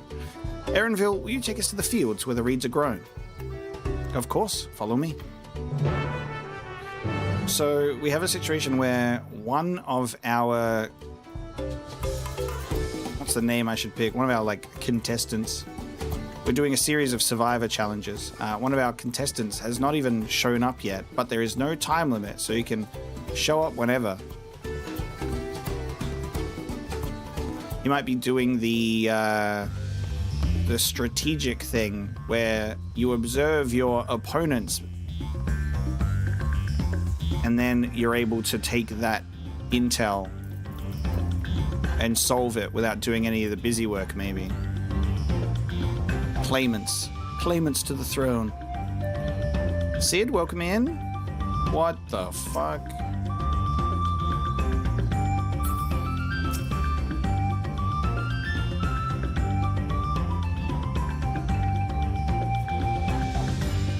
And there I thought these feats would have us battling dire fiends or similar. Agriculture is a far thornier problem. I see. They irrigate the fields by diverting water from the neighboring river. 'Tis unlikely the reeds ever dry out. Look at these fields. Why, this could be a painting.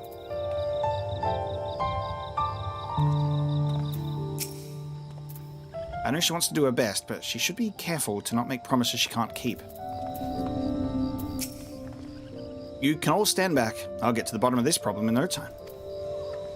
Okay. Give me strength. Let's all scour the fields and help our bold leader identify anything unusual.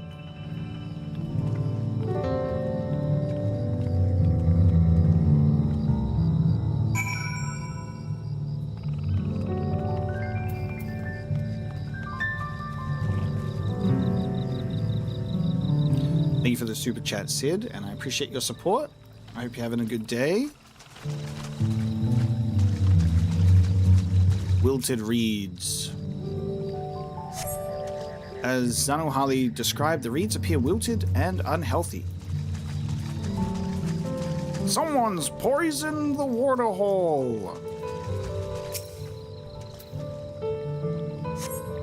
The water contains no obvious contaminants and looks fresh and clear at a cursory glance.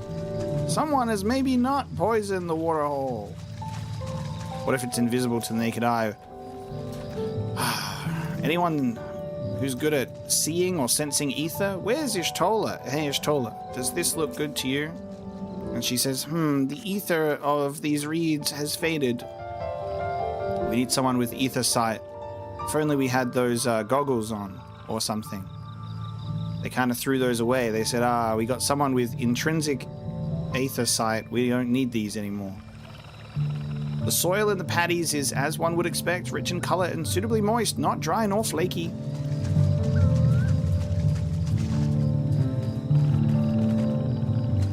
Lethargic frog.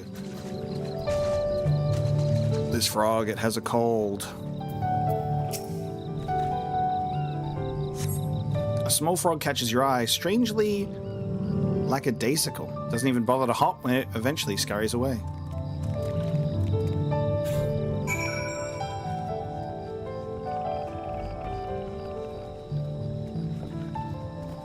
The wildlife is not doing so well either.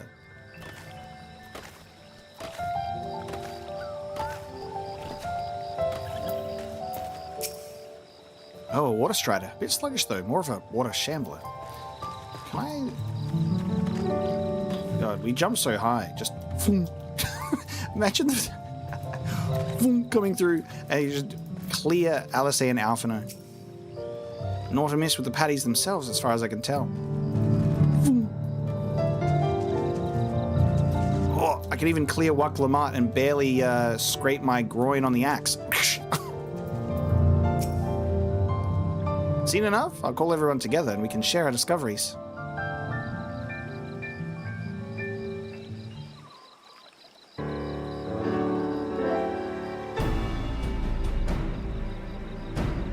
Well, what do we think? Any obvious problems?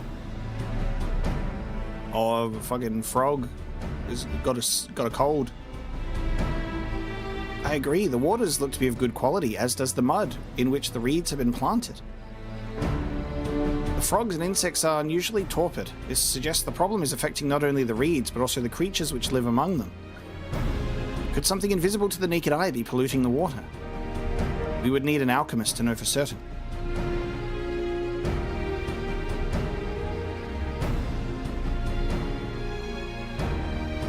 I don't have much to add about the fields, but something else occurs to me.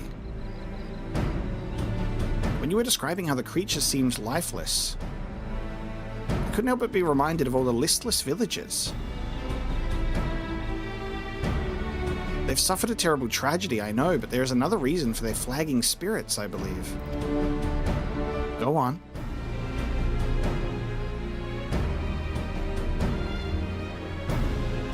The festival. This is traditionally an occasion for celebration and renewal, so without it, the Hanu are struggling even more to recover.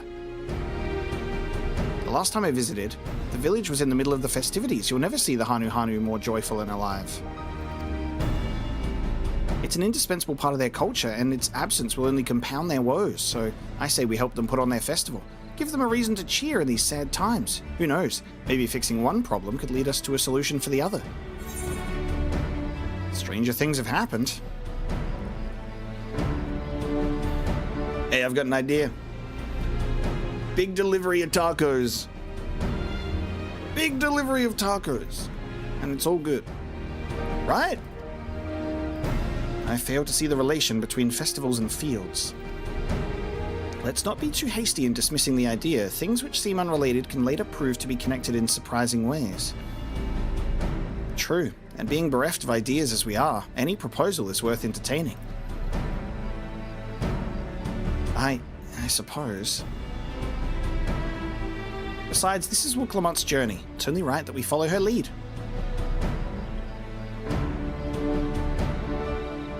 Thanks, everyone. By the way, does anyone know where the festival float is? It's like a boat woven from reeds that looks like a bird.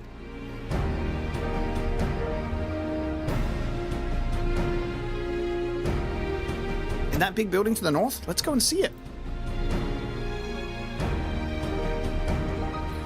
I wonder if there's something that during the festival occurs, like something as part of the celebration that has unknowingly become a part of like doing something with the reeds that ends up just having them flourish. And then that being the thing that has changed with no festival, this special missing ingredient is beginning to see this change. There's much less debate when I'm traveling alone.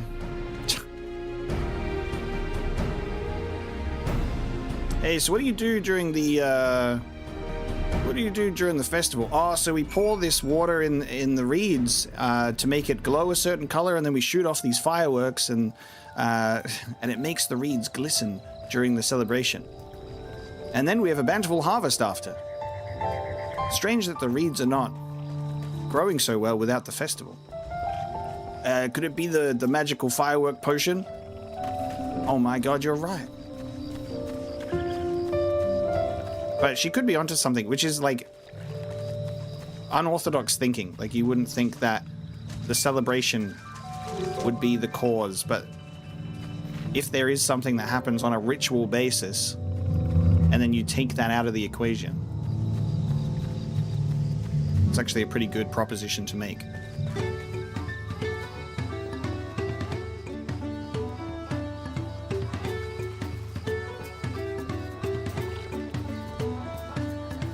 Unhealthy amount of hours in the game, Ronald, but you've never really paid attention to the story.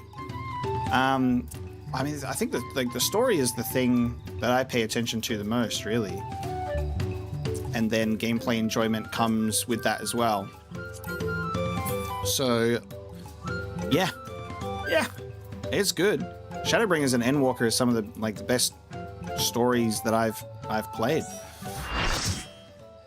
Absolutely top tier.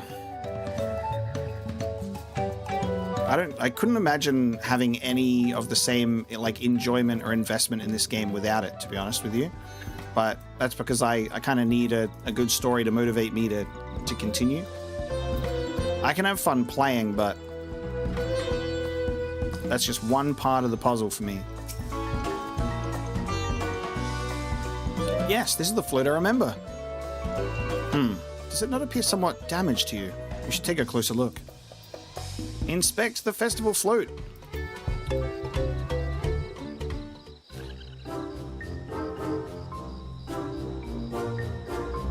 It is missing an eye. That's like the most clearest thing ever.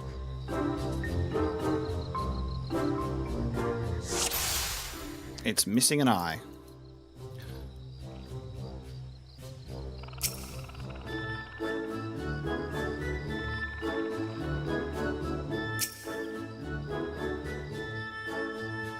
Oh dear, one of the bird's eyes seems to be missing a gemstone. There's 3 things. Oops.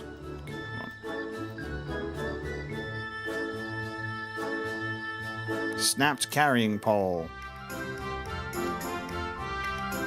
How will they lift this great big vessel without all the carrying poles intact?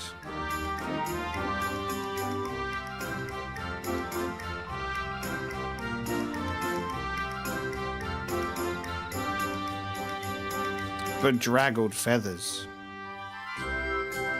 These tail feathers have seen better days. I swear the colors were a lot brighter the last time I saw them.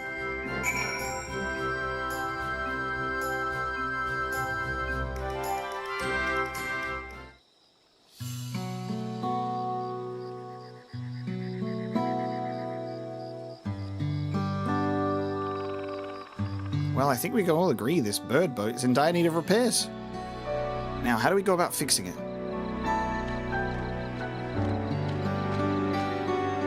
What is going on here? We were admiring your festival float. 'Tis a shame it's in such a poor state, due to the recent storm, I gather. Yes, we had to leave it exposed while we ushered our people to safety. With the float in this condition, there can be no lifting of wings, no Ihihana. Ihihana, that's what the festival was called. I want to help you hold it. Have you not seen our village? Homes are ruined, we're struggling to make repairs, and you want us to hold a harvest festival. I know how it sounds, but giving into misery never improved anyone's situation. A celebration of life and growth may help you give the strength to work through this tragedy. The role of festival leader is mine this year, and there's nothing I would like more than to lift everyone's spirits. don't even have enough materials to repair the float. We need aboxia for the missing eye, uipo wood for the poles, and feathers from the Wind's Chosen to adorn the tail. 2 of these I know. Aboxia is a type of precious stone used in arcane equipment, and Oyupo wood is essential for crafting ceremonial instruments. These chosen feathers, however. The Wind's Chosen is the victor of a competition in which the contestants see who can blow a feather the furthest using wind magics, and that's something of a problem right now. We Hanu Hanu are gifted at employing such airy sorceries, but expend a great deal of mana when doing so. We are soon exhausted by the effort, and having no reeds to eat will only make it harder. I think I understand. Your vibrant reeds grow quickly and vigorously, so much so that they stifle the development of nearby plants. They must be a potent source of the energies you naturally lack. They are indeed. Owing to the poor harvest this year, we've been left enervated, and if we cannot gather the correct materials as dictated by custom, we cannot repair the festival float. Oddly enough, we may have just stumbled upon our solution. The Wind's Chosen would by necessity have a natural gift for manipulating magical energies, which means the feathers taken from the victor should be high in ethereal conductivity. The float's construction also requires a stone used in arcane equipment, as well as timber favored for ceremonial tools. The demand for such specific materials must have an underlying reason.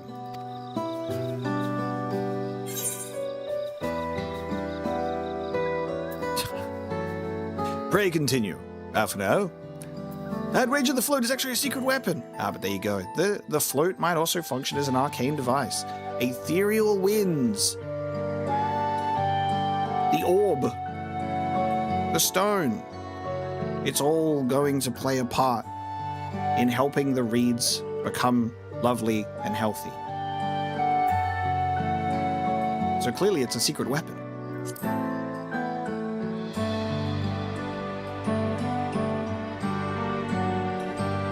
Precisely what I was thinking. This boat of reeds is in fact an arcane focus of some kind. A focus? For what? Oh, Ihihana is a focus harvest festival, isn't it? Yeah, it's a festival about the harvest.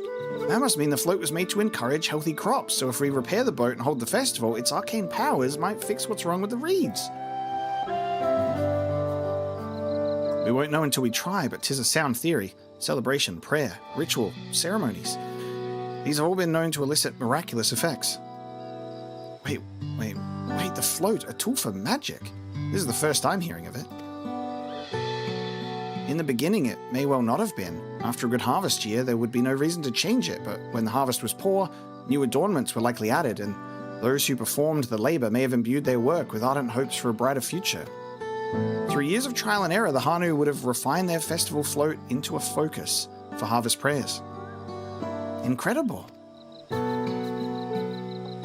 I know you're practically fainting from hunger, but reviving Ihihana really does sound like the solution to all your woes, and I promise we'll do everything in our power to help you. I'm still not convinced about this focus business, but I accept your aid nonetheless. I will introduce you to the shipwright who's been maintaining the float these last few years. He's replaced both the eyes and the poles before, so he should know where and how to produce what we need. Let us procure them, shall we? Then allow Alice and I to acquire the feathers. We will encourage the people of Okhanu to gather and vie for the title of Wind's Chosen by sharing with them our own reserves of mana. I'll go with you. I carry some alchemical brews that may afford the same effect.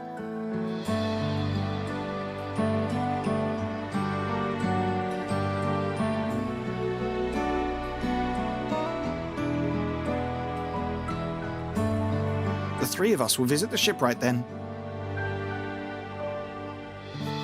Not without me. I've worked hard to fix the float as best I can, and the responsibility is mine after all. I've not introduced myself, have I? My name is Linu Hanu. Nice to meet you, Linu Hanu, and certainly, let's all go together. I've got a lovely thing to say about this, for sure. But Tim, I see you there. Welcome into the stream. I hope you've been enjoying the Ocarina of Time walkthrough, or playthrough rather. Never take advice from me while I'm playing a video game. It is not a walkthrough. You will have a terrible time. But thank you so much for watching. I hope you enjoy the other Zelda games I've played on the channel, if you'll get around to those as well. Hopefully you'll stick around. And I will return to the Zelda series soon enough, won't I? In the long list of games that I got to keep playing. Now, in regards to this, what I love about it is, if you think about the festival, and if you also think about this rite of succession, the rite of succession is, you know, who is going to be worthy going through this story, the saga of Tuliyollal, and only the elders are kind of, like, the oldies come out and they're like supporting Wuklamant and her sort of idea of preserving the peace, and other people have different ideas for what they want to do, and the elders are the ones that remember what it was like back then. And I think we'll probably see that a little bit in terms of going through these different areas, because it's been so long. Like, he's been ruling for so long, and he's the one who's come up with this rite of succession, and it's like this way for whoever goes through all of these feats will also, I guess, not only properly learn and expose themselves to all of these steps of the saga, but gain an understanding and learn about how things work and why they work here, to get to know all of the places in Tuli. And then as a result, that might also teach the residents of these places things that they didn't even know or think about. So, like, the concept of this boat during the Harvest Festival, for them, all these years later, it's just like this tradition or repetitive cycle that it just becomes, this is the thing that we do. But they don't know why, or they don't know what it was like before. They don't actually understand that this is an arcane focus, and this helps to restore, like, health and life to the reeds for their Harvest Festival in the ways that these other people supporting the other, claimants are in support of, like, more of like a war focus over a peaceful one, because they don't know what it was like before and they've not known any better. So we might see that in the other parts of the saga, where it's like this mutually beneficial thing of, like, one of the claimants or, like, our group learning and discovering things, and then so will they. That's at least my, like, takeaway from that, which is pretty cool. So then they will have a stronger understanding of why they even do things, and it's all thanks to Wuklamant. And we're making progress now. To find myself working alongside the Third Promise herself is unexpected, to say the least. Well, yes. Thanks to Wuklamant, we found ourselves a promising way forward. Experience and knowledge are valuable assets, but there is something to be said for following one's instincts.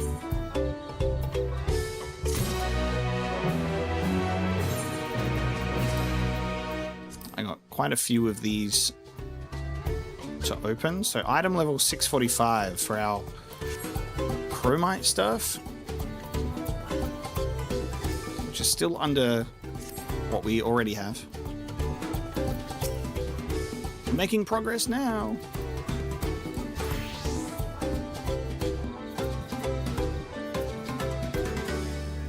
Spirit Tracks incoming. I do need a follow-up from Wind Waker with Spirit Tracks and Phantom Hourglass. Those were the two DS ones that keep that same style. I know a lot of people want Skyward Sword as well. And there's Minish Cap. I mean, there's a whole bunch of other ones that are still on the list for me to play.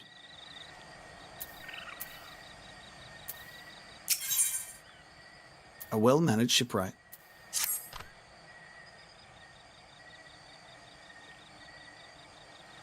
The shipwright's name is Wook Ivu. He's a Jabral who only moved to Kozumauka a few years ago, but has since mastered our customs to an almost frightening degree. He's especially strict when it comes to manners, so make sure you offer him a proper Hanu Hanu greeting. We wouldn't want to offend him right before asking a favor. A proper Hanu Hanu greeting. Oh, that one. Don't worry, I remember how it goes.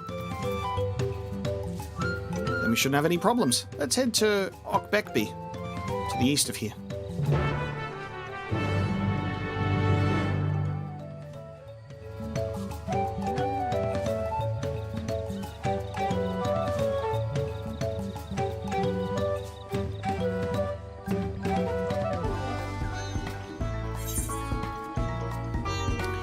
This way.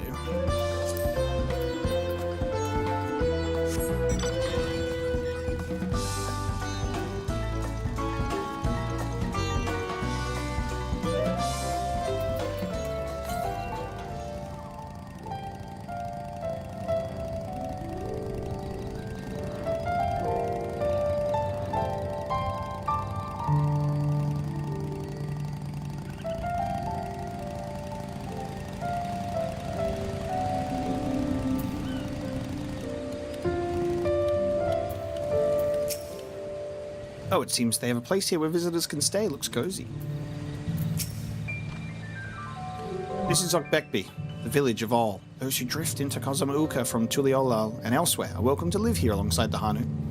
As for Wukivu, he lives and works in the House of Waters High at the top of the large tree nearby. Follow me, but I should warn you, the climb up to the stairs can be challenging. Oh, we've done our fair share of climbing up the stairs.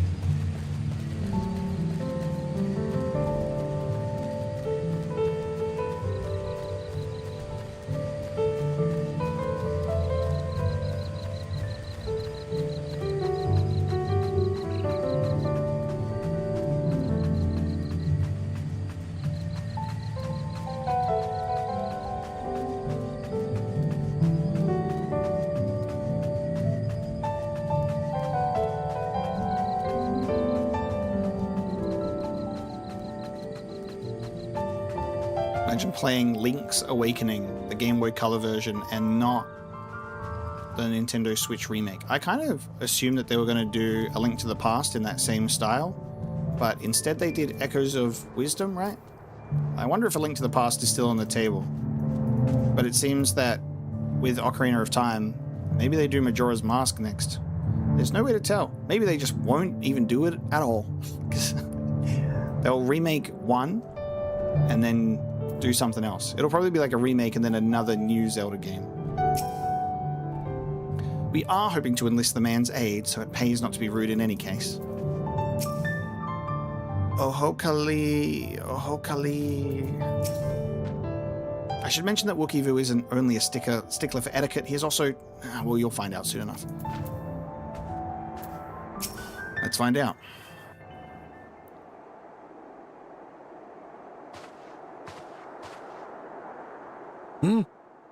What do you want with me?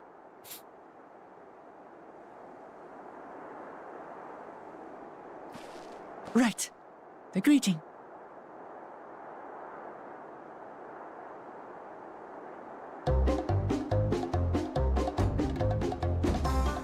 Ohokali!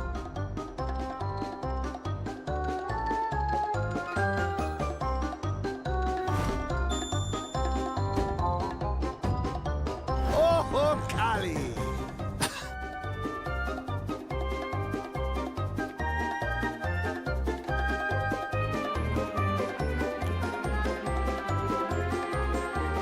Good. You brought your manners with you.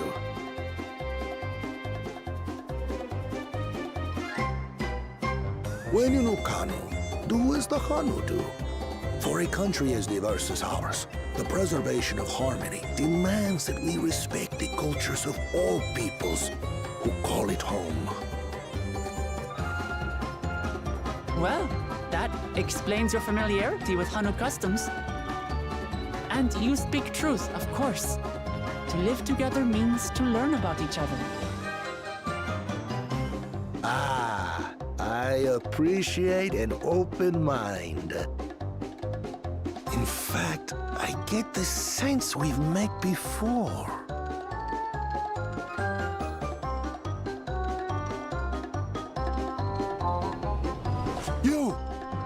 You're Wu Clement. Oh, what an unexpected honor for old XIV. Here I am prattling on about manners, and I've gone and insulted the third promise herself. There is no excuse for this betrayal of etiquette. Please, take up your axe and claim my impudent head! I will not. Keep your head. I hate formalities anyway, so forget about it, all right? All right then. Consider it forgotten. How prompt. We're actually here about the Ihihana float. It's in bad shape, and we need you to craft new carrying poles and a new eye. I'm told you work with Uyuipo wood and a certain kind of stone? Abokisha? That I do. But while I would like nothing more than to offer my services, I just used the last I had of both those materials. My lumber in particular went to fixing homes damaged by the recent storm. I'll need 10 days or so to restock. We can't wait that long. If you tell me where to go, I'll gather them myself. What? Send the third promise out on an errand like some common lackey? That's utterly unconscionable. A gross violation of social protocol. I told you not to worry about such things. All right then. I shan't worry a whit.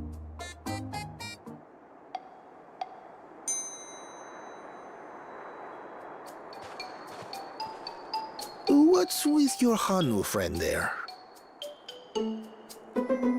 I am festival leader this season, and have come along to oversee the float's repair. As strange as it may sound, Wuklamat and her friends believe the float is an arcane focus, meant to encourage the growth of our struggling reeds. Too many Hanu have forgotten, it seems. But that is indeed the true purpose of the lifting of wings. Your education is impressive, Third Promise.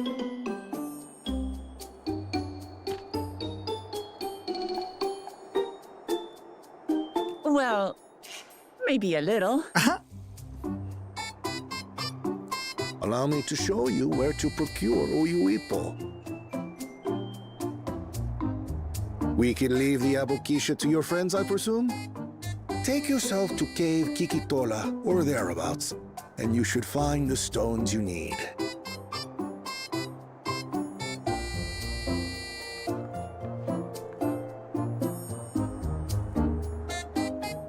I've been there once or twice.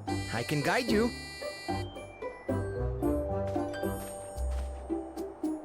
That should save us some time. All right then, let's get moving.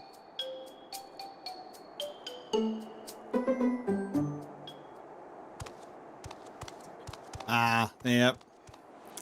There it is. Intel being done. Intel being done to learn about how to solve the thing, except it was with this guy and not the other dude that I was talking about, the first one.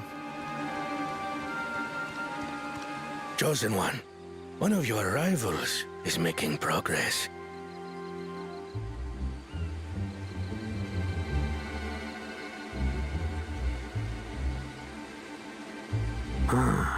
Ihihana, you say? Should our first choice fail to deliver, it might be wise to let this play out.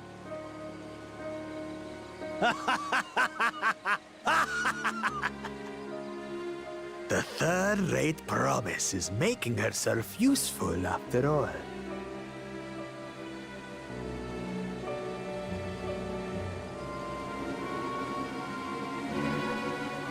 Wonder what the first promise is doing then.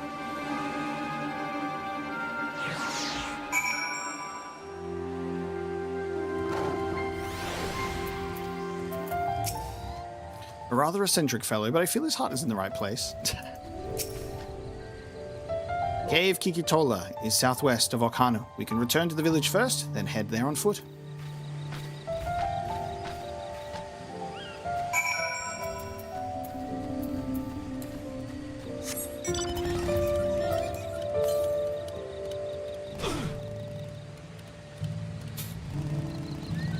Imagine me walking away 5 meters away from an ether current. But I won't. Because I'm goated.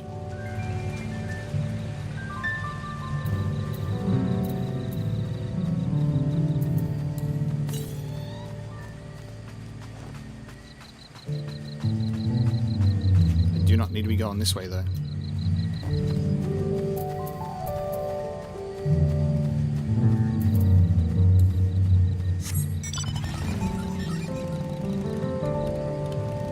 Alpacas with saddles, chat. Alpacas with saddles. We're gonna see Wuklamart ride one of those fiends. Yeah, get out of here. Get out of here. And stay out.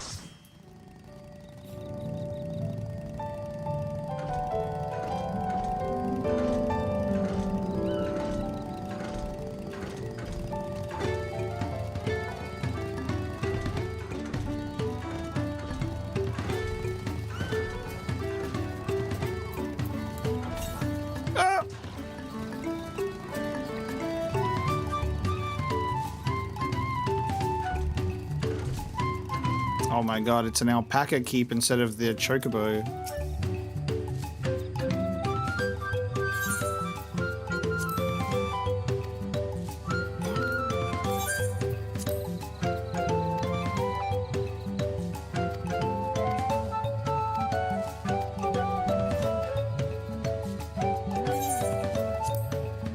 Ride an alpaca and you'll never be attacked because they're the most fearsome foes in the whole entire land. I almost envy how effortlessly he can shift from one mood to its polar opposite. At least I presume he does so by choice. Southwest of here, was it? Let us be on our way.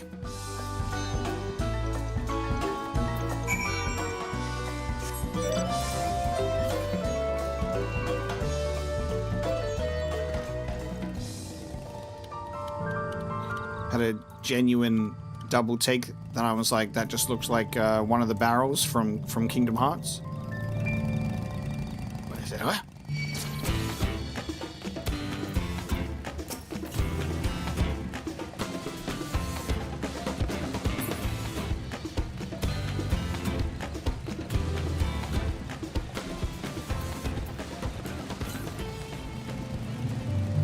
Let me grab this real quick. It better not be up there.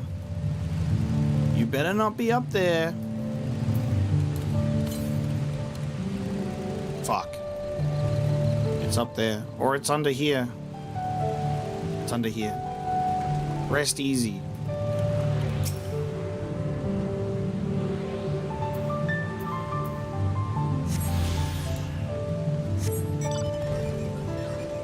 Welcome in, Baku. I'm enjoying this expansion very much.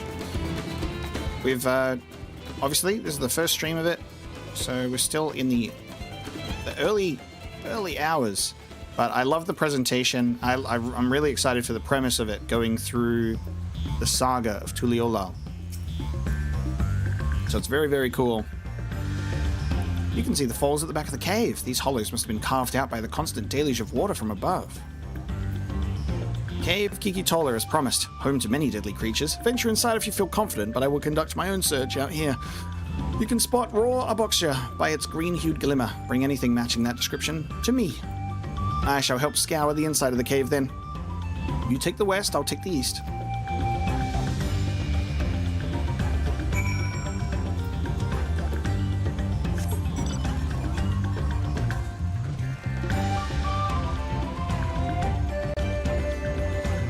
Yeah, we still in those level 90 quests. That's a full expansion. That's a full expansion for you.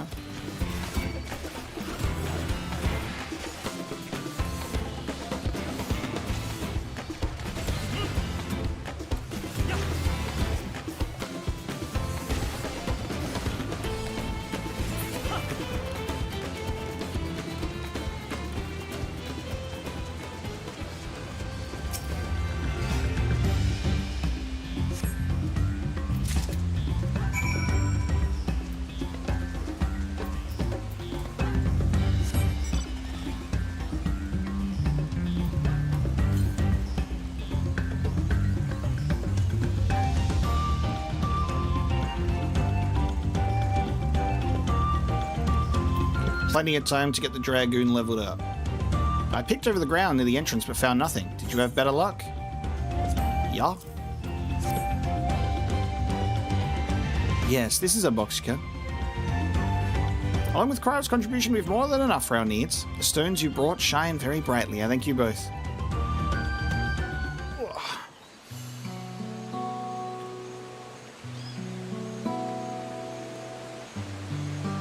You would have been happy to know we were putting things right. Truth be told, a good friend of mine was meant to be the festival leader for this year's Ihihana. But when that big storm hit, he did not survive. It fell to me to carry on in his stead. That was why you agreed to Uklamat's request despite your initial reluctance. Yes, it hurt to hear, but she was right. Though I must mourn, I cannot let my grief consume me. Her words made me realize that the path to my recovery, our recovery, is already laid out before me, and I will walk it. For myself and for my friend.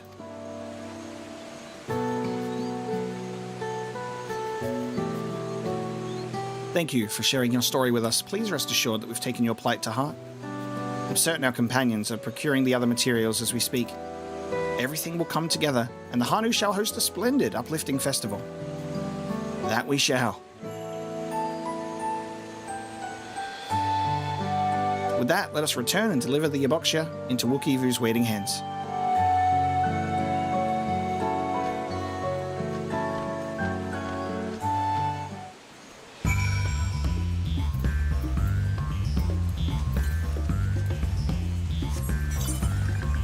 That one is probably up here a little more.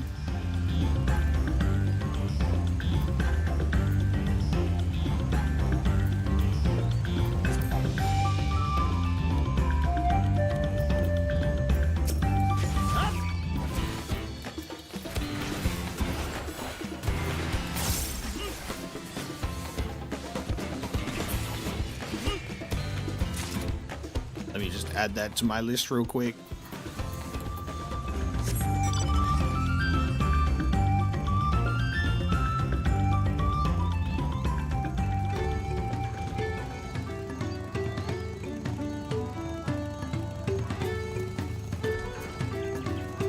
Tony Hawk's Pro Skater.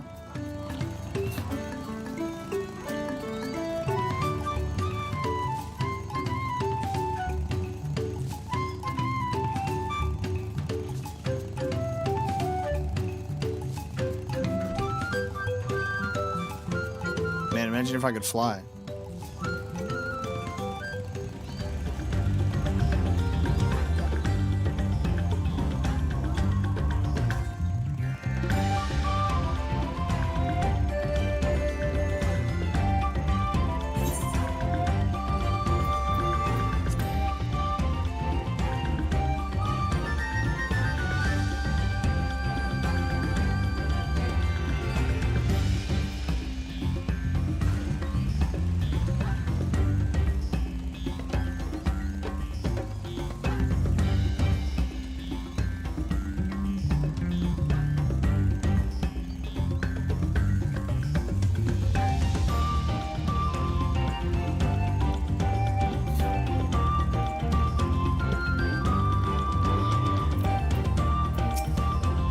I hope Woklamat's foray was as productive as ours.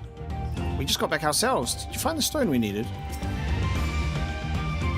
Thanks to the third promise and her mighty swings, we've collected some suitable logs of Weepo. What of the Yaboksha? Take this.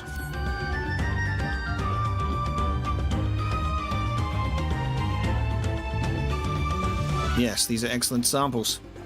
A goodly quantity, too. At this stage, you've likely surmised that the lifting of wings encourages the crops to grow, but not exactly how, huh? Well, you're in for a treat. If all goes to plan, the result should be spectacular. Now, to get to work crafting these pieces for the float. I could use an assistant versed in the arcane arts to enhance the Weepo's conductivity. Then I'd be delighted to help. Everyone else should head back to Okano. We'll join you at the float once the work here is complete.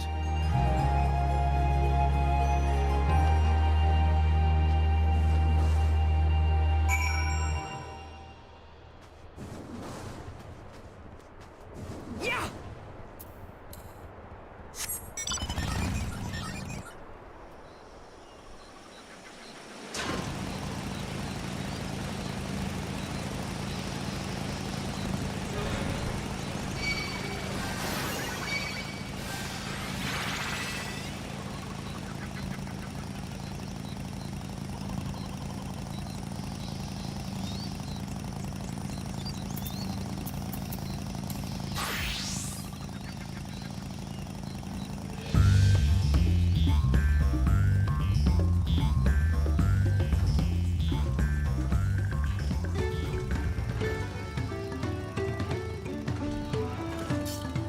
Alright, here we go. As Wookievu said, the festival really is a spectacle to behold. Gathering the Weepo was a trial in and of itself. At first, Wookievu criticized everything I did. Then he suddenly yelled, "I've spoken ill of the third promise and must punish myself," and proceeded to slam his head into a Weepo tree. I told him not to worry about it. Again, it was like snuffing out a candle. He's an odd one, that's for sure. At least we've seen to the poles and the new eye. Now we just have to wait for the feathers from the twins. Yeah, and I'm sure that is... I'm sure the feathers from the twins will be... without any sort of hiccup, you know? Probably no group interfering. My only, like, issue and concern here is, like, part of this thing with the challenge is like, hey, there's no time limit on this challenge. You got to figure out the reeds. And it's like, does everyone get a thing? Like, does everyone get a little stone to insert in their tablet? Or only the person that solves it and figures it out? Because you need all of them, right? They're like, oh, you were here around the same time that we solved the issue, so I guess you also can get one. I don't really understand the way that a trial like this can be completed by multiple people. Because obviously a trial of combat or a trial of like some form of thing that can be repeated makes sense. But this one doesn't as much to me.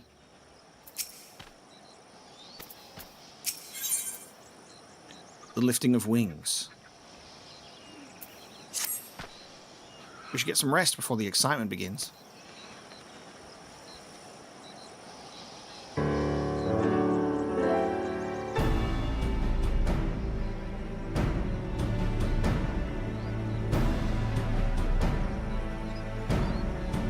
Over there by the float. Isn't that the third promise? And the rumors are true.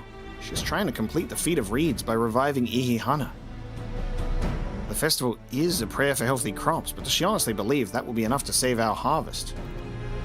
The second promise, meanwhile, barely glanced at the fields before leaving Okhanu altogether. Maybe we asked too much of our young claimants.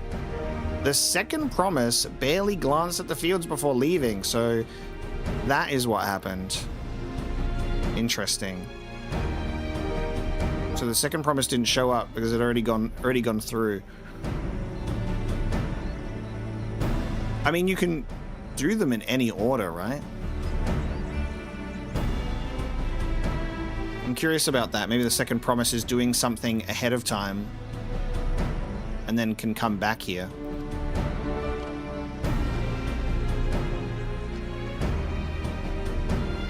Oh, I wouldn't be too quick to count Koana out. Oh no, wait. Koana is the second promise, right? The first promise is what I was talking about. The other guy. First promise. Okay, so Koana is the one that looked at this and moved on. A friend of mine overheard him muttering by the reeds something about what needs to be done. Okay.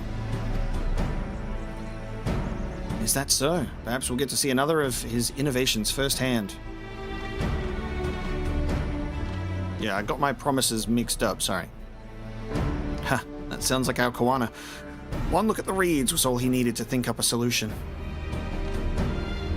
Be that as it may, our own solution is nearly ready.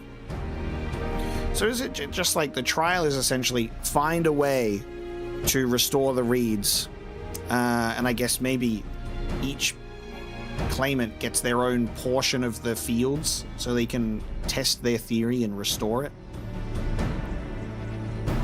That way they can all participate? Indeed. As soon as the others get back, our long-awaited festival can begin. They are back. It took some doing, but we managed to gather competitors to vie for the title of Winds Chosen. The winner was only too happy to donate his feathers.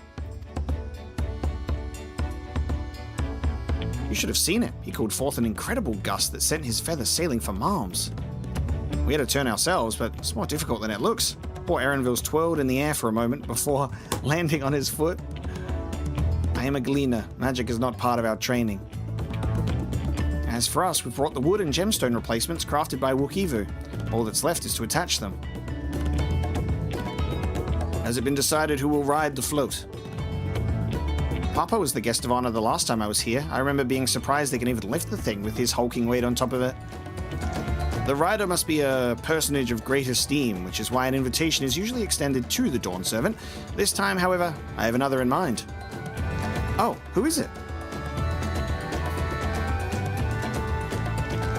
Our beloved Ihihana. The lifting of wings is only being held because of you and your companions. Thus do I nominate you, Wook Lamart, as our guest of honor. Ah, me!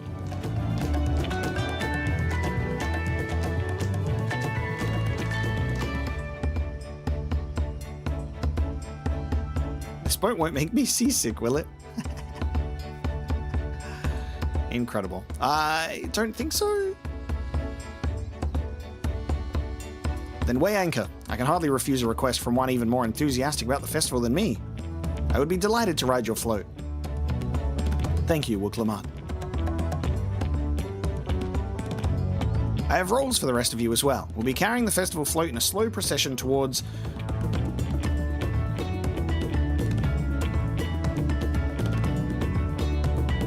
Kozanwaki,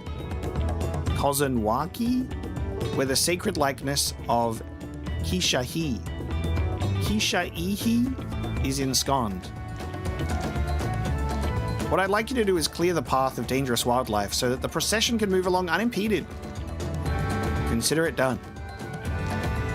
You can expect me to sit still until Wookivu is finished with a float. Let me come along and help with the clearing.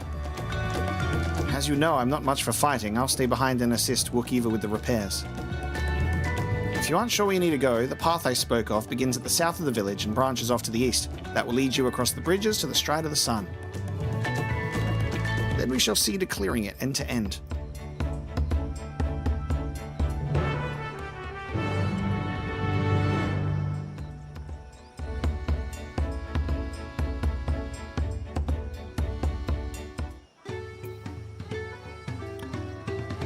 Right on. Okay, the lifting of wings. So we have begun the quest.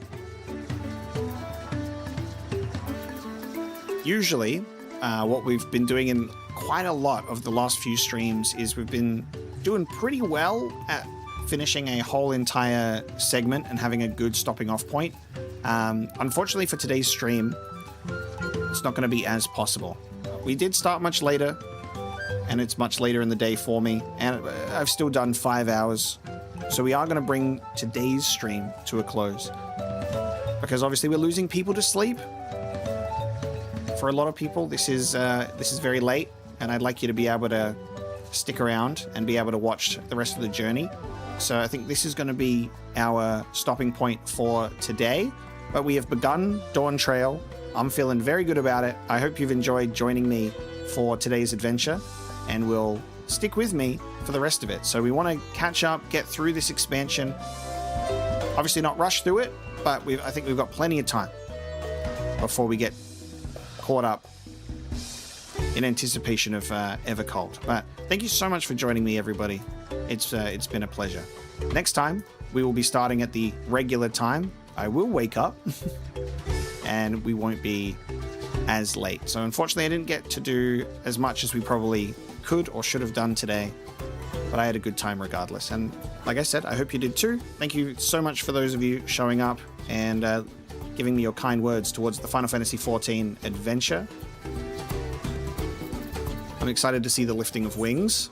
I think Wook Lamart and going on this adventure is really cool, like learning about a whole new culture in a whole new part of the world as well. So that is also just genuinely really exciting. I think the story is going to be fun.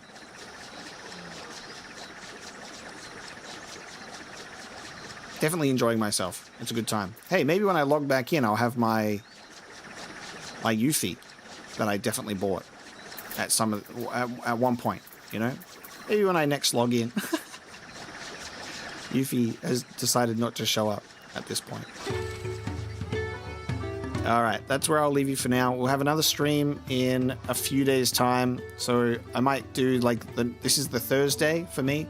I might aim for the usual Monday morning which might end up being Sunday evening for a few of you. That'll be the plan. That should be how it goes. So thank you so much for joining, everybody. I will see you next time.